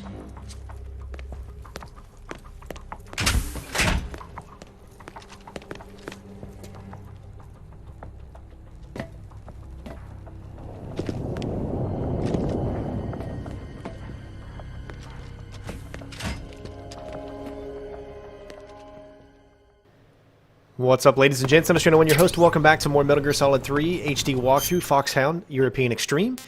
We are now outside of the torture scene, so first thing you want to do is grab the fork and get rid of both of these. This is going to give you the fake death pill, as well as getting rid of the transmitter that was put into the back of you by Ocelot. Fun note, this is Johnny. I believe he is the grandfather of Johnny from the Metal Gear Solid 1 and 4. He's also in Metal Gear Solid 2, if I'm not mistaken. So, you guys saw the sorrow during the cutscene, so he was pretty much giving you the frequency you need in order to get out of the cell, 144.75. So use this, but wait until Johnny is not looking and he's heading in the other direction, so you don't actually have to mess with him whatsoever, and you can continue and move on without any fear. Now, if you want to do this faster, equip a cigar. That way you don't, you want to get your health as low as possible, but that's just not my style. So here, it's pretty easy to get by these guards. Wait till this guy is completely turned around. Once he is, wait till this guy's head is looking in the other direction. Get up against this little corner here so he can't see you when he turns his head again. Once he's done looking, he'll turn. Then you can go ahead and get up and start running towards the exit. Fairly simple to figure out. The next section here, you can pretty much run. Just stay against the left side as much as possible, and no guard will be able to do an alert. He might sense you or hear a little bit from you, but it does not. You're far enough away to where it doesn't give you an alert. Now, the next section, it took me a little bit of time to figure this one out, because obviously I wanted to do it in a fast but yet non-lethal way. I didn't want to have to mess with anyone. So what you want to do is you want to get this guard's attention over here by the tank. Just barely. I mean, just enough, because if he sees you for too long, you'll be caught. Here, you want to kind of go back the way that I did. Get this guard's attention here. It could take a little bit of time, but as soon as you hear that you got his attention, that's when you want to get out of his sight, because these guys will alert you as soon as they see you for more than 1 second. Head the way that I do, as you have 2 other guards to worry about here. If done so correctly in the timing that I have done it, you can immediately go up against this left side of the wall here, and then make a 45 degree to this end. As soon as you hear, get down and start your crawl. This could be a little tricky to get around this door, as sometimes Snake will automatically get up. If he does that, you're pretty much going to get caught. You got to stay down the whole entire time. Now, once you're at this point, the guard will never be able to see you on the other side, because it's considered to be like kind of a wall. And this is how you can pretty much get through those sections without having to worry about any of the guards. We just use some distractions as far as them seeing us very slightly. Skip a little codec scene just telling you where you're going to be escaping here, and then continue on. Don't dawdle, because you do have enemy forces that are after you at this point. They pretty much know that you escaped down into the sewers. So once you get past a certain section up ahead, you'll see that there'll be dogs starting to chase you. Now, rarely will they ever actually be able to catch up to you. It just depends on how slow you're being. If you're lollygagging around, then you're going to get caught. But if you're moving at a good pace and you're not like stopped for any reason whatsoever, then you should easily be able never to have to worry about the dogs catching up to you. That's when the dogs will start, so you just got to continually move from one section to the other before the dogs have a chance to actually get to you. Each section will have a dog in it. Just follow the route that I do.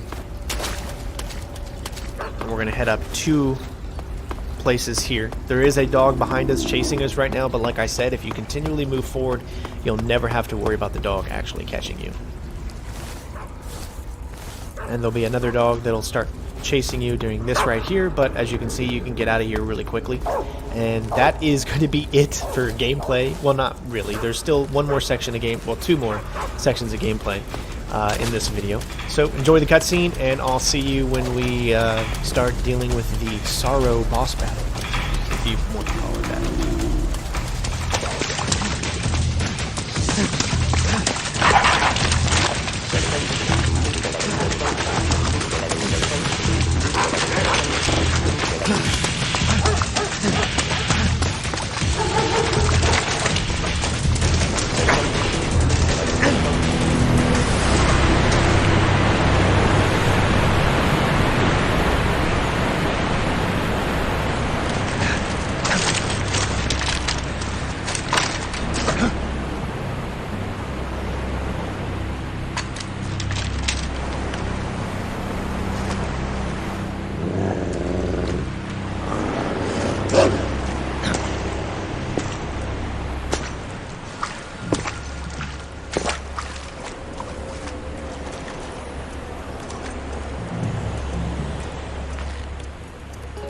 I've been waiting for this. Nobody interfere.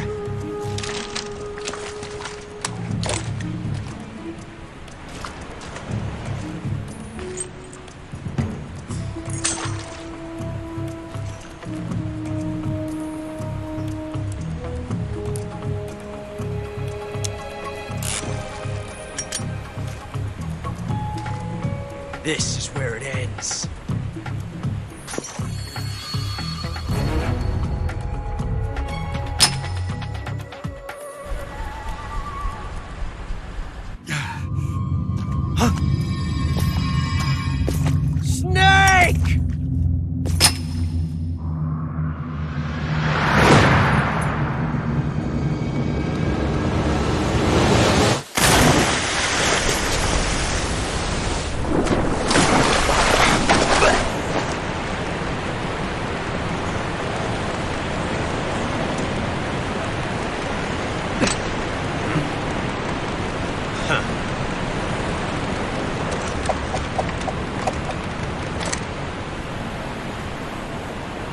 Don't die on me yet.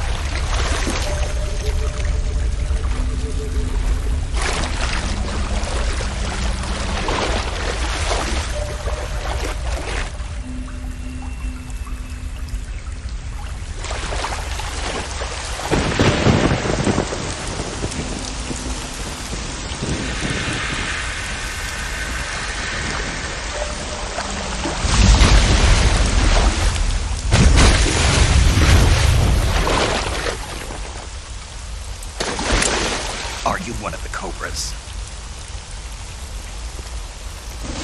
Sad. So sad. A host of sorrows.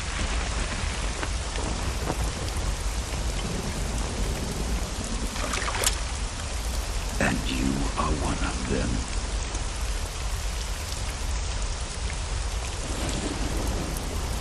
I am the sorrow. Like you, I too am filled with sadness. This world is one of sadness.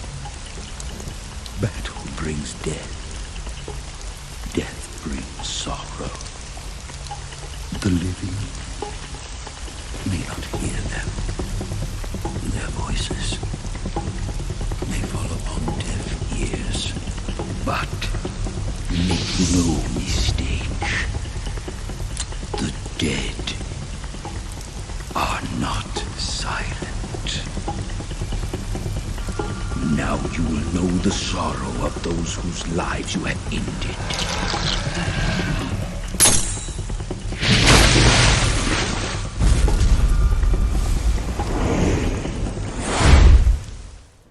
So here, you're automatically going to die. There's nothing you can do.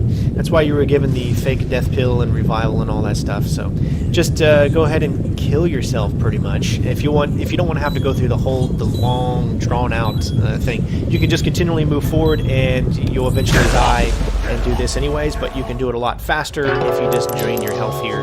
Do not hit continue. Do the revival pill, and that is it.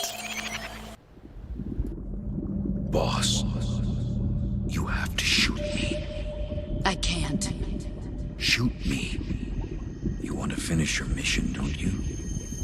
Then you'll have to shoot me. The spirit of the warrior will always be with you.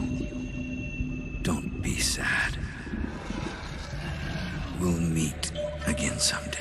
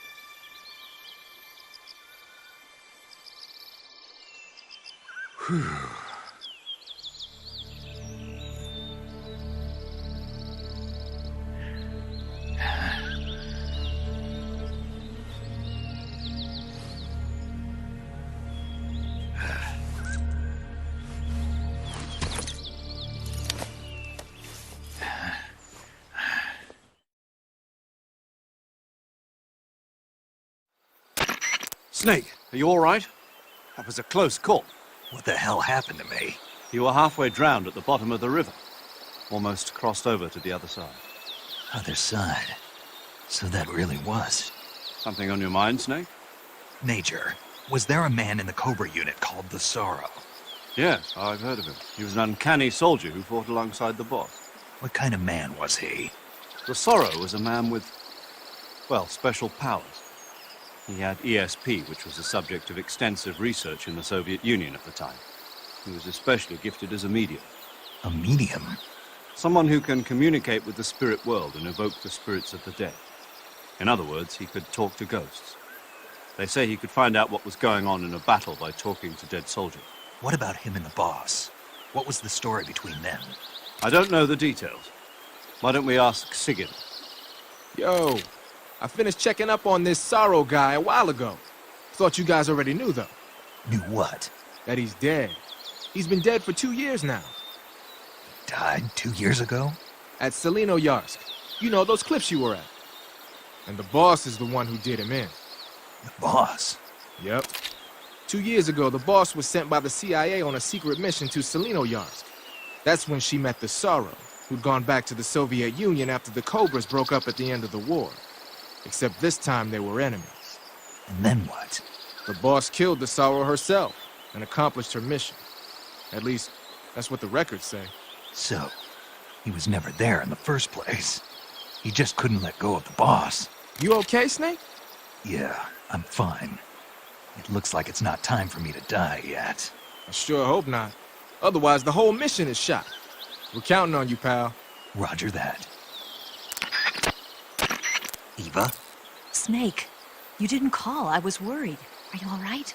Yeah, I took a pretty freaky detour. What are you talking about? Nothing. Forget it. Let's just say I'm back. Good.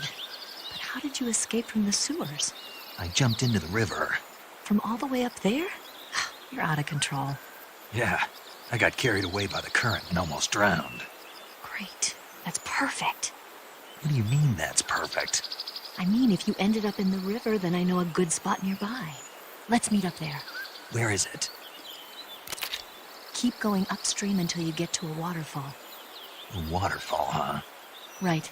Behind that waterfall, there's a cave. We'll meet in there. The cave behind the waterfall upstream. Got it. See you there. Since we took out the transmitter in the cell with the fork, if you remember, Ocelot put it into our back, the cutscene in the torture room.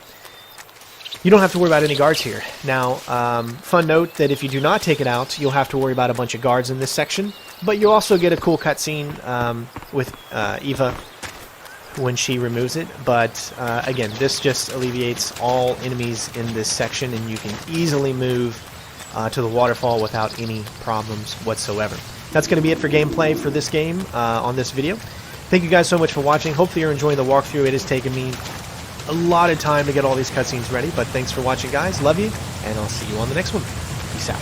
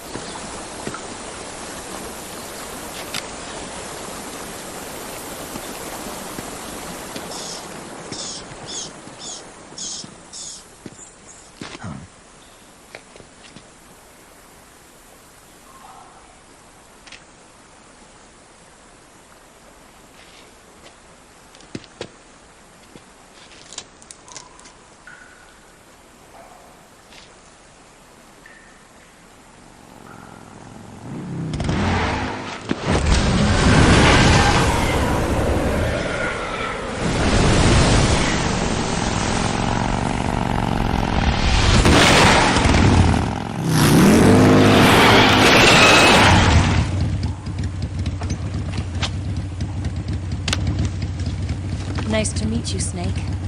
I'm Tatiana.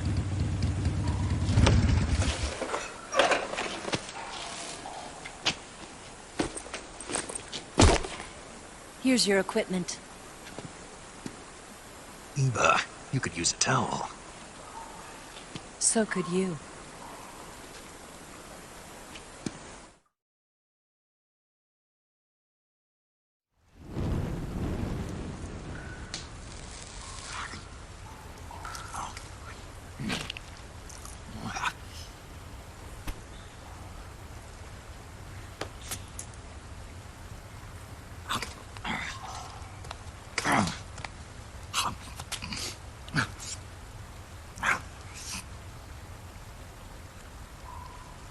Want some?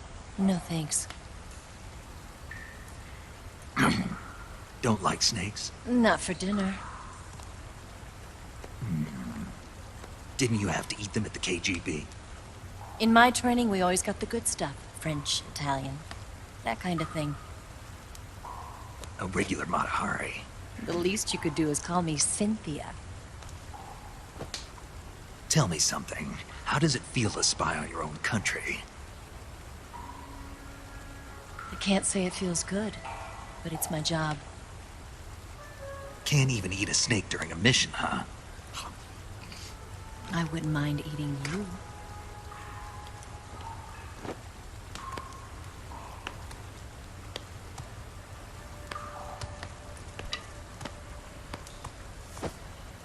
When this mission's over, you'll have to treat me to a nice dinner. What do you want to eat? Let's see. How about sushi? Sushi? It's Japanese. I hear it's all the rage right now. Supposedly it's made from raw fish. Raw fish? Just the place for my survival techniques.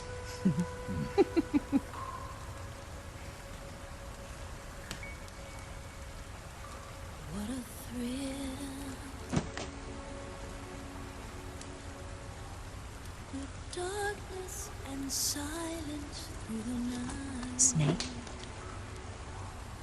Thank you, Snake. Bow chicken bow how. Bow down. Bow chicken bow how. Brown chicken, brown cow. Brown chicken, brown cow.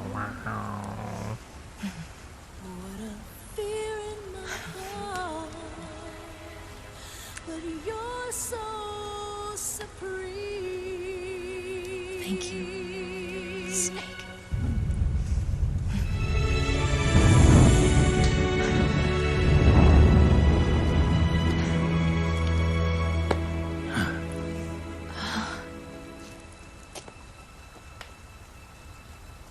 Don't worry about it.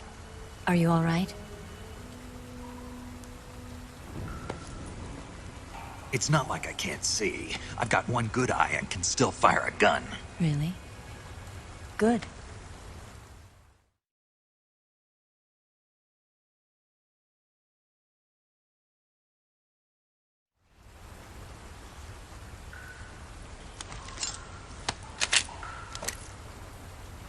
Eva, didn't you steal some explosives out of the fortress?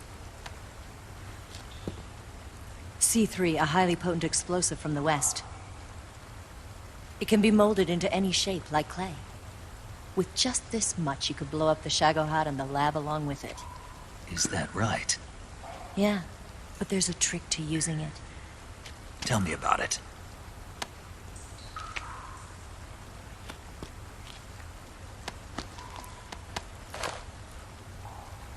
Well, what do you think?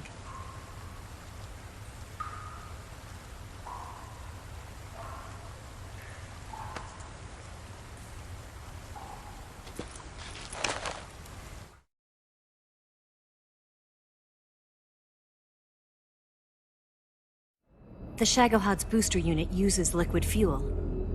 The fuel tanks are in the main wing of the weapons lab in the hangar housing the Shagohod itself. So I should blow up the tanks. That's the basic idea. It should be enough to blow up the entire hangar.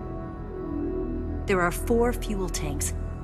In order to destroy the hangar, you'll have to set explosives on each of those tanks. All 4 of them? It should be no sweat for you.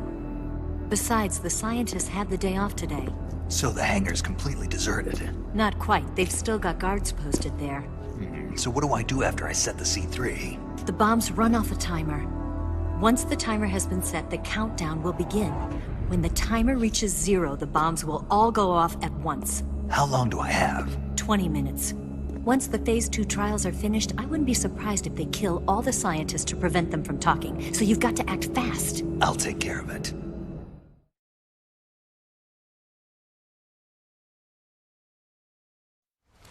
Eva, did you get the data on the Shagohod from Sokolov? Yeah, that's the mission I was given. By Khrushchev? Mm-hmm. America doesn't have any use for it, does it? But I haven't forgotten my other mission either. Helping you out.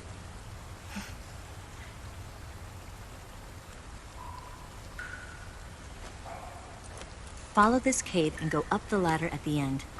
You'll come out inside Groznygrad, just southwest of the weapons lab.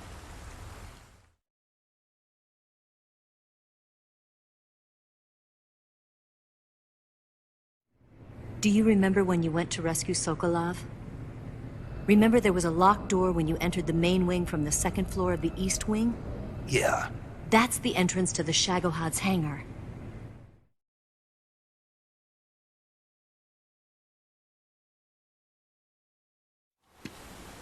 Use this key to open that door. The door right when I entered the main wing? Got it. What about you? I'll get things ready for our escape. There's a rail bridge to the north. I'm gonna set a bomb there, so I'm taking half of the C3 with me. Right. I'll set off the weapons lab then. Try not to be in the neighborhood when it happens. Gotcha. And watch out for Ocelot. He suspects you're not who you say you are. Don't worry. The Colonel still trusts me. And I have my ways. There's not a man alive who can resist my charms. Besides you, of course. I'm just warning you, Eva. That's all. I know.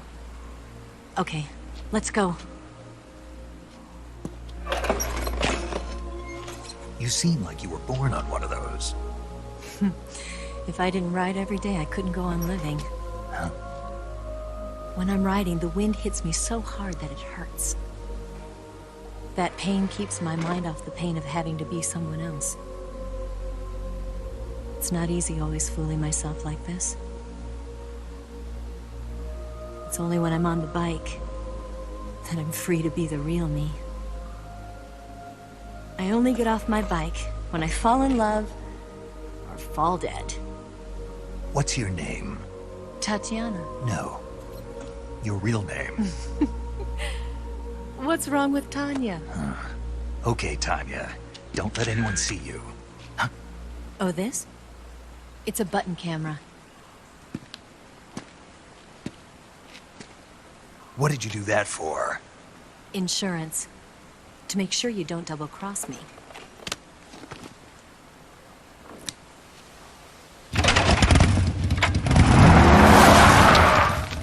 Hey. What? You're gonna get wet again.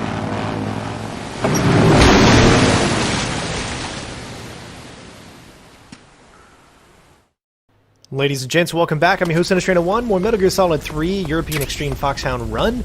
Immediately, once you finally get control after the cave scene, we're going to go ahead and head up back to Groznygrad, right where we were before with all of the tanks. Don't forget to go ahead and pick up whatever you feel you need to here. It is very, very important that you pick up at the end of this hallway. Make sure you pick up this cardboard box. Also, I also recommend that you might want to hit these mushrooms, because the mushrooms can actually be used in the Volgin fight if you want to go that route. I don't do it because I don't pick them up, so we're not going to explain any more of that. But here, just pick up some more Mark 22 ammo, as we're going to be using that to defeat Volgin a little bit.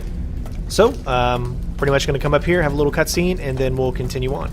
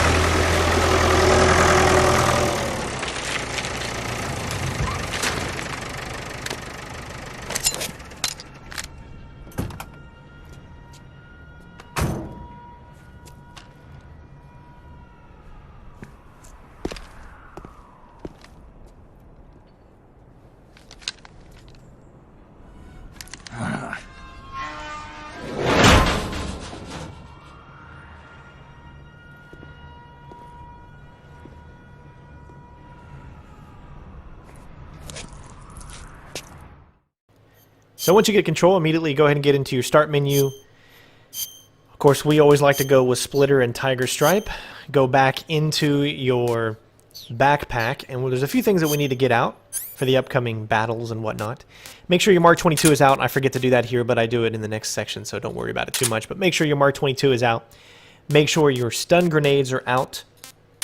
And make sure the C3 is out. Those are the only really things you need. Also, on the utility side, make sure your cardboard box B is out. And I go ahead and put away a few other things just so it doesn't cloud up my inventory. So here what you want to do as soon as it starts is to wait until this guard turns around. As soon as he does, go ahead and move immediately. Follow the route that you see me do. You should be far enough away to where the guys won't be able to get a real good glimpse at you. Stay enough away from him so where he can't turn around and hear your footsteps. And stay along this edge of the wall here. Doing so means that you should not be caught by any of the guards that are in the posts on the left and right. They're tall posts that they are kind of inside and they can see you from very, very far away. Here you don't have to worry too much about the dog. As soon as we enter the truck here, go ahead and get your cardboard box B out, and it's going to take us directly to where we need to go, which is in the hangar. Just remember, if you don't want to do this route, you can do cardboard box A and get the stealth camo that's in the lockers where you got riding. But we didn't go that route, obviously. Here, just getting back out my Mark 22 that I forgot to get out in the previous section. You want to go ahead and fire right at the fuel canister. This is going to cause a caution, which is going to allow you to be able to get through this section very, very easily. So just move up to where these are, and we're going to be using the C3. You obviously have to get close enough and hit the right button, which is the square button or the X button on the Xbox 360. Here, use the cardboard box so he doesn't really see you, and then go ahead and put it down. You're going to get some codec calls here. Just skip them. They're not too important. They're just telling you to grab the other ones.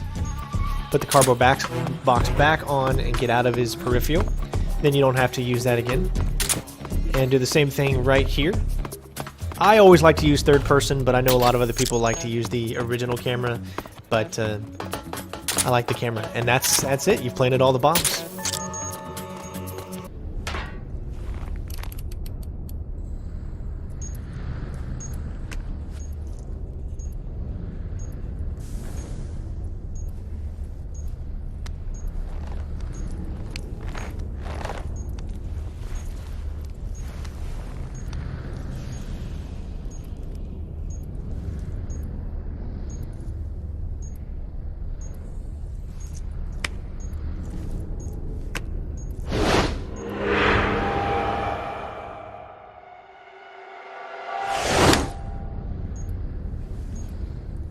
Got you this time.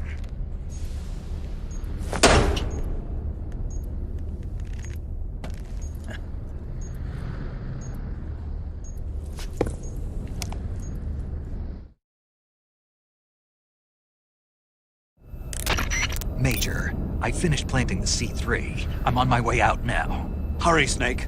Is Eva taking care of the escape route? Yeah. Are you sure? She can handle it. All right then, well hurry up and get out of there.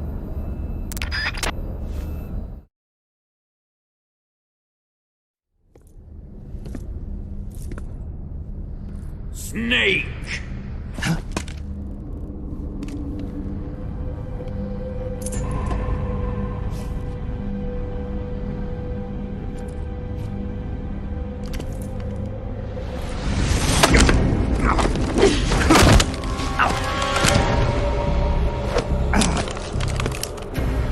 Why'd you come back?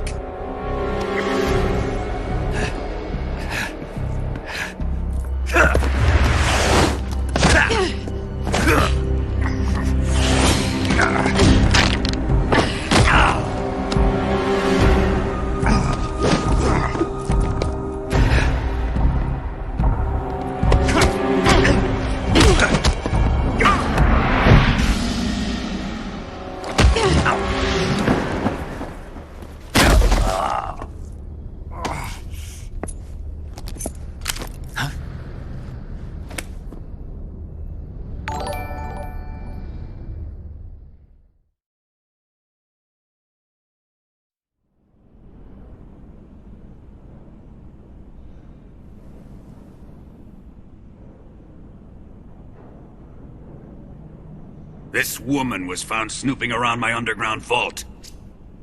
When she was captured, look what we found on her.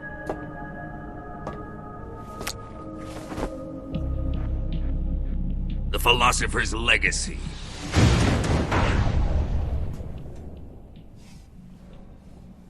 This microfilm contains all the information regarding the Legacy. You might say that this film itself is the Philosopher's Legacy. It was the smell that gave her away. No, not the perfume. It was gasoline. Motorcycle gasoline. She reeked of it. To think that lovely Tatiana was a spy.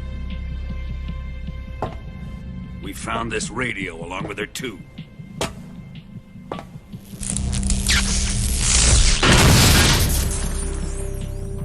Such a fine woman she was.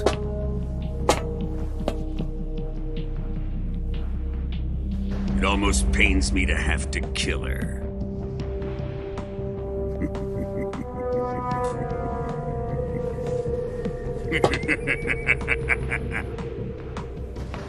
Yes, she was an obedient one. She was my precious little pet. Ah! Isn't that right?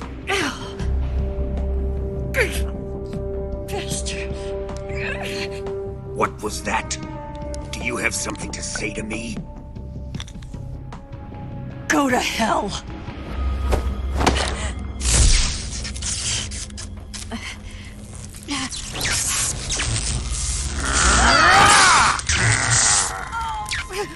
You dirty whore. I've had enough kisses from you.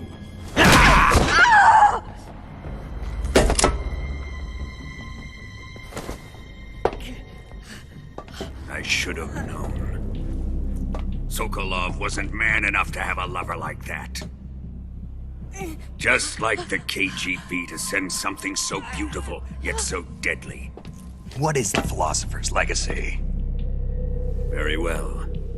I'll explain it before I kill you.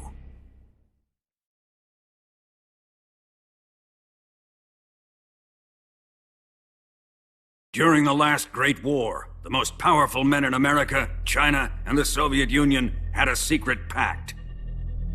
The pact was a blueprint for defeating the Axis powers and creating a new world order.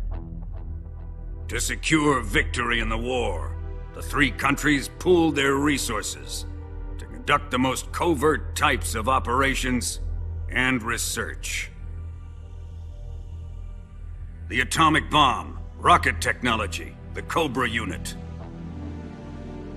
And they amassed an enormous sum of money to fund these projects, enough to fight the war 5 times over. That wealth is the Philosopher's Legacy.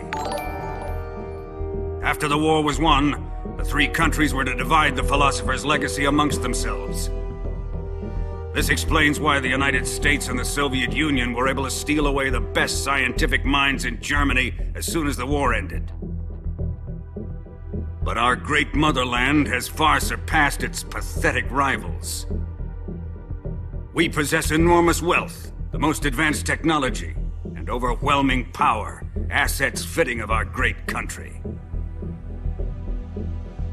My father was one of the men in charge of managing the Philosopher's Legacy. In the confusion that ensued after the war ended, he devised a series of ingenious plots to ensure that the Soviet Union would have total control over the legacy. The money was divided up and laundered through banks all over the world. Switzerland, Australia, and Hong Kong. This microfilm contains a record of all those transactions. After my father's death, I learned of this secret and obtained the microfilm. With this money and the support of Brezhnev and his allies, I built this fortress of Groznygrad and Granin's research facility. But that worthless fool Granin failed to produce results. I was forced to turn to Khrushchev's dog Sokolov and his invention, the Shagohod. My position in GRU made it too troublesome to attack Sokolov's facility directly. But the spy network established by the secret pact still existed. I used it to contact the boss and suggested that she defect. The boss was conniving enough to see things my way. The world was once one, but the conflict between the philosophers has torn it in two. We will use the legacy to heal that rift and make the world whole again. To do this, we need strength, an unstoppable trump card with enough power to bring order to the world. That trump card was to be the Shagohod and the Cobra Unit.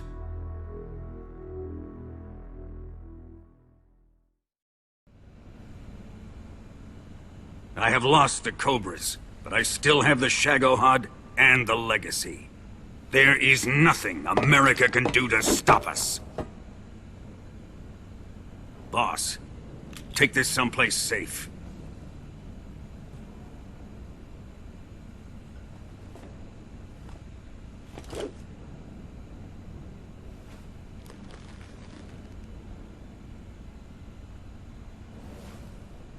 Take good care of it.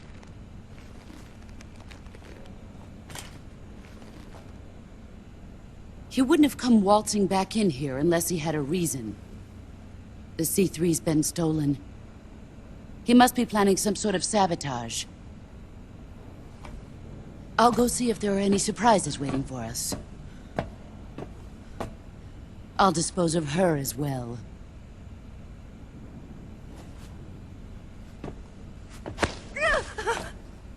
Leave everything to me.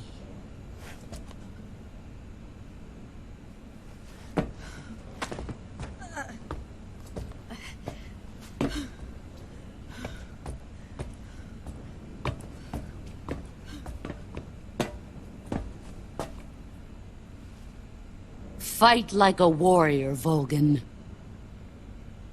But of course.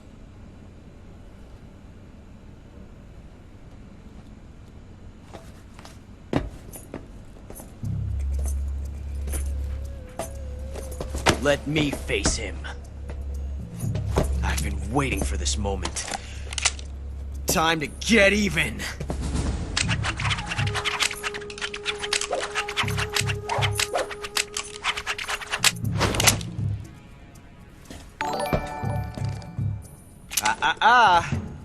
No more judo, and no more field strips.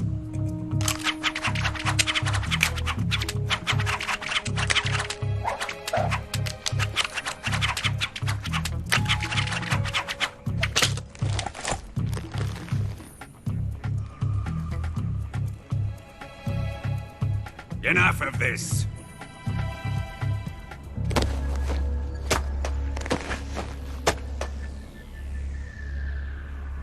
He's mine.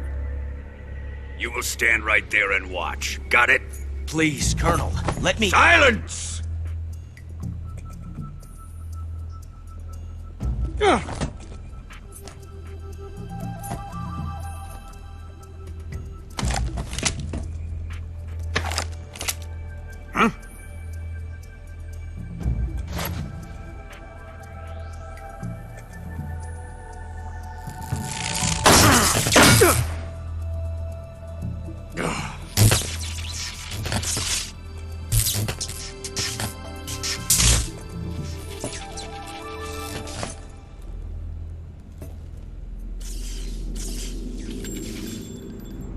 Sorry for the delay. Let's get started, shall we?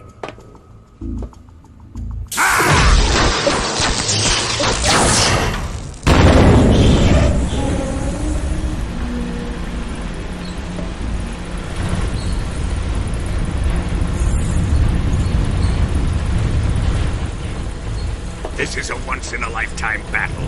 Let's make it a good one.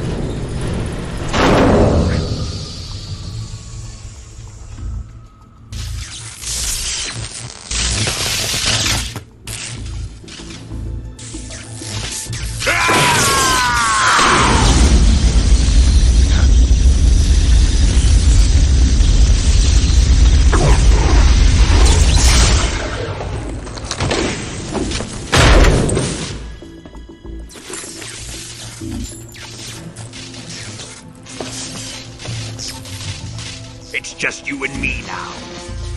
And I'm gonna enjoy this. Snake!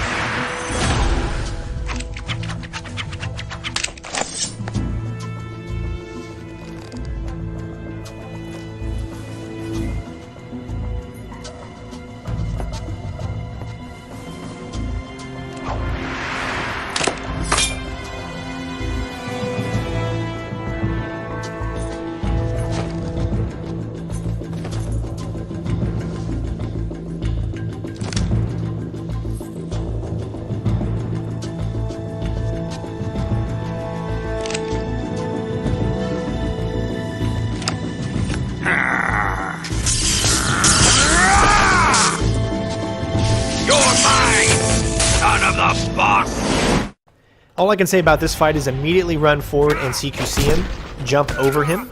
Now, immediately get out your Mark 22, take off your suppressor, wait right in front of him a little bit so that way he stands still, get behind him, shoot him in the head. Now you're going to repeat this process that you see me do over and over again.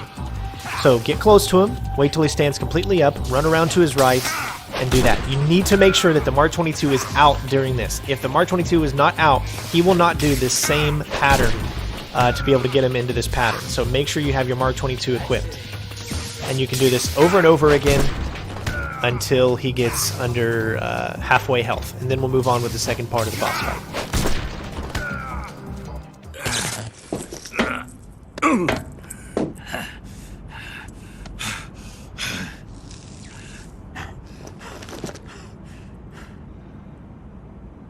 Shoot him!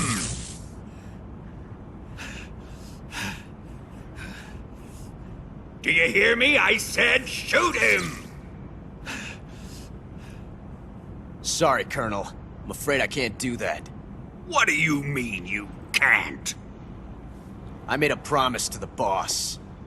Silence! I am your commanding officer.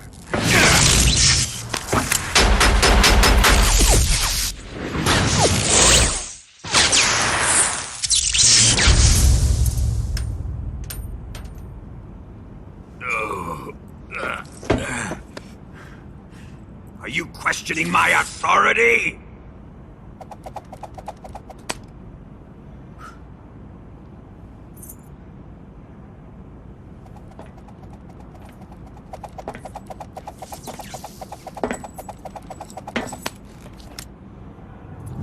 Fight like a man, Volgin.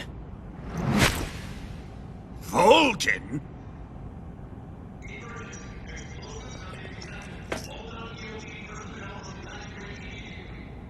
Ocelot! Find those bombs!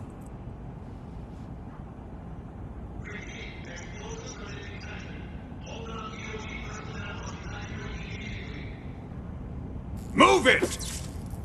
Huh.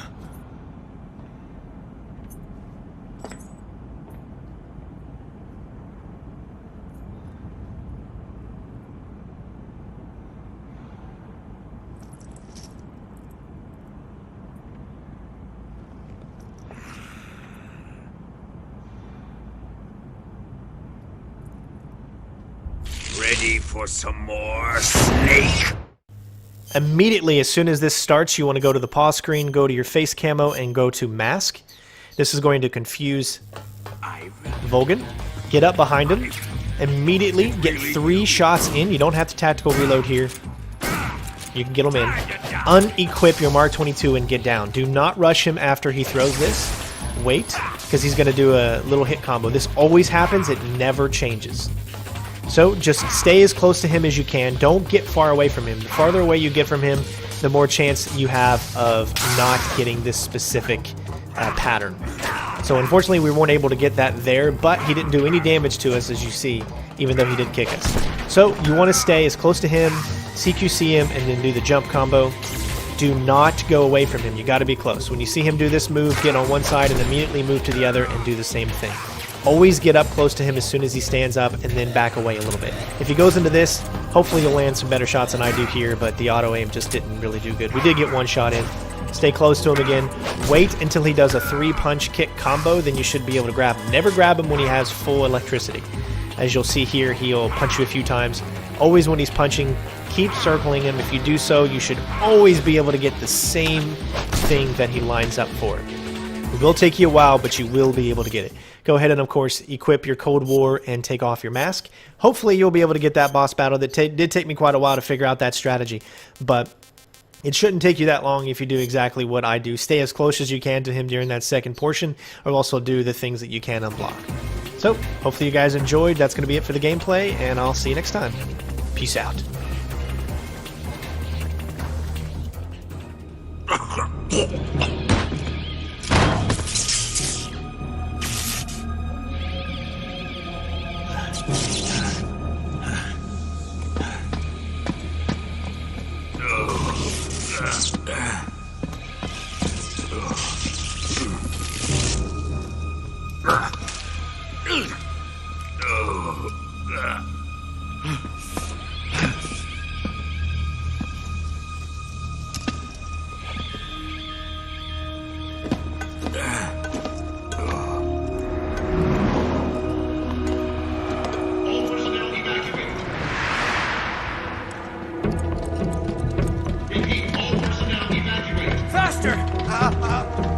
This way!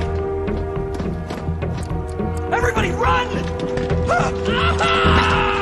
It's gonna blow! I'm out of here! Let's get out of here, quick! Hurry! We're all gonna die! We help!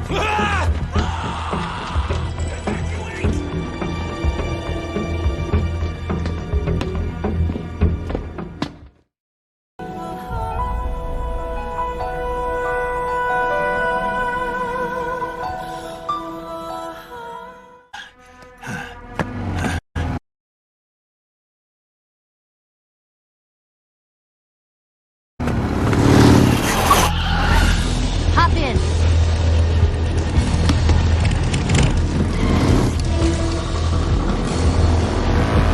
Step on it!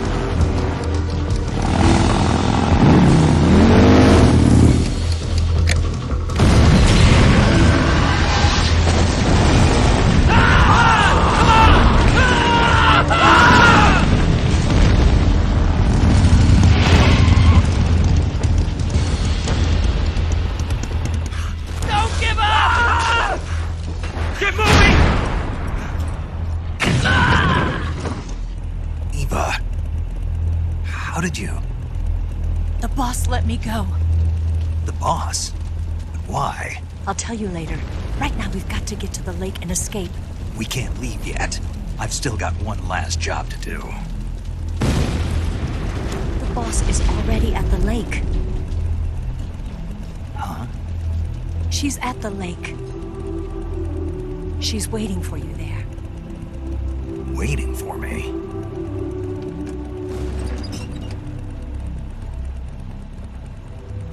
I was hoping I wouldn't have to tell you.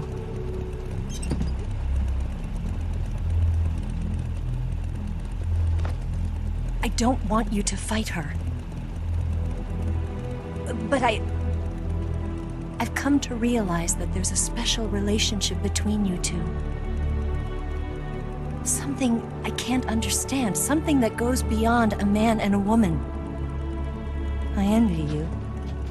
Really, I do. But I guess I just can't understand it.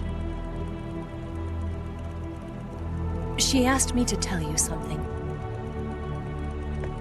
I've never seen someone with such clear eyes.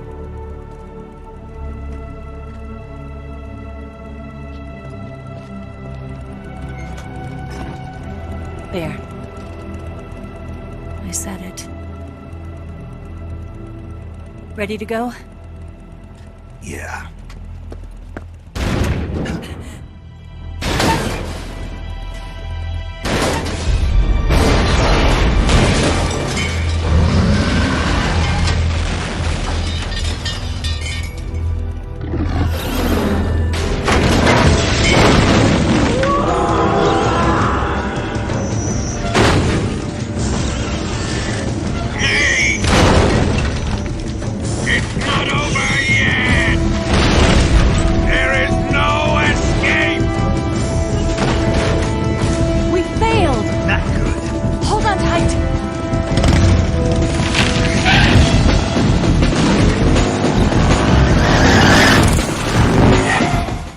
What's up, ladies and gents? Welcome back. I'm your host, CenterStrain01. More Metal Gear Solid 3 HD walkthrough Foxhound run. First thing you want to do, obviously, is get out your RPG. Make sure your stun grenades are out as well, and your MK22.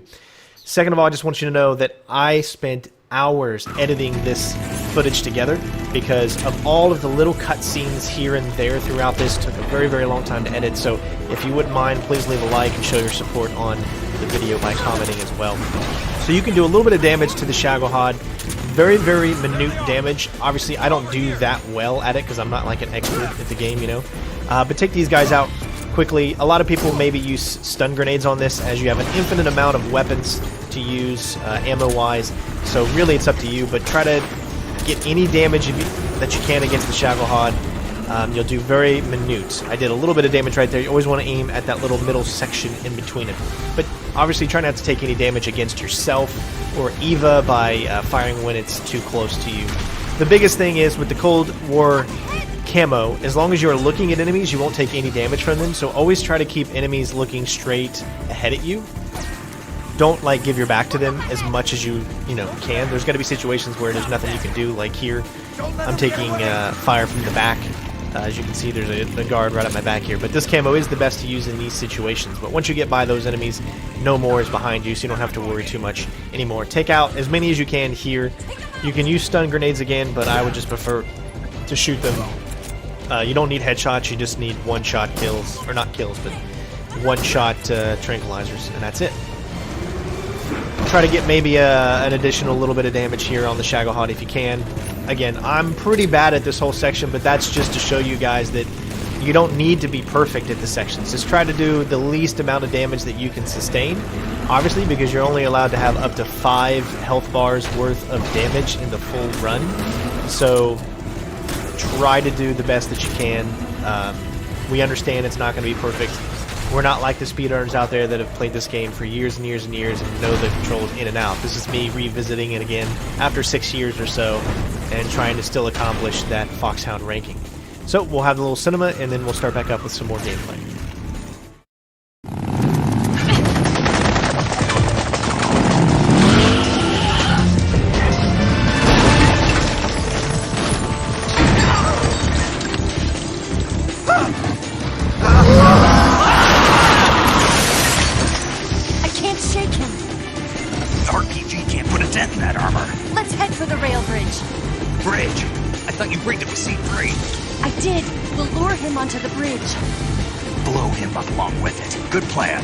On the other side of the runway. We'll have to cut through the middle of the base. You ready? Step on it. If he catches up to us, we're done for.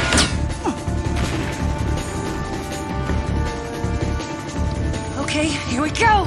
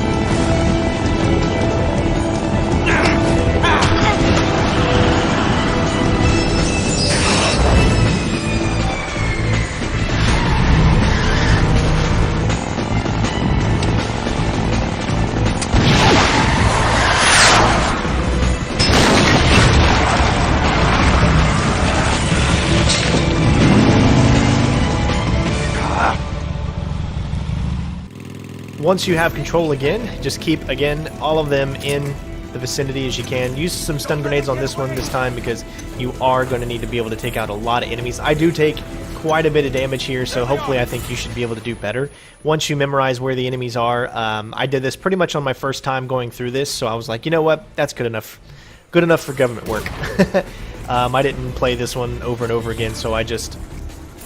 Because you got to remember that when you're doing things over and over again, you have to constantly restart the game, then go back into it. So just remember that I took a lot of damage there from that RPG guy. So if you remember that he's on the roof there, maybe you can take him out a little bit earlier, and you won't hopefully do too much damage. But again, just keep them in front of you as much as you can, and then throw the stun grenades in order to get as many. You got to remember that you have to aim a little bit higher to throw the stun grenades, as he doesn't throw as far as you might think he would be able to throw.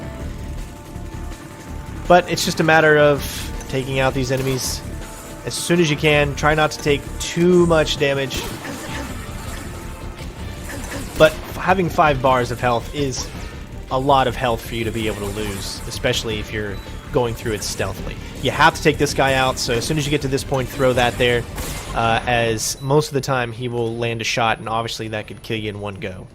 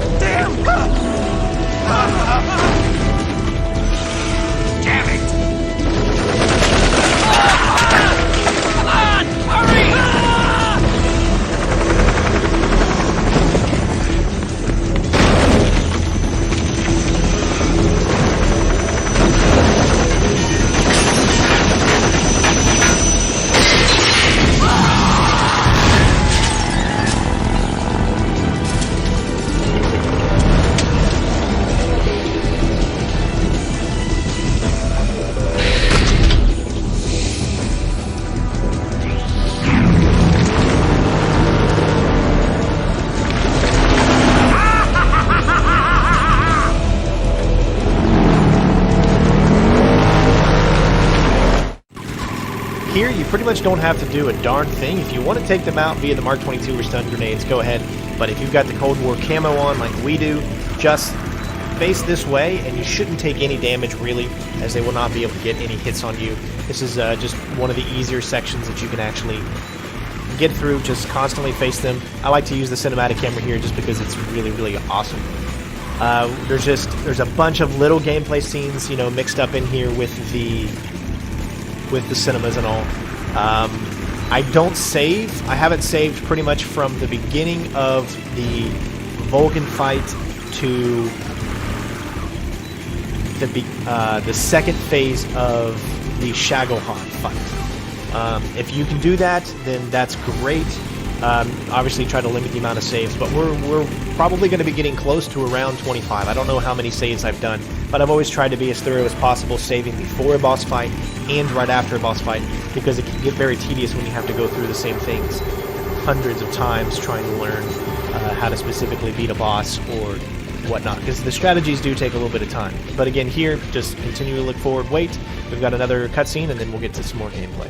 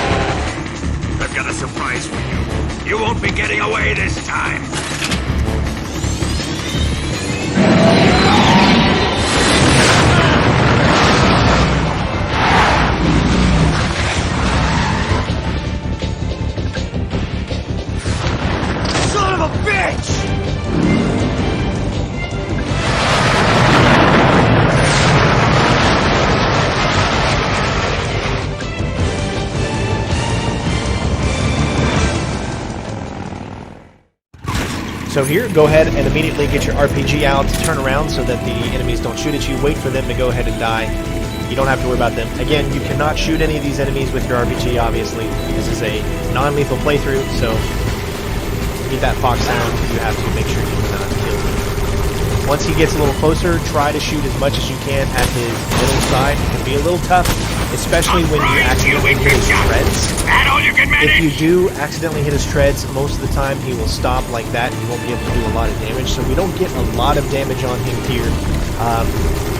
This is a good opportunity for you to get better at the tactical reloading though, and it will take you again a while do it. But if you can get better, then I mean that's awesome. This is one of those games. This is Metal Gear Solid 2 where tactical reload is really, really important to get used to.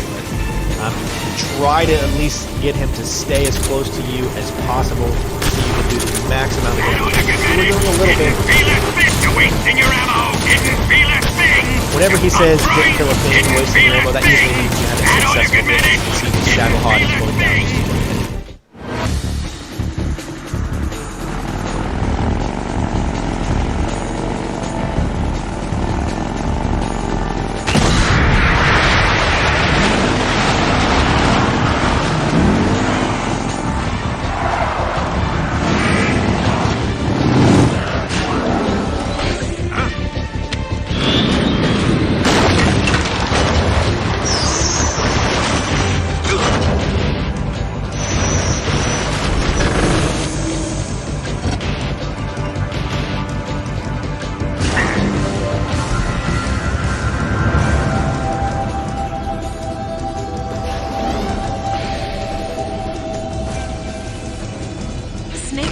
We've only got one chance. We'll lure him over towards the other side.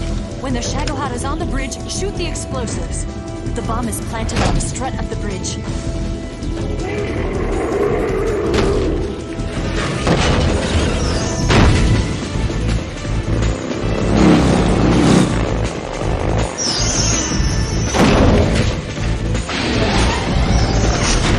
Let's go.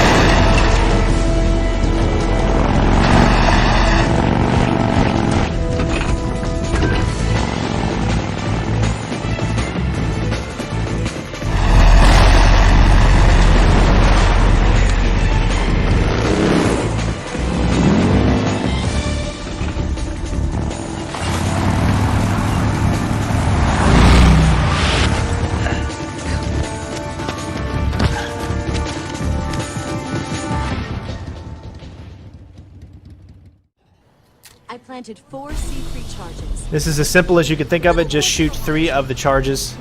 3 more bombs left. And then there's going to be 1 more charge that's going to be dangling right there. And for a little showboating, I'm going to do a no-scope here. So just make sure that you're aimed at the actual C3. When she says you can go, just hit the X or square button.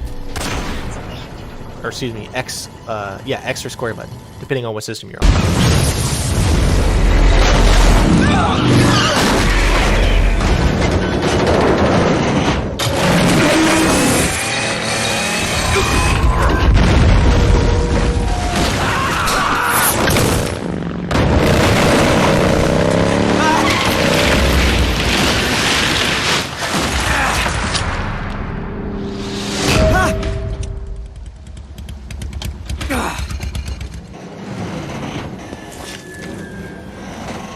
We did it!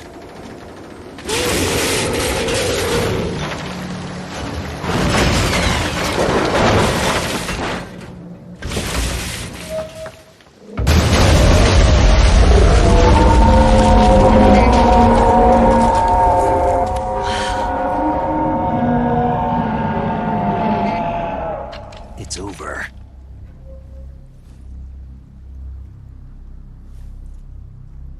Look!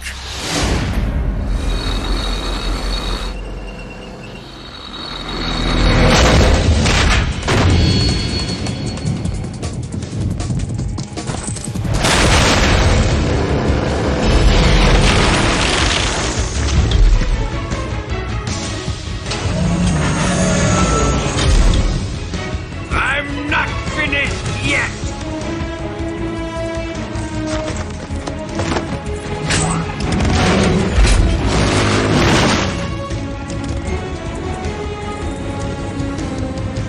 Eva, you take care of the driving. Yeah? Yeah, I trust you. On one condition, though. Leave the fighting to me. You got it. I was getting tired of running away anyway. Eva, let's do it.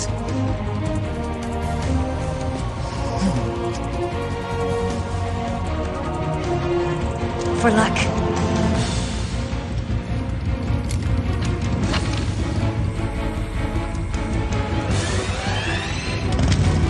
Here goes.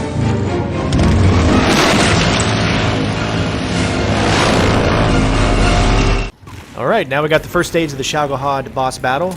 Both these stages have the same tactics. You want to shoot the treads, then you want to shoot the back of the Shagohod. Now, you have invincibility frames on the Shagohod itself, so once you see the Shagohod is no longer dazed, that is when you can actually go and hit it, like right there. Again, rinse and repeat this process of shooting the threads and then shooting the back. As you can see, there's like a little dazed on the back of it. Once that sparks are over, that's when you know you can actually shoot it again. So again, get better at the tactical reloading. This is your opportunity to do so, and you can usually go this battle without taking any damage. Otherwise, you won't do any damage to the Shagohod itself if it's still sparking up. And unfortunately, I think I missed a shot there. There are a few attacks he does, which is that one right there that you just saw, as well as shooting rockets at you. The rockets can be bothersome because there's not a real good way to... You can shoot them out of the air if you have like a regular weapon, but I don't have any of those equipped because I haven't really been using regular weapons at all, like the AK-47 or anything like that. So my suggestion is to always go for the treads, shoot them a couple of times to make sure you get them, and then when you can get around the backside of the Shagohod, then you should be able to get a hit at him. Not a very, very difficult boss here in this first stage. Second stage is a little bit more difficult. That's why I haven't saved yet until I get to the second stage, because I know that that one is going to take me a little time to get to, because we don't have the Mosin-Nagant, which is a weapon that will kill him very easily, just like three shots, really. But since we have the Mark 22, it's going to take a little bit more than that. As you can see, he doesn't really do a lot of damage to you. Just keep shooting at him so he doesn't do the rockets, and you should be okay. Wait till the sparks go away, and then try to get as much damage on that as you can. Remember, these are all my own strategies. These are things that I figured out just playing it for a little while. I mean, it does take some time, but once you get used to it, then you should have no problems with this, at least first section. Second one is going to definitely take you a little bit more time to figure out, because you got to get really, really good at shooting. So it took me 3 or 4 times before I could get into a rhythm of being able to shoot him with the Mark 22, because it is a little bit further away and is a lot harder to pull off those headshots than with the Mosin-Nagant, where you can zoom in on him.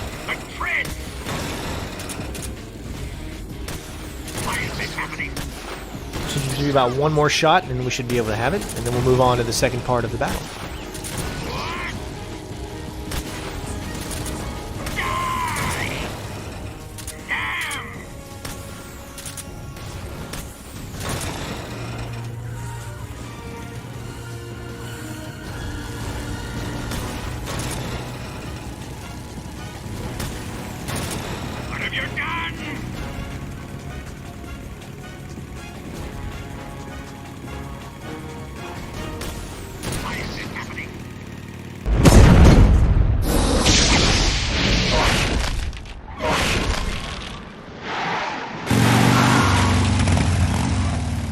Did we beat him?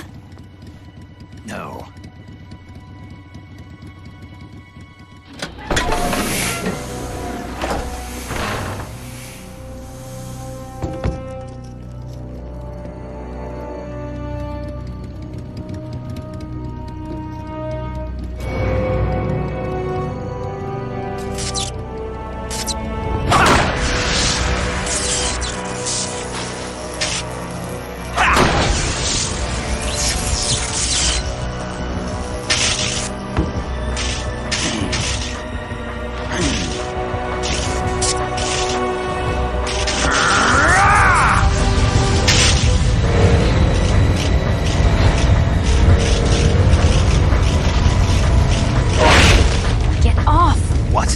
I'm gonna lure it back here. You're gonna use yourself as bait? Are you insane? I'm used to this guy. I know how to handle him.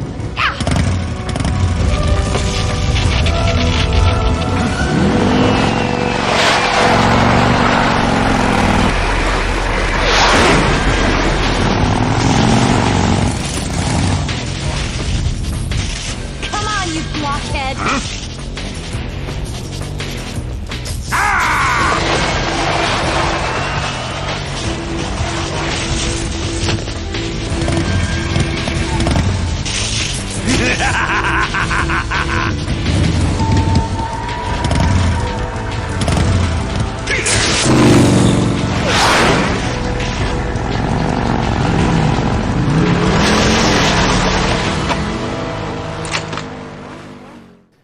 Immediately shoot and try to hit the treads as soon as you can. If you do so, then this battle will become a lot easier. And then, of course, try to shoot his head as much as you can. But once you have him stop, it's a rinse and repeat action of shooting the treads, waiting for him to stop, and then getting a shot at him. Sometimes the shots won't register if you're too low, so try to get as close to the head as you can in order to be able to do this. You know that you're good if he's looking over to the left or right, depending on which tread you actually shot. So he's already down halfway, as you can see. This shot, I don't think I even get one. Yeah, I don't get one there, unfortunately. It looked like I hit him, but I guess it was just a little off. If that happens, just make sure you keep trying to get those treads before he has the chance to move. I don't even try for headshots, as I would rather make sure that I get the shots in. Immediately, as soon as you shoot it, go for him. And you should be able to complete this. I have 0 rockets left by the end of this, so try to be as quick as you can when it comes to as soon as you have the opportunity to take the treads out before he has a chance to really, really move. And don't miss too many shots. As you can see here, I'm already too late there, so I have to go ahead and get a little bit closer because I'm getting a little far away, and that makes it a lot tougher to get the headshot in and have it count. But other than that, as you can see, it wasn't too difficult to do. Just one more shot, and he is down. Go for the treads again one last time. And as you can see, we've got 0 left, so this was a nice shot.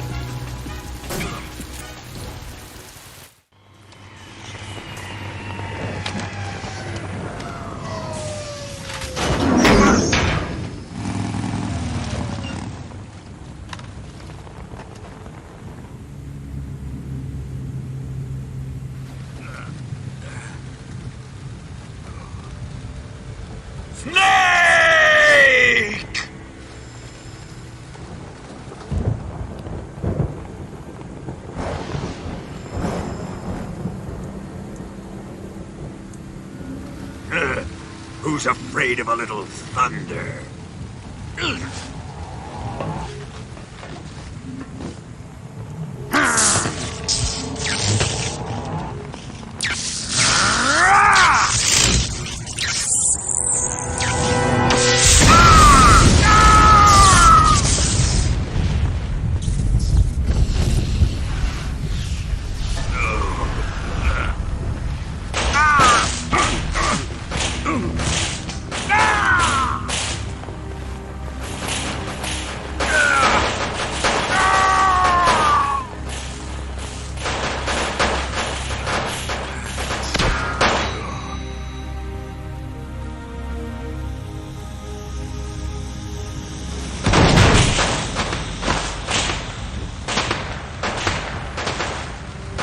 Fried by a bolt of lightning. A fitting end. It's finally over.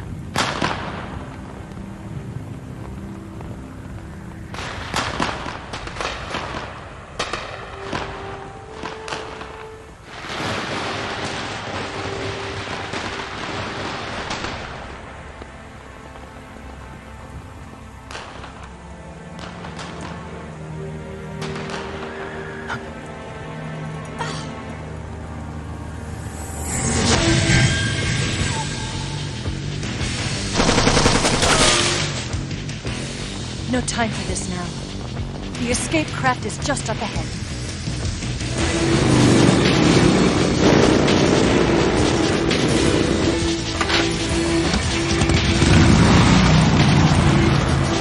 Let's get going.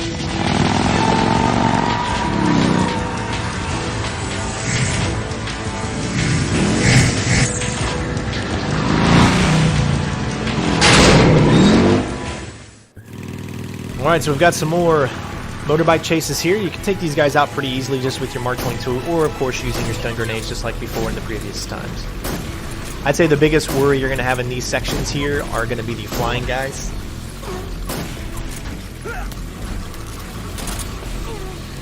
But remember, if you're facing them with the camo, you don't even have to worry about them shooting at you.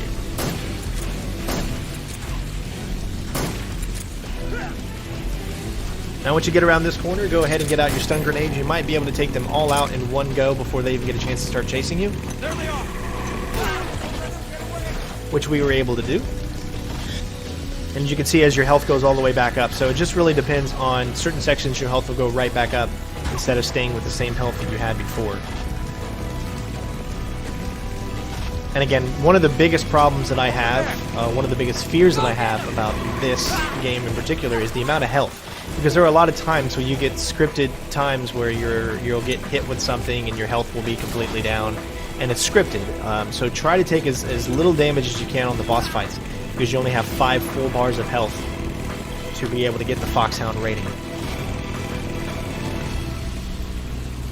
So just get through these sections. This first one, again, is not too difficult.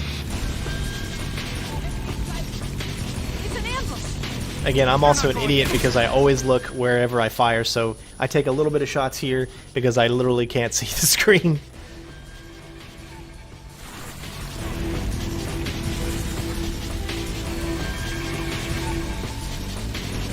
But you're done with that section, and then we can go ahead and pretty much almost move on just a little bit here. And then we'll have the second section up, which is not as tough as those little parts right there. Especially with the Cold War camo. So here, of course, go ahead and get out your Mark 22. Make sure you're facing behind it. You've got the flying demons. Just do as good as you can. It's very hard to hit these guys, especially with my aim. I'm like Big Boss himself. I've only got one eye, so it actually kind of feels like real. Like Boss would have Big Boss would have a hard time, just like me, firing at these enemies. It's kind of surreal and unique when you have the same disability that the guy that you're playing in the video game does. But I've learned to live with it. So shoot them as many as you can. Again, you're facing them, so as long as you're facing them, they won't shoot back at you. You still could take a little bit of damage when you look at one side and then you got the guy on the other side, which is why I try to actually take them out. And of course, the trees get in the way sometimes. The only thing you have to worry about in this is going to be a log up ahead that you have to shoot, so as soon as she says it, turn around. Don't wait too long, because you need to prepare yourself for it. The other thing is they will keep coming, so maybe leave one of them alive, so that way the others don't just keep coming. Alright, now the log is there, we can go ahead and turn around and use our RPG. Try to aim a little higher than you think, and you should be able to take it out. And then I did a second just in case. And this is all that's left. These last 3 guys here, and then you're done with this whole chase sequence, which is just really crazy. Actually, it's not. I'm sorry. I totally forgot. There's still one more section. It just goes on and on and on. Here is actually pretty easy, though. You've got guys coming at you from the left and the right. You can get some good stun grenades in here and take them out pretty simple, or you can use your Mark 22 here. Always go for the drivers. It'll knock both of them out if you can.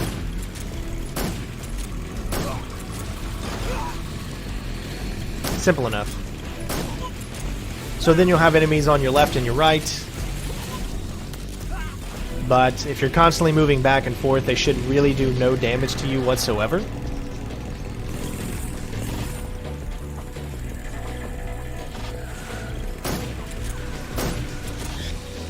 And the last section we have in this video is going to be us escaping and escorting Eva throughout the rest of this section, which can be a little tough to do, but hopefully I'll be able to guide you through it.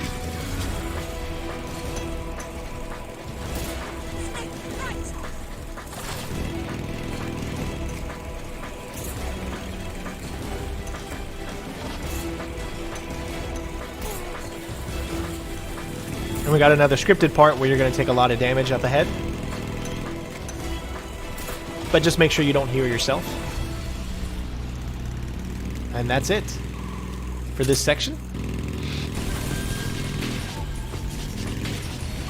There is like one enemy left, I think, but he's not really a big problem. He'll automatically just blow up. Here comes our jump. Hold on tight. Yeah.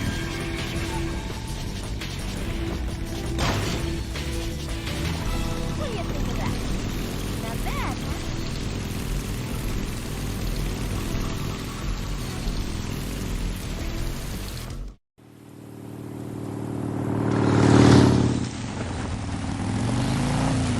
Looks like they finally gave up.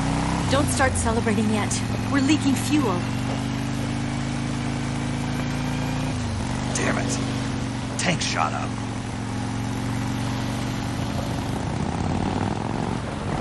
Crap.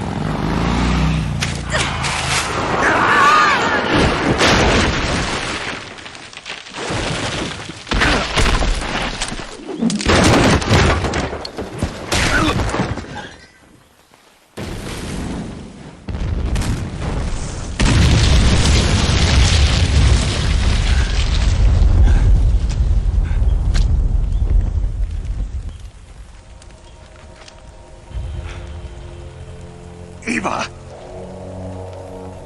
I'm over here.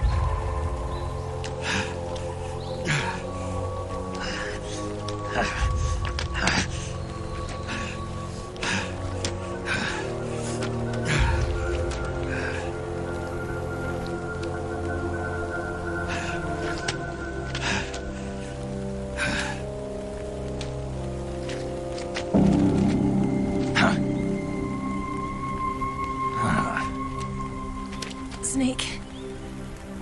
How's it look? Pretty bad.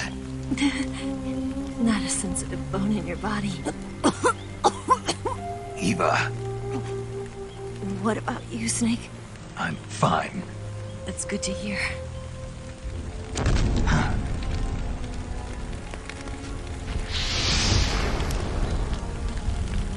We have to get away from here, Eva.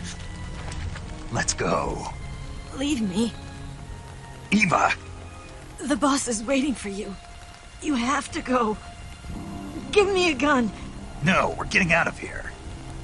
We're still far away from the lake. I'll never make it. I can't believe this. Uh-huh. I never thought I'd see you act this weak. What do you mean? Listen to me, Eva. We're doing this together. No, you... Eva, I need you. Say that one more time. I need you. I can't fly the wig by myself.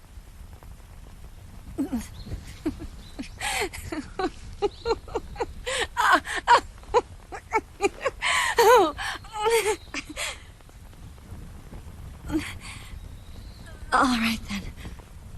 I guess I'd better help you out.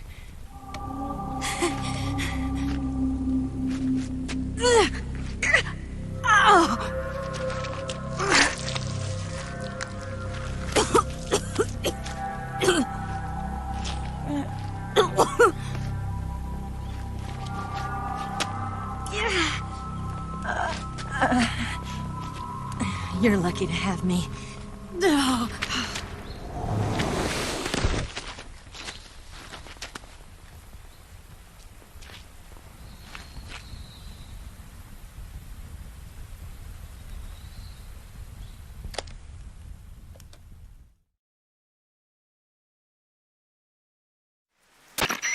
Snake, can you hear me?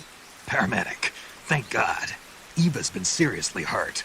So have you. Luckily, I think her organs are all intact, but... Calm down, Snake. Calm down.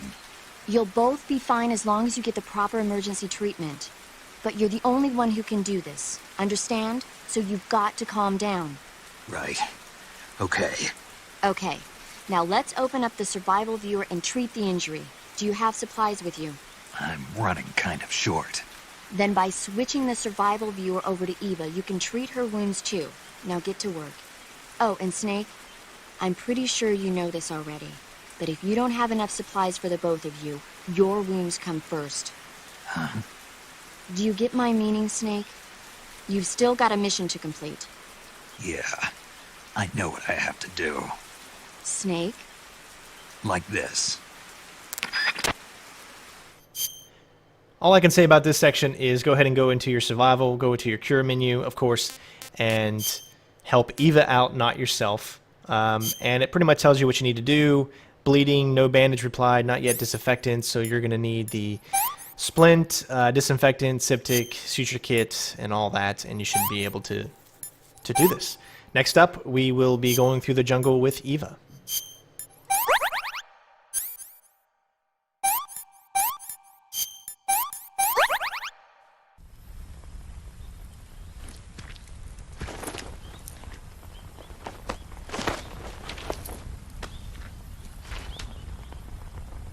Can you walk? Yeah, I think so.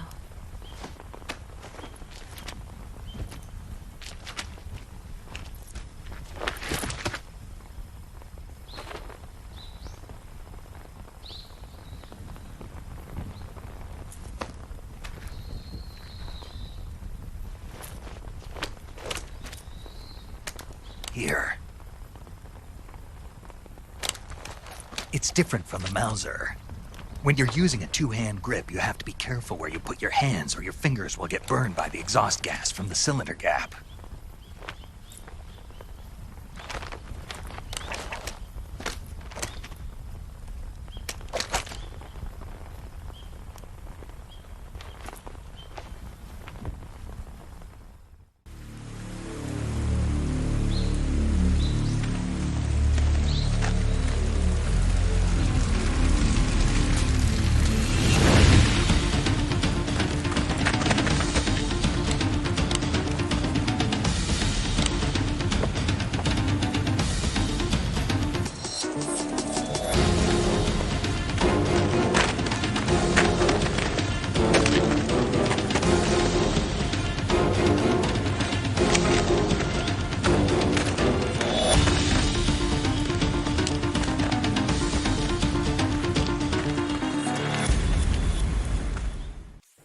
So first thing we're going to do is make sure you go back into your camouflage and go back to your tiger stripe here, and then have her follow you. In order to follow you, you need to hit the triangle or the Y button and just stay in a close proximity to her. Constantly move, don't stop, because the enemies are going to be coming through this area any second, and then once they do, they can kind of creep up on you, so keep moving forward and you shouldn't have any problems with actually her seeing you. Or them seeing you, should I say. So keep going, and once you get to this point down here, you should automatically move over to the right, which is going to be the next section that you can actually get into. But what we want to do is make sure that we actually heal Eva a little bit as well.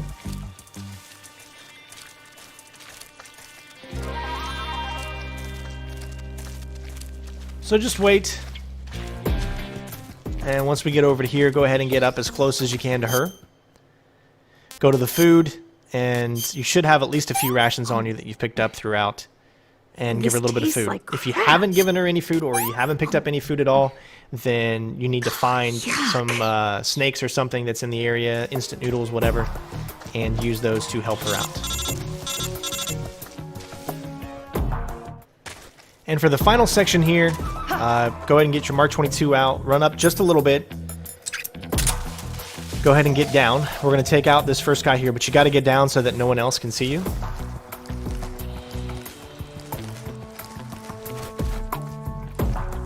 So take him out.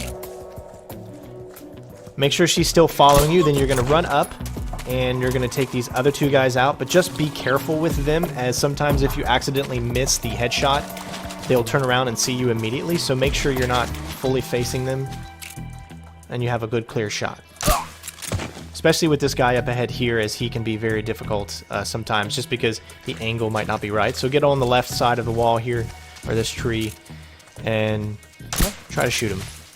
Once that, he'll eventually go out, and then you just need to take out the rest of the guys. So keep moving up here. She should be able to follow you continually as well. Once you get up here at the lookout point, there's just a few guys you need to take out. One guy will be pretty much straight ahead that you can see. Another guy is going to be below you. And then there'll be one other guy to the left. Once you shoot this guy here, then the guy to the left will automatically come out after a few seconds. There's also two other guys that are hiding inside bushes, but you should never have to cross their paths the way that we go, so you won't have to take them out. Last but not least is this guy over here on the left. Once he is done, you are free to go, continually move on, stick to the left side when you drop down, and you should be able to complete this section. And we have one video left in the Metal Gear Solid 3 walkthrough, guys. Hopefully you've been enjoying. Thank you for all the support. It means a lot to me that you've been here to support throughout the videos. Don't forget to follow me on Facebook, CenterStrain01, for all the latest updates and all that good stuff. We're going to be starting some live streaming up really soon, pretty much almost every single day. So hopefully you guys are going to enjoy that. Lots of cool things coming up and some big news coming our way as well. Thank you guys for watching, and of course I will see you on the final video. Peace out.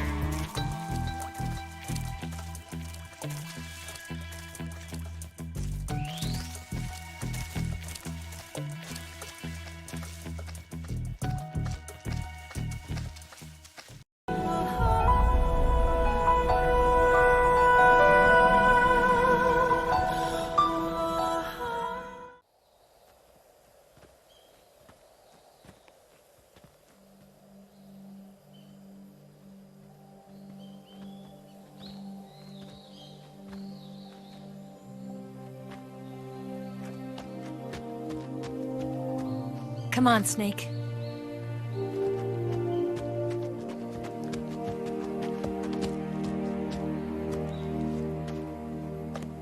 We made it. We made it. Over there.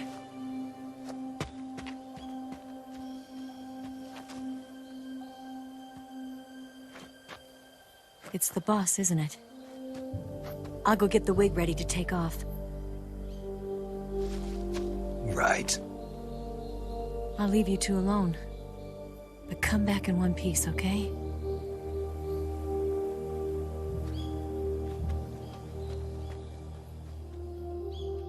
Promise me!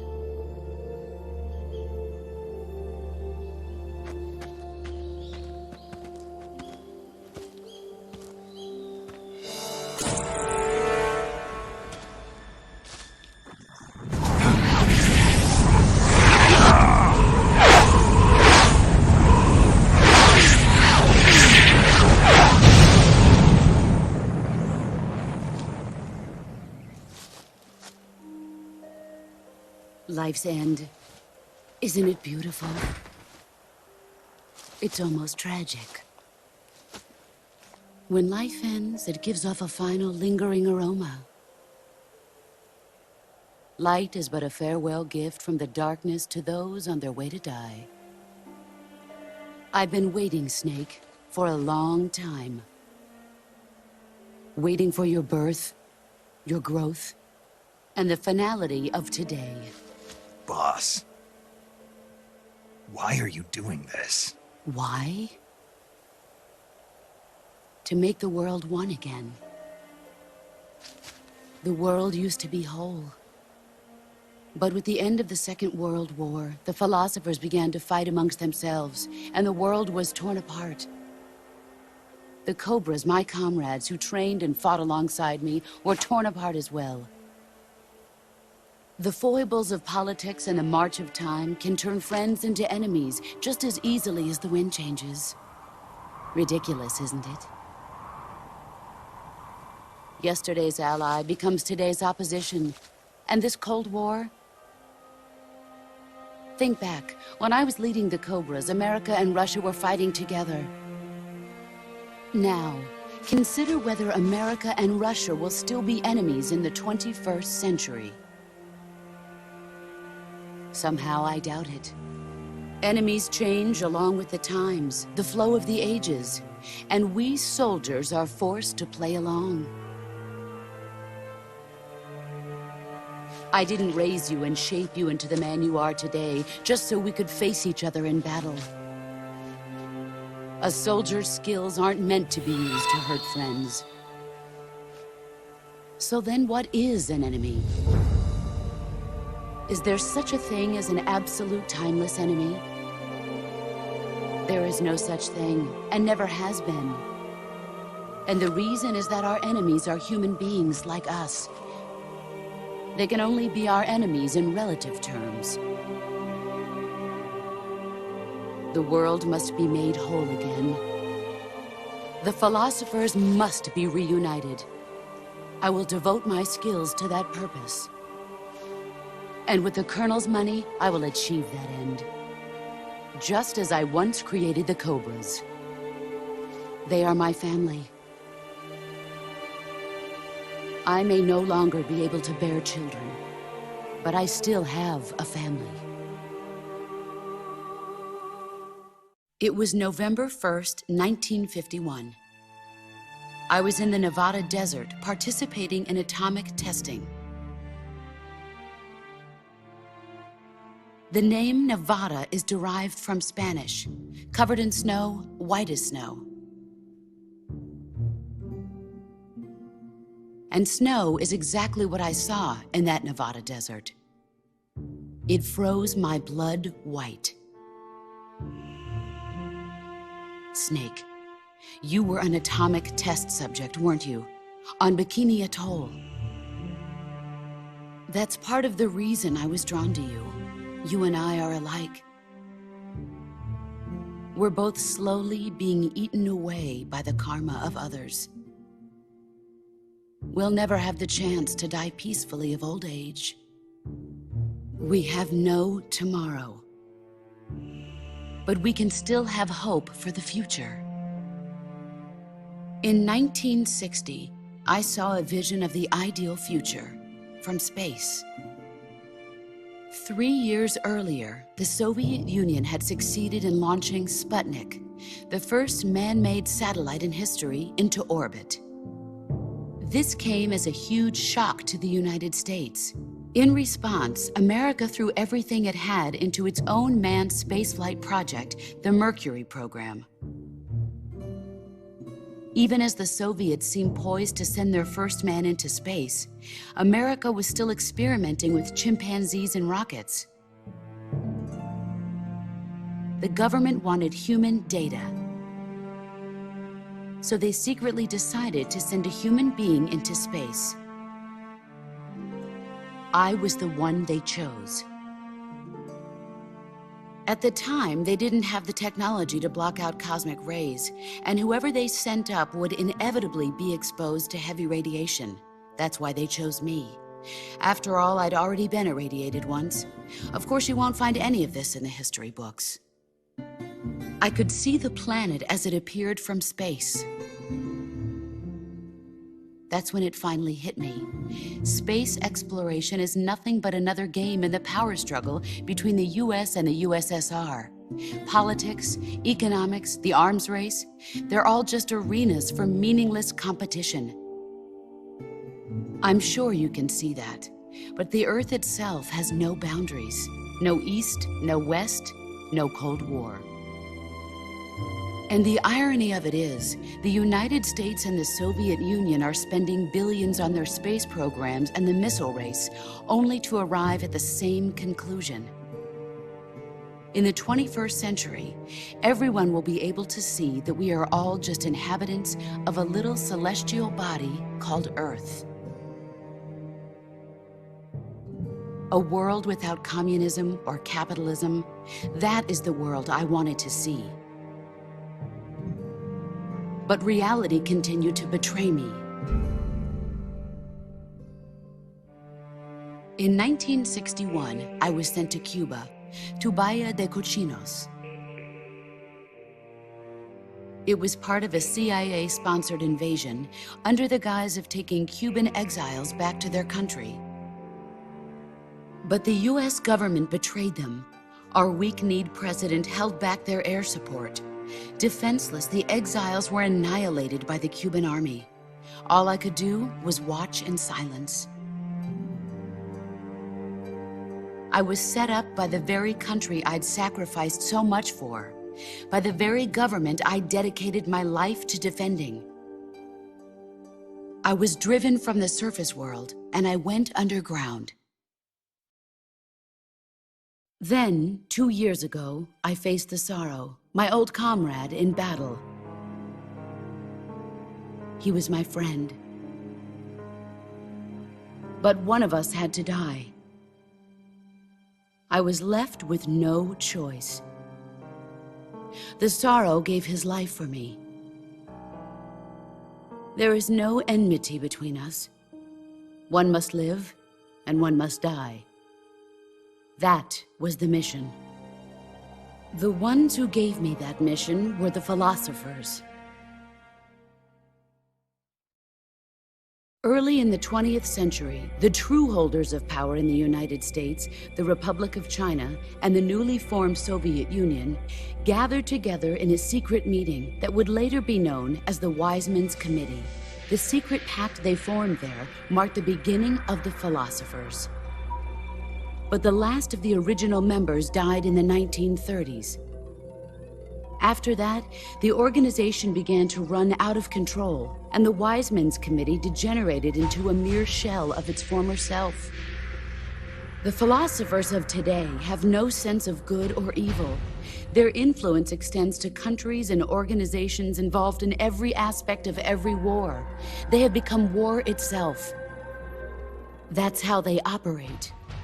The sacrifices of war cause a shift in the times. This shift leads to renewed conflict, and in turn triggers the next war. Like a nuclear chain reaction, each conflict sparks countless others, forming an endless spiral that will continue on for eternity. Do you understand what I'm saying, Snake? By consuming me and you, the philosophers intend to keep that cycle going forever. It was my father who explained all of this to me. He was one of them. You see, I am the last remaining child of the philosophers. But after he revealed the truth, my father was killed by that same shapeless, formless organization. And my father isn't the only thing the philosophers have taken from me. In June of 1944, the Cobras and I took part in the landing at Normandy. We'd been given a top-secret mission to locate and destroy enemy V-2 rocket installations. I was pregnant at the time. The Sorrow was the father. I gave birth on the field of battle. A beautiful baby boy. But my child was snatched away from me by the philosophers.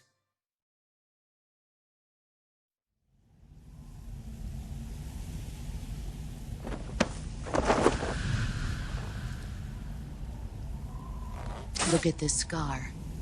This is proof that I was once a mother. I gave up my body and my child for my country. There is nothing left inside me now. Nothing at all. No hatred, not even regret. And yet sometimes at night, I can still feel the pain creeping up inside me, slithering through my body like a snake.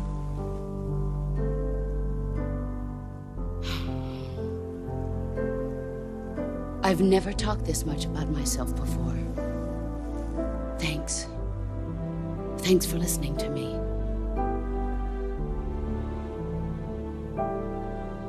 I feel content. Snake, commence the operation. I raised you. I loved you.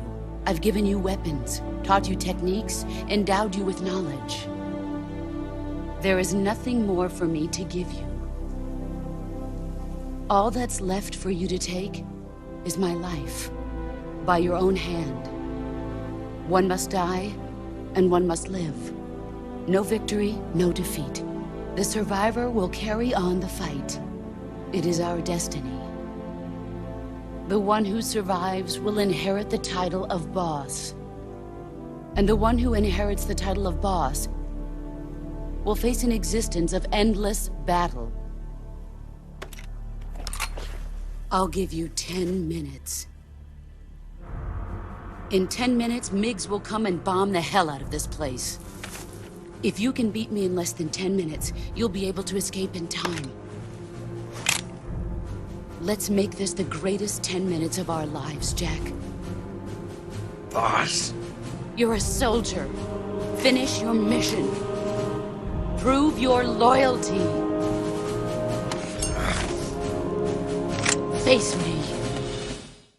Let's see. Ladies and gents, welcome to the final part of Metal Gear Solid 3 Foxhound Edition European Extreme walkthrough. Hopefully you guys enjoyed the entire walkthrough. So let me explain this boss fight. Immediately get out your Mark 22. She's going to rush at you. Wait till you hear Snake grunt. Once he grunts, that is when you want to hold down the CQC button, whatever it is on your game. Then immediately, as soon as you get control again, shoot her in the head twice. Get behind her, then CQC her again. Then you want to get out your stun grenade and throw it up in the air. Immediately get back out your Mark 22 and repeat the process 3 times. And then keep doing it. You can only do 3 times because you only have 3 stun grenades. I know that's a lot to say in the very, very beginning. It is a little tricky to get it first, but it is a very easy way of being able to defeat the boss. You always want to wait until Snake grunts before you hold down the CQC button, as sometimes she does a little sidestep, and if she does that sidestep, then you need to make sure you haven't hit it yet, because if you do, you'll automatically lose the CQC battle. So once Snake grunts, that is when you immediately want to hold down the CQC button so that you can actually win the counter. And then using the stun grenades, and then at the end, you just mix this process over and over again of CQCing her, shooting her twice, and then getting behind her as quickly as you can. If you do not get behind her, you will not be able to CQC her again for the second time. So you just have to remember that. Hopefully you all enjoyed, and of course, I will see you more towards the end of the game.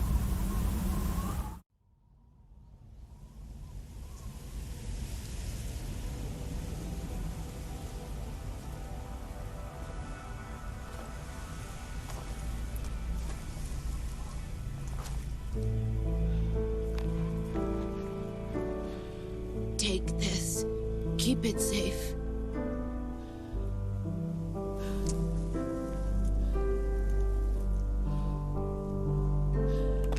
It's our only hope.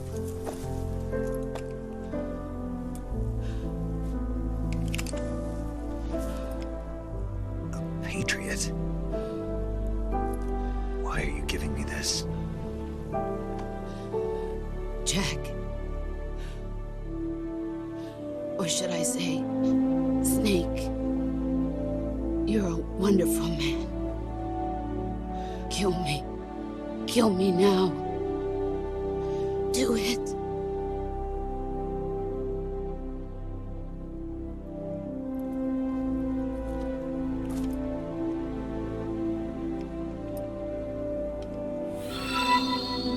There's only room for one boss and one Snake.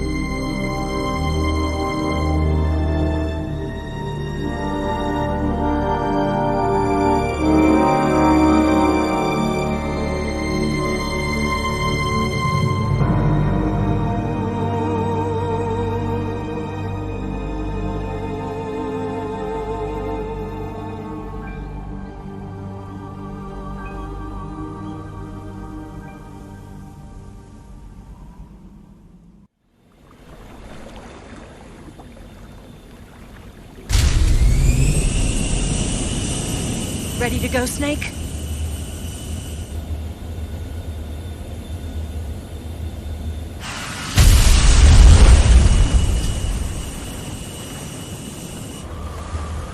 Are you okay?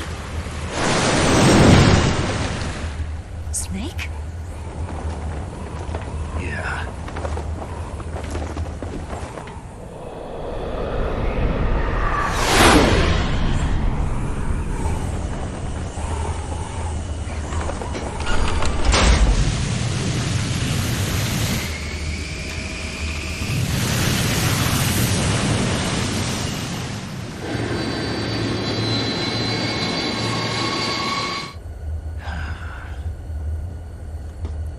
I told you you could trust me.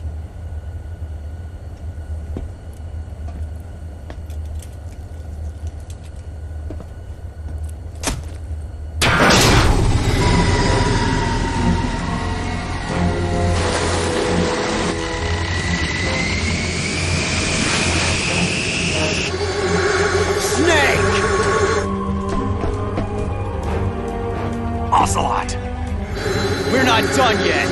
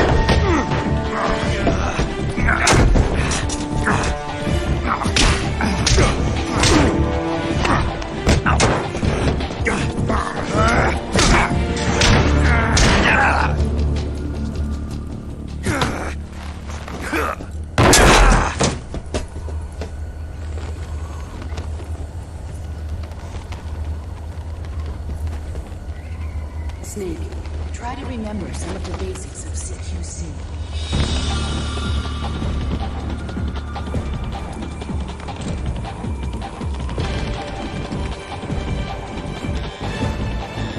Not good!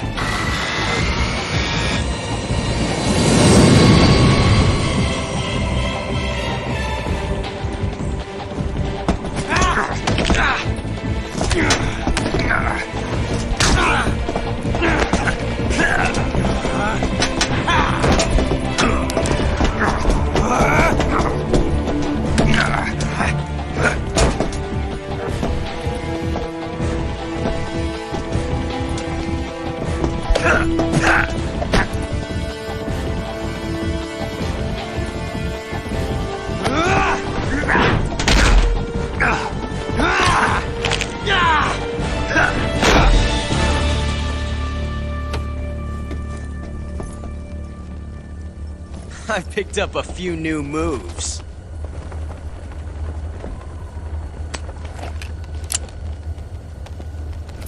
Huh. It doesn't feel right to shoot an unarmed man.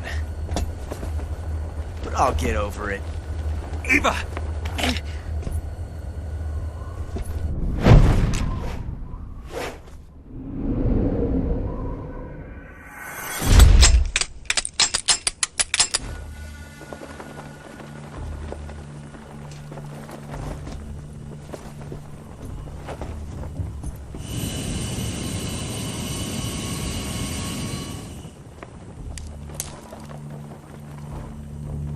What do you say to one last showdown?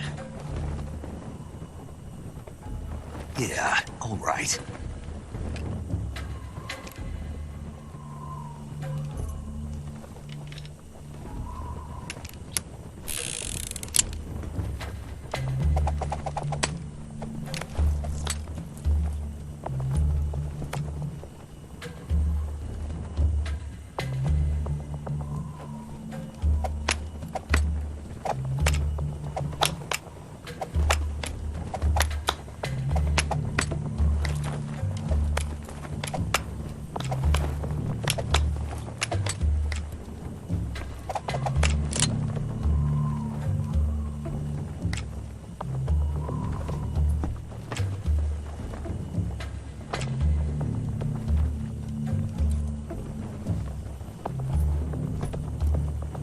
What's your name? Snake. No. Not that name. You're not a snake, and I'm not an ocelot. We're men with names. My name is Adamska. What's yours? John. Very well, John. Plain name. But I won't forget it.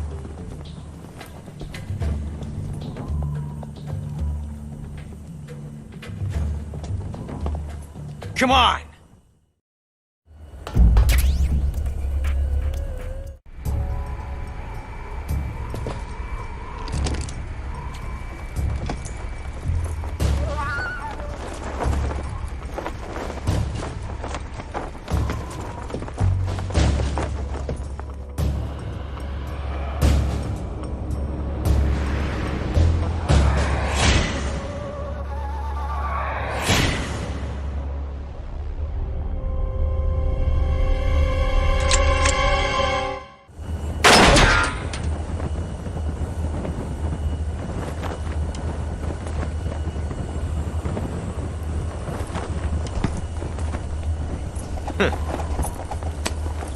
Looks like my luck has finally changed.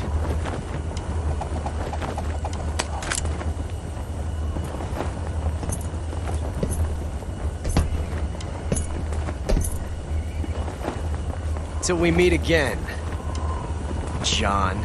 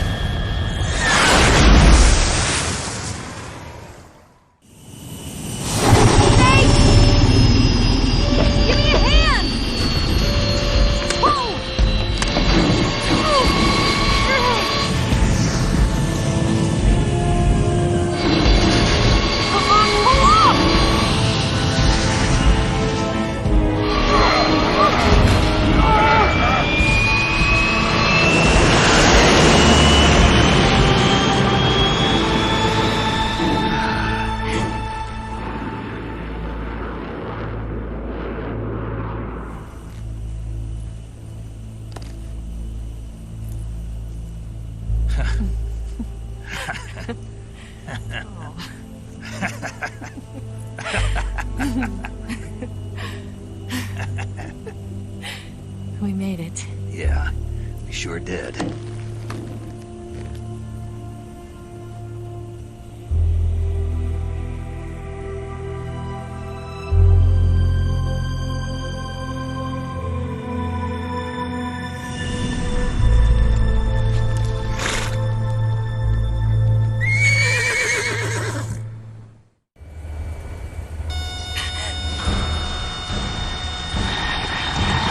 Oh no, Migs!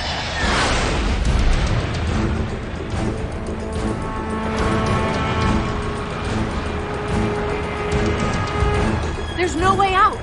What are we gonna do? We've come too far to let them stop us now. Those things have got to be armed. It's no use. There's no way we can outmaneuver them.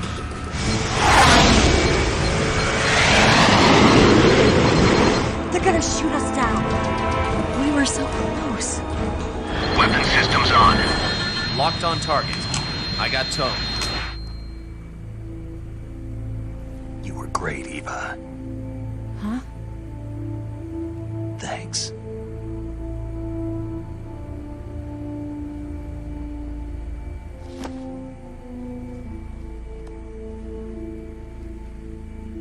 Bulk 19, this is Control. Stand by for a direct order from the chairman. Bulk 19, return to base immediately. Do you read me? This is a direct order from Comrade Khrushchev. Return to base immediately. Bulk 19, do you copy? Understood. Aborting mission. RTB. Look! The MiGs are turning back! Woo!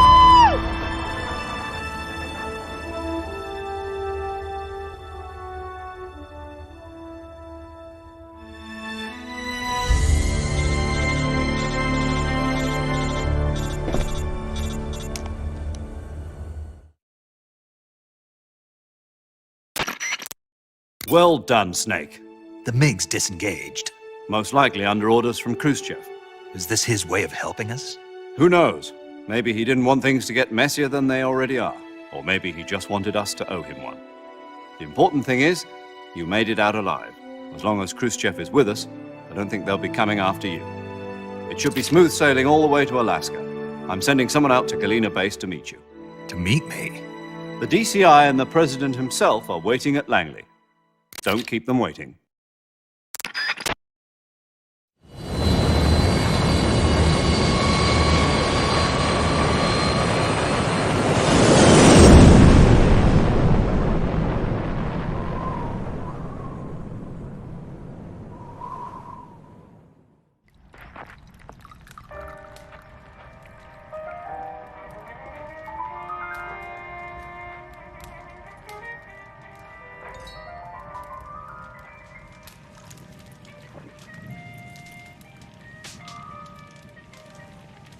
So what are you going to do now? Go back to the KGB? What do you want me to do? Did you ever think about coming back to America? I can't go back. I've left America behind me. But you saved this country. I didn't do it alone.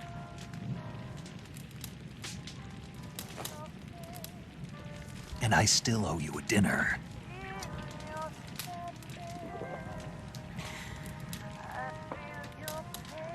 Is that part of your mission too? Or is it an order? Or is it an invitation?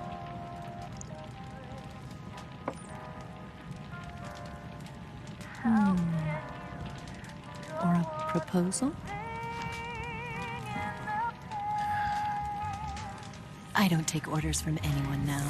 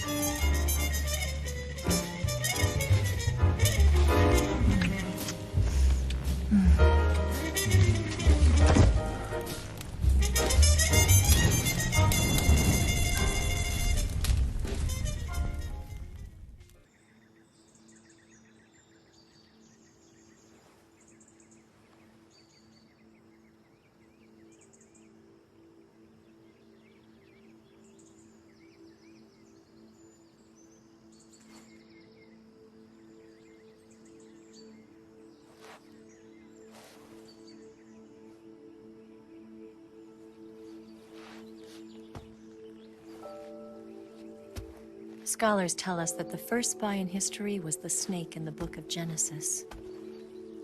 In that story, it was Eve who was tempted by the snake in the Garden of Eden. But this time around, it was I who tempted the snake and got away with the forbidden fruit of knowledge. Forgive me, Snake.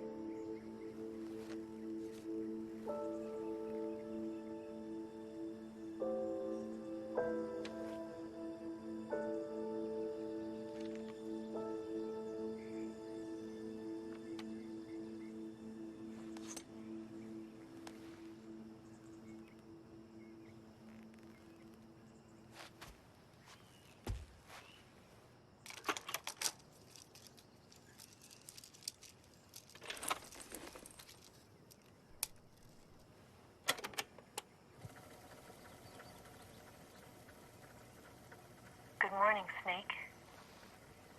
I hope you slept well. First First of all, I have to apologize. I wasn't sent by Khrushchev. I'm not a KGB spy, and I never worked for the NSA. I'm an agent of the People's Republic of China for the General HQ 2nd Department of the People's Liberation Army. It was all a lie. I tricked you. And I'm sorry.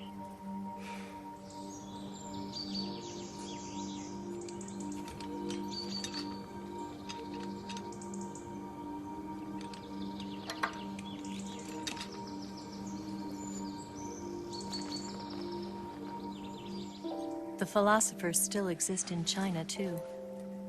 You see, my mission was to find out where Volgin was hiding the philosopher's legacy and steal it.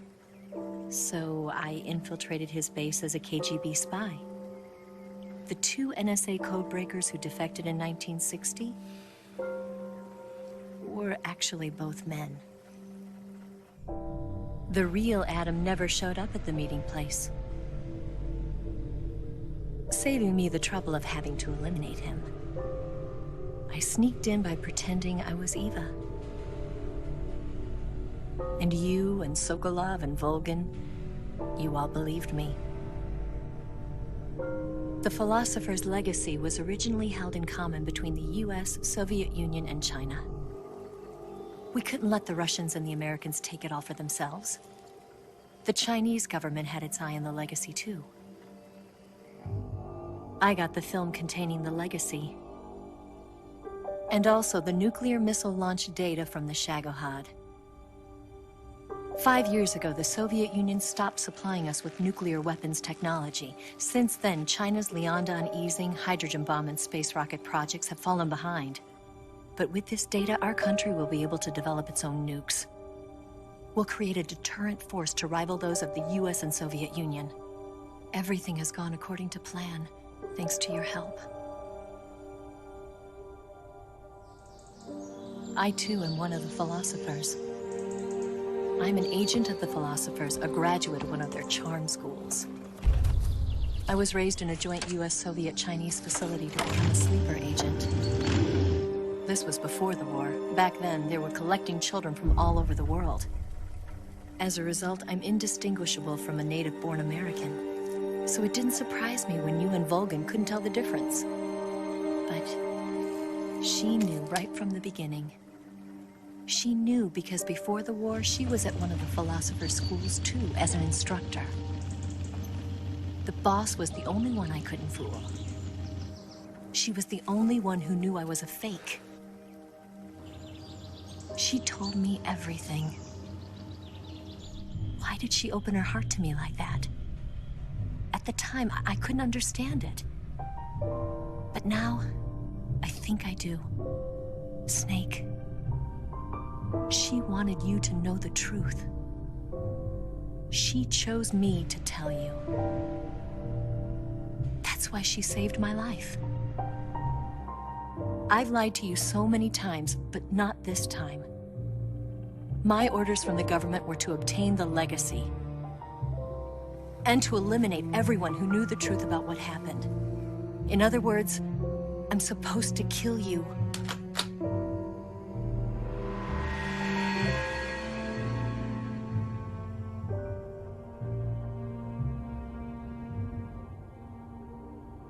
But I can't do it.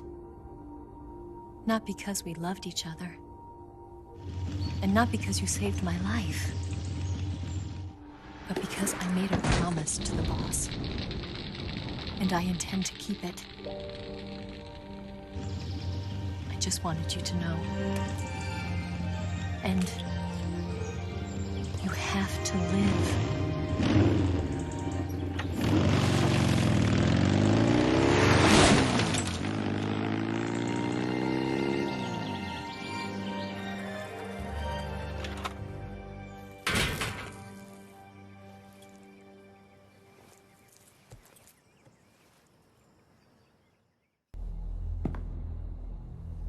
Snake, listen to me.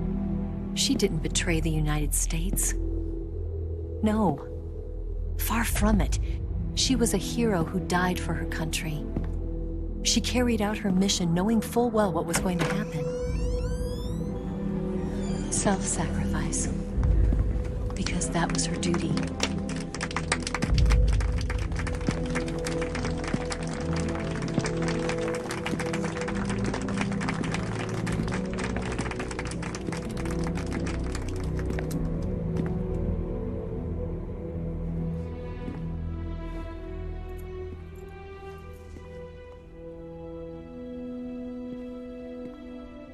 You are above even the boss.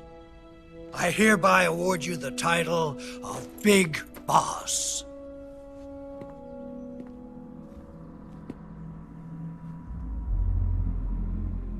You are a true patriot.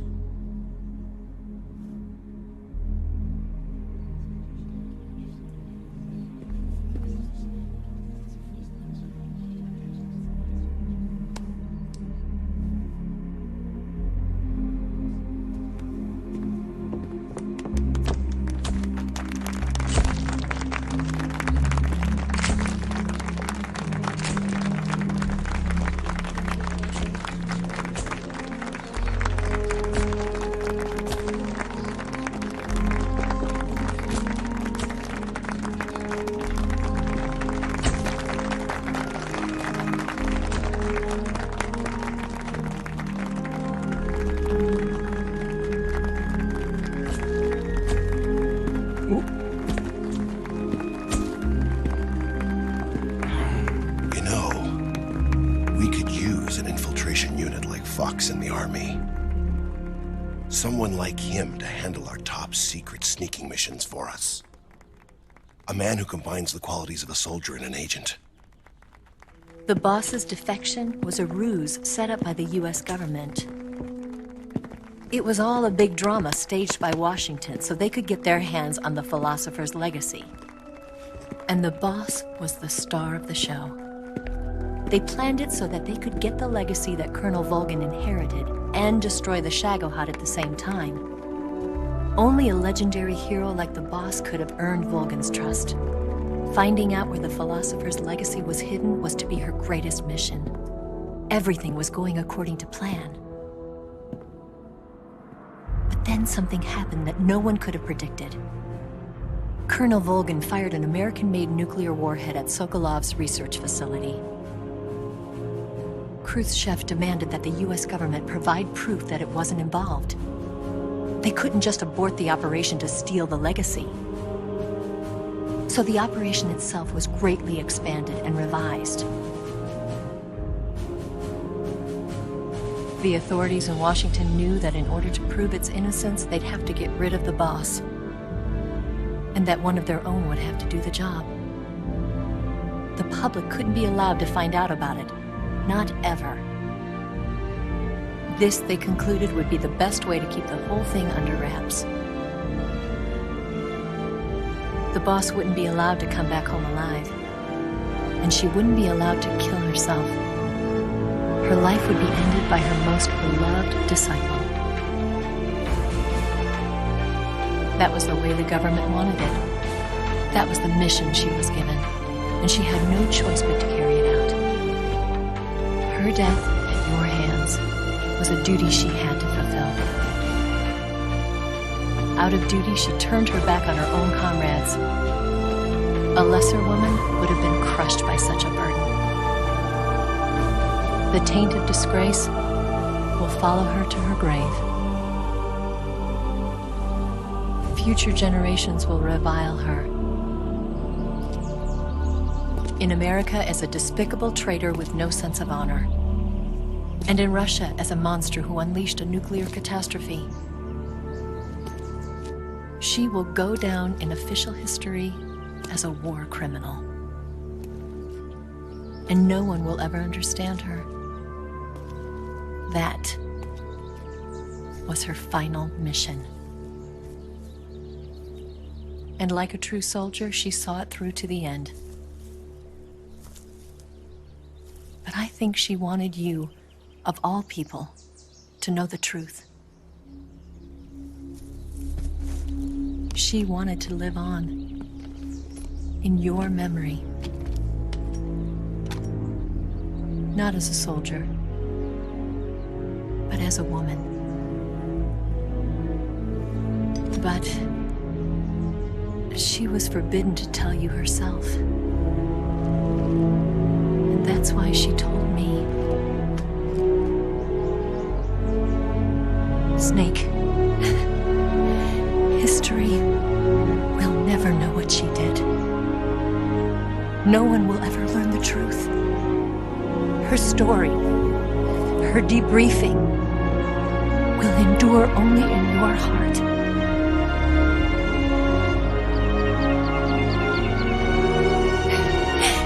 Everything she did for her country. She sacrificed her life and her honor for her native land. She was a real hero. She was a true patriot.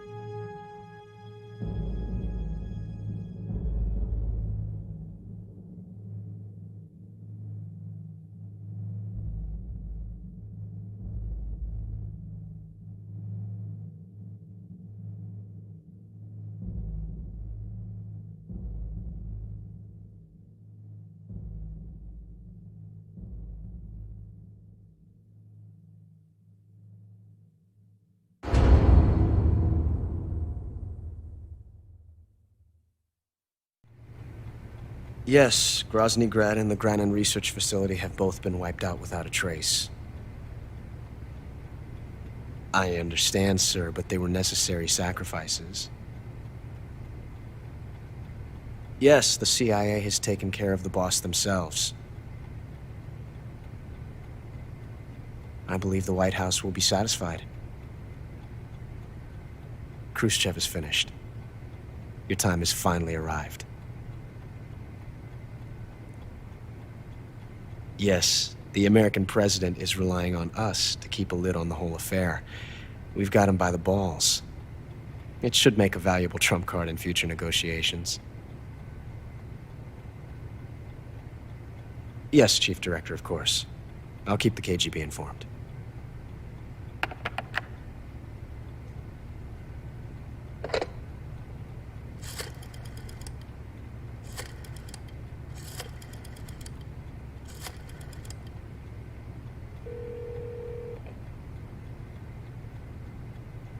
Yes, it's me.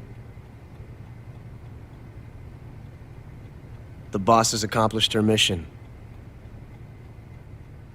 The philosopher's legacy is now safely with us, in America's hands. With this money, yes, the philosophers can finally be revived. The film we handed the Chinese was a fake. Peking must be in an uproar right about now. I'm afraid so. Only half the money has made it back to the United States. The KGB must still have part of the legacy. Yes, the weapon has been reduced to ashes. That's right. Grozny Grad has been obliterated by the Davy Crockett we brought in as well. Yes, that was the boss's work too. Speaking of which, I've obtained something from Granin that you might find interesting. It's a revolutionary new nuclear attack system. Perhaps it might just come in handy someday. Yes, we have Snake to thank for that. Khrushchev believed it as well. Yes, they bought our story. I don't think they'll be making a fuss. The secondary alert has been lifted as well. And the Soviets still haven't discovered my true identity. They have no idea that I've been triple-crossing them. I will continue my activities as a contact for the new government. Yes, it appears that no one knew that I was Adam.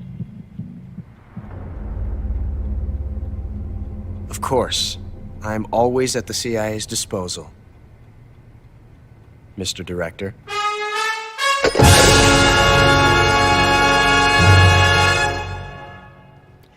Ladies and gents, that is it. Let's find out if we got the Foxhound rank. Remember, you have to go through the cutscene there at the end, but I skipped it for you guys, and we have done it. Ladies and gentlemen, 2 hours and 9 minutes. Obviously, we saved a lot, but we meant to do that to give you guys as much chance as to accomplish this. I will admit, this is the first time I have ever achieved Foxhound ranking on Metal Gear Solid 3, and I'm so excited to be able to do it. We had 0 alert phases, 0 life bars of total damage, which is awesome, and we only captured 5 plants or animals, and that is to obviously give Eva some stamina towards there in the end and whatnot. So I had such a blast doing this, guys. Don't forget to leave a big like if you appreciated it. Let me know in the comments below if this helped you out in achieving the same Foxhound rank on European Extreme.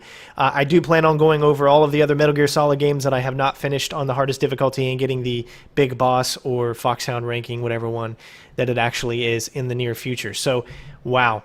I was so excited. I was so nervous because I thought I took a lot of damage, but I guess I didn't actually take that much. So this is what you'll normally get at the end. You always get a Patriot, Stealth, some face paint, Infinity face paint, flag face paints, the Tuxedo, and you'll get the DLC that you can pick up as well. You can't get the DLC anymore because it's not on a PS2, so it comes with it once you beat it.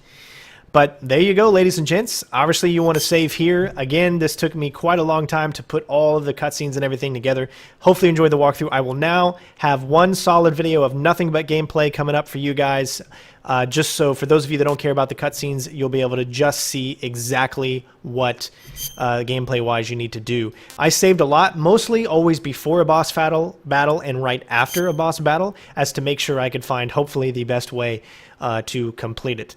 But there you go, ladies and gents. It is complete. I'm so proud of the fact that I've been able to do this. I've wanted to do it for so long, and I'm so glad that I finally did. Thanks for watching. I'll see you next time. Peace out.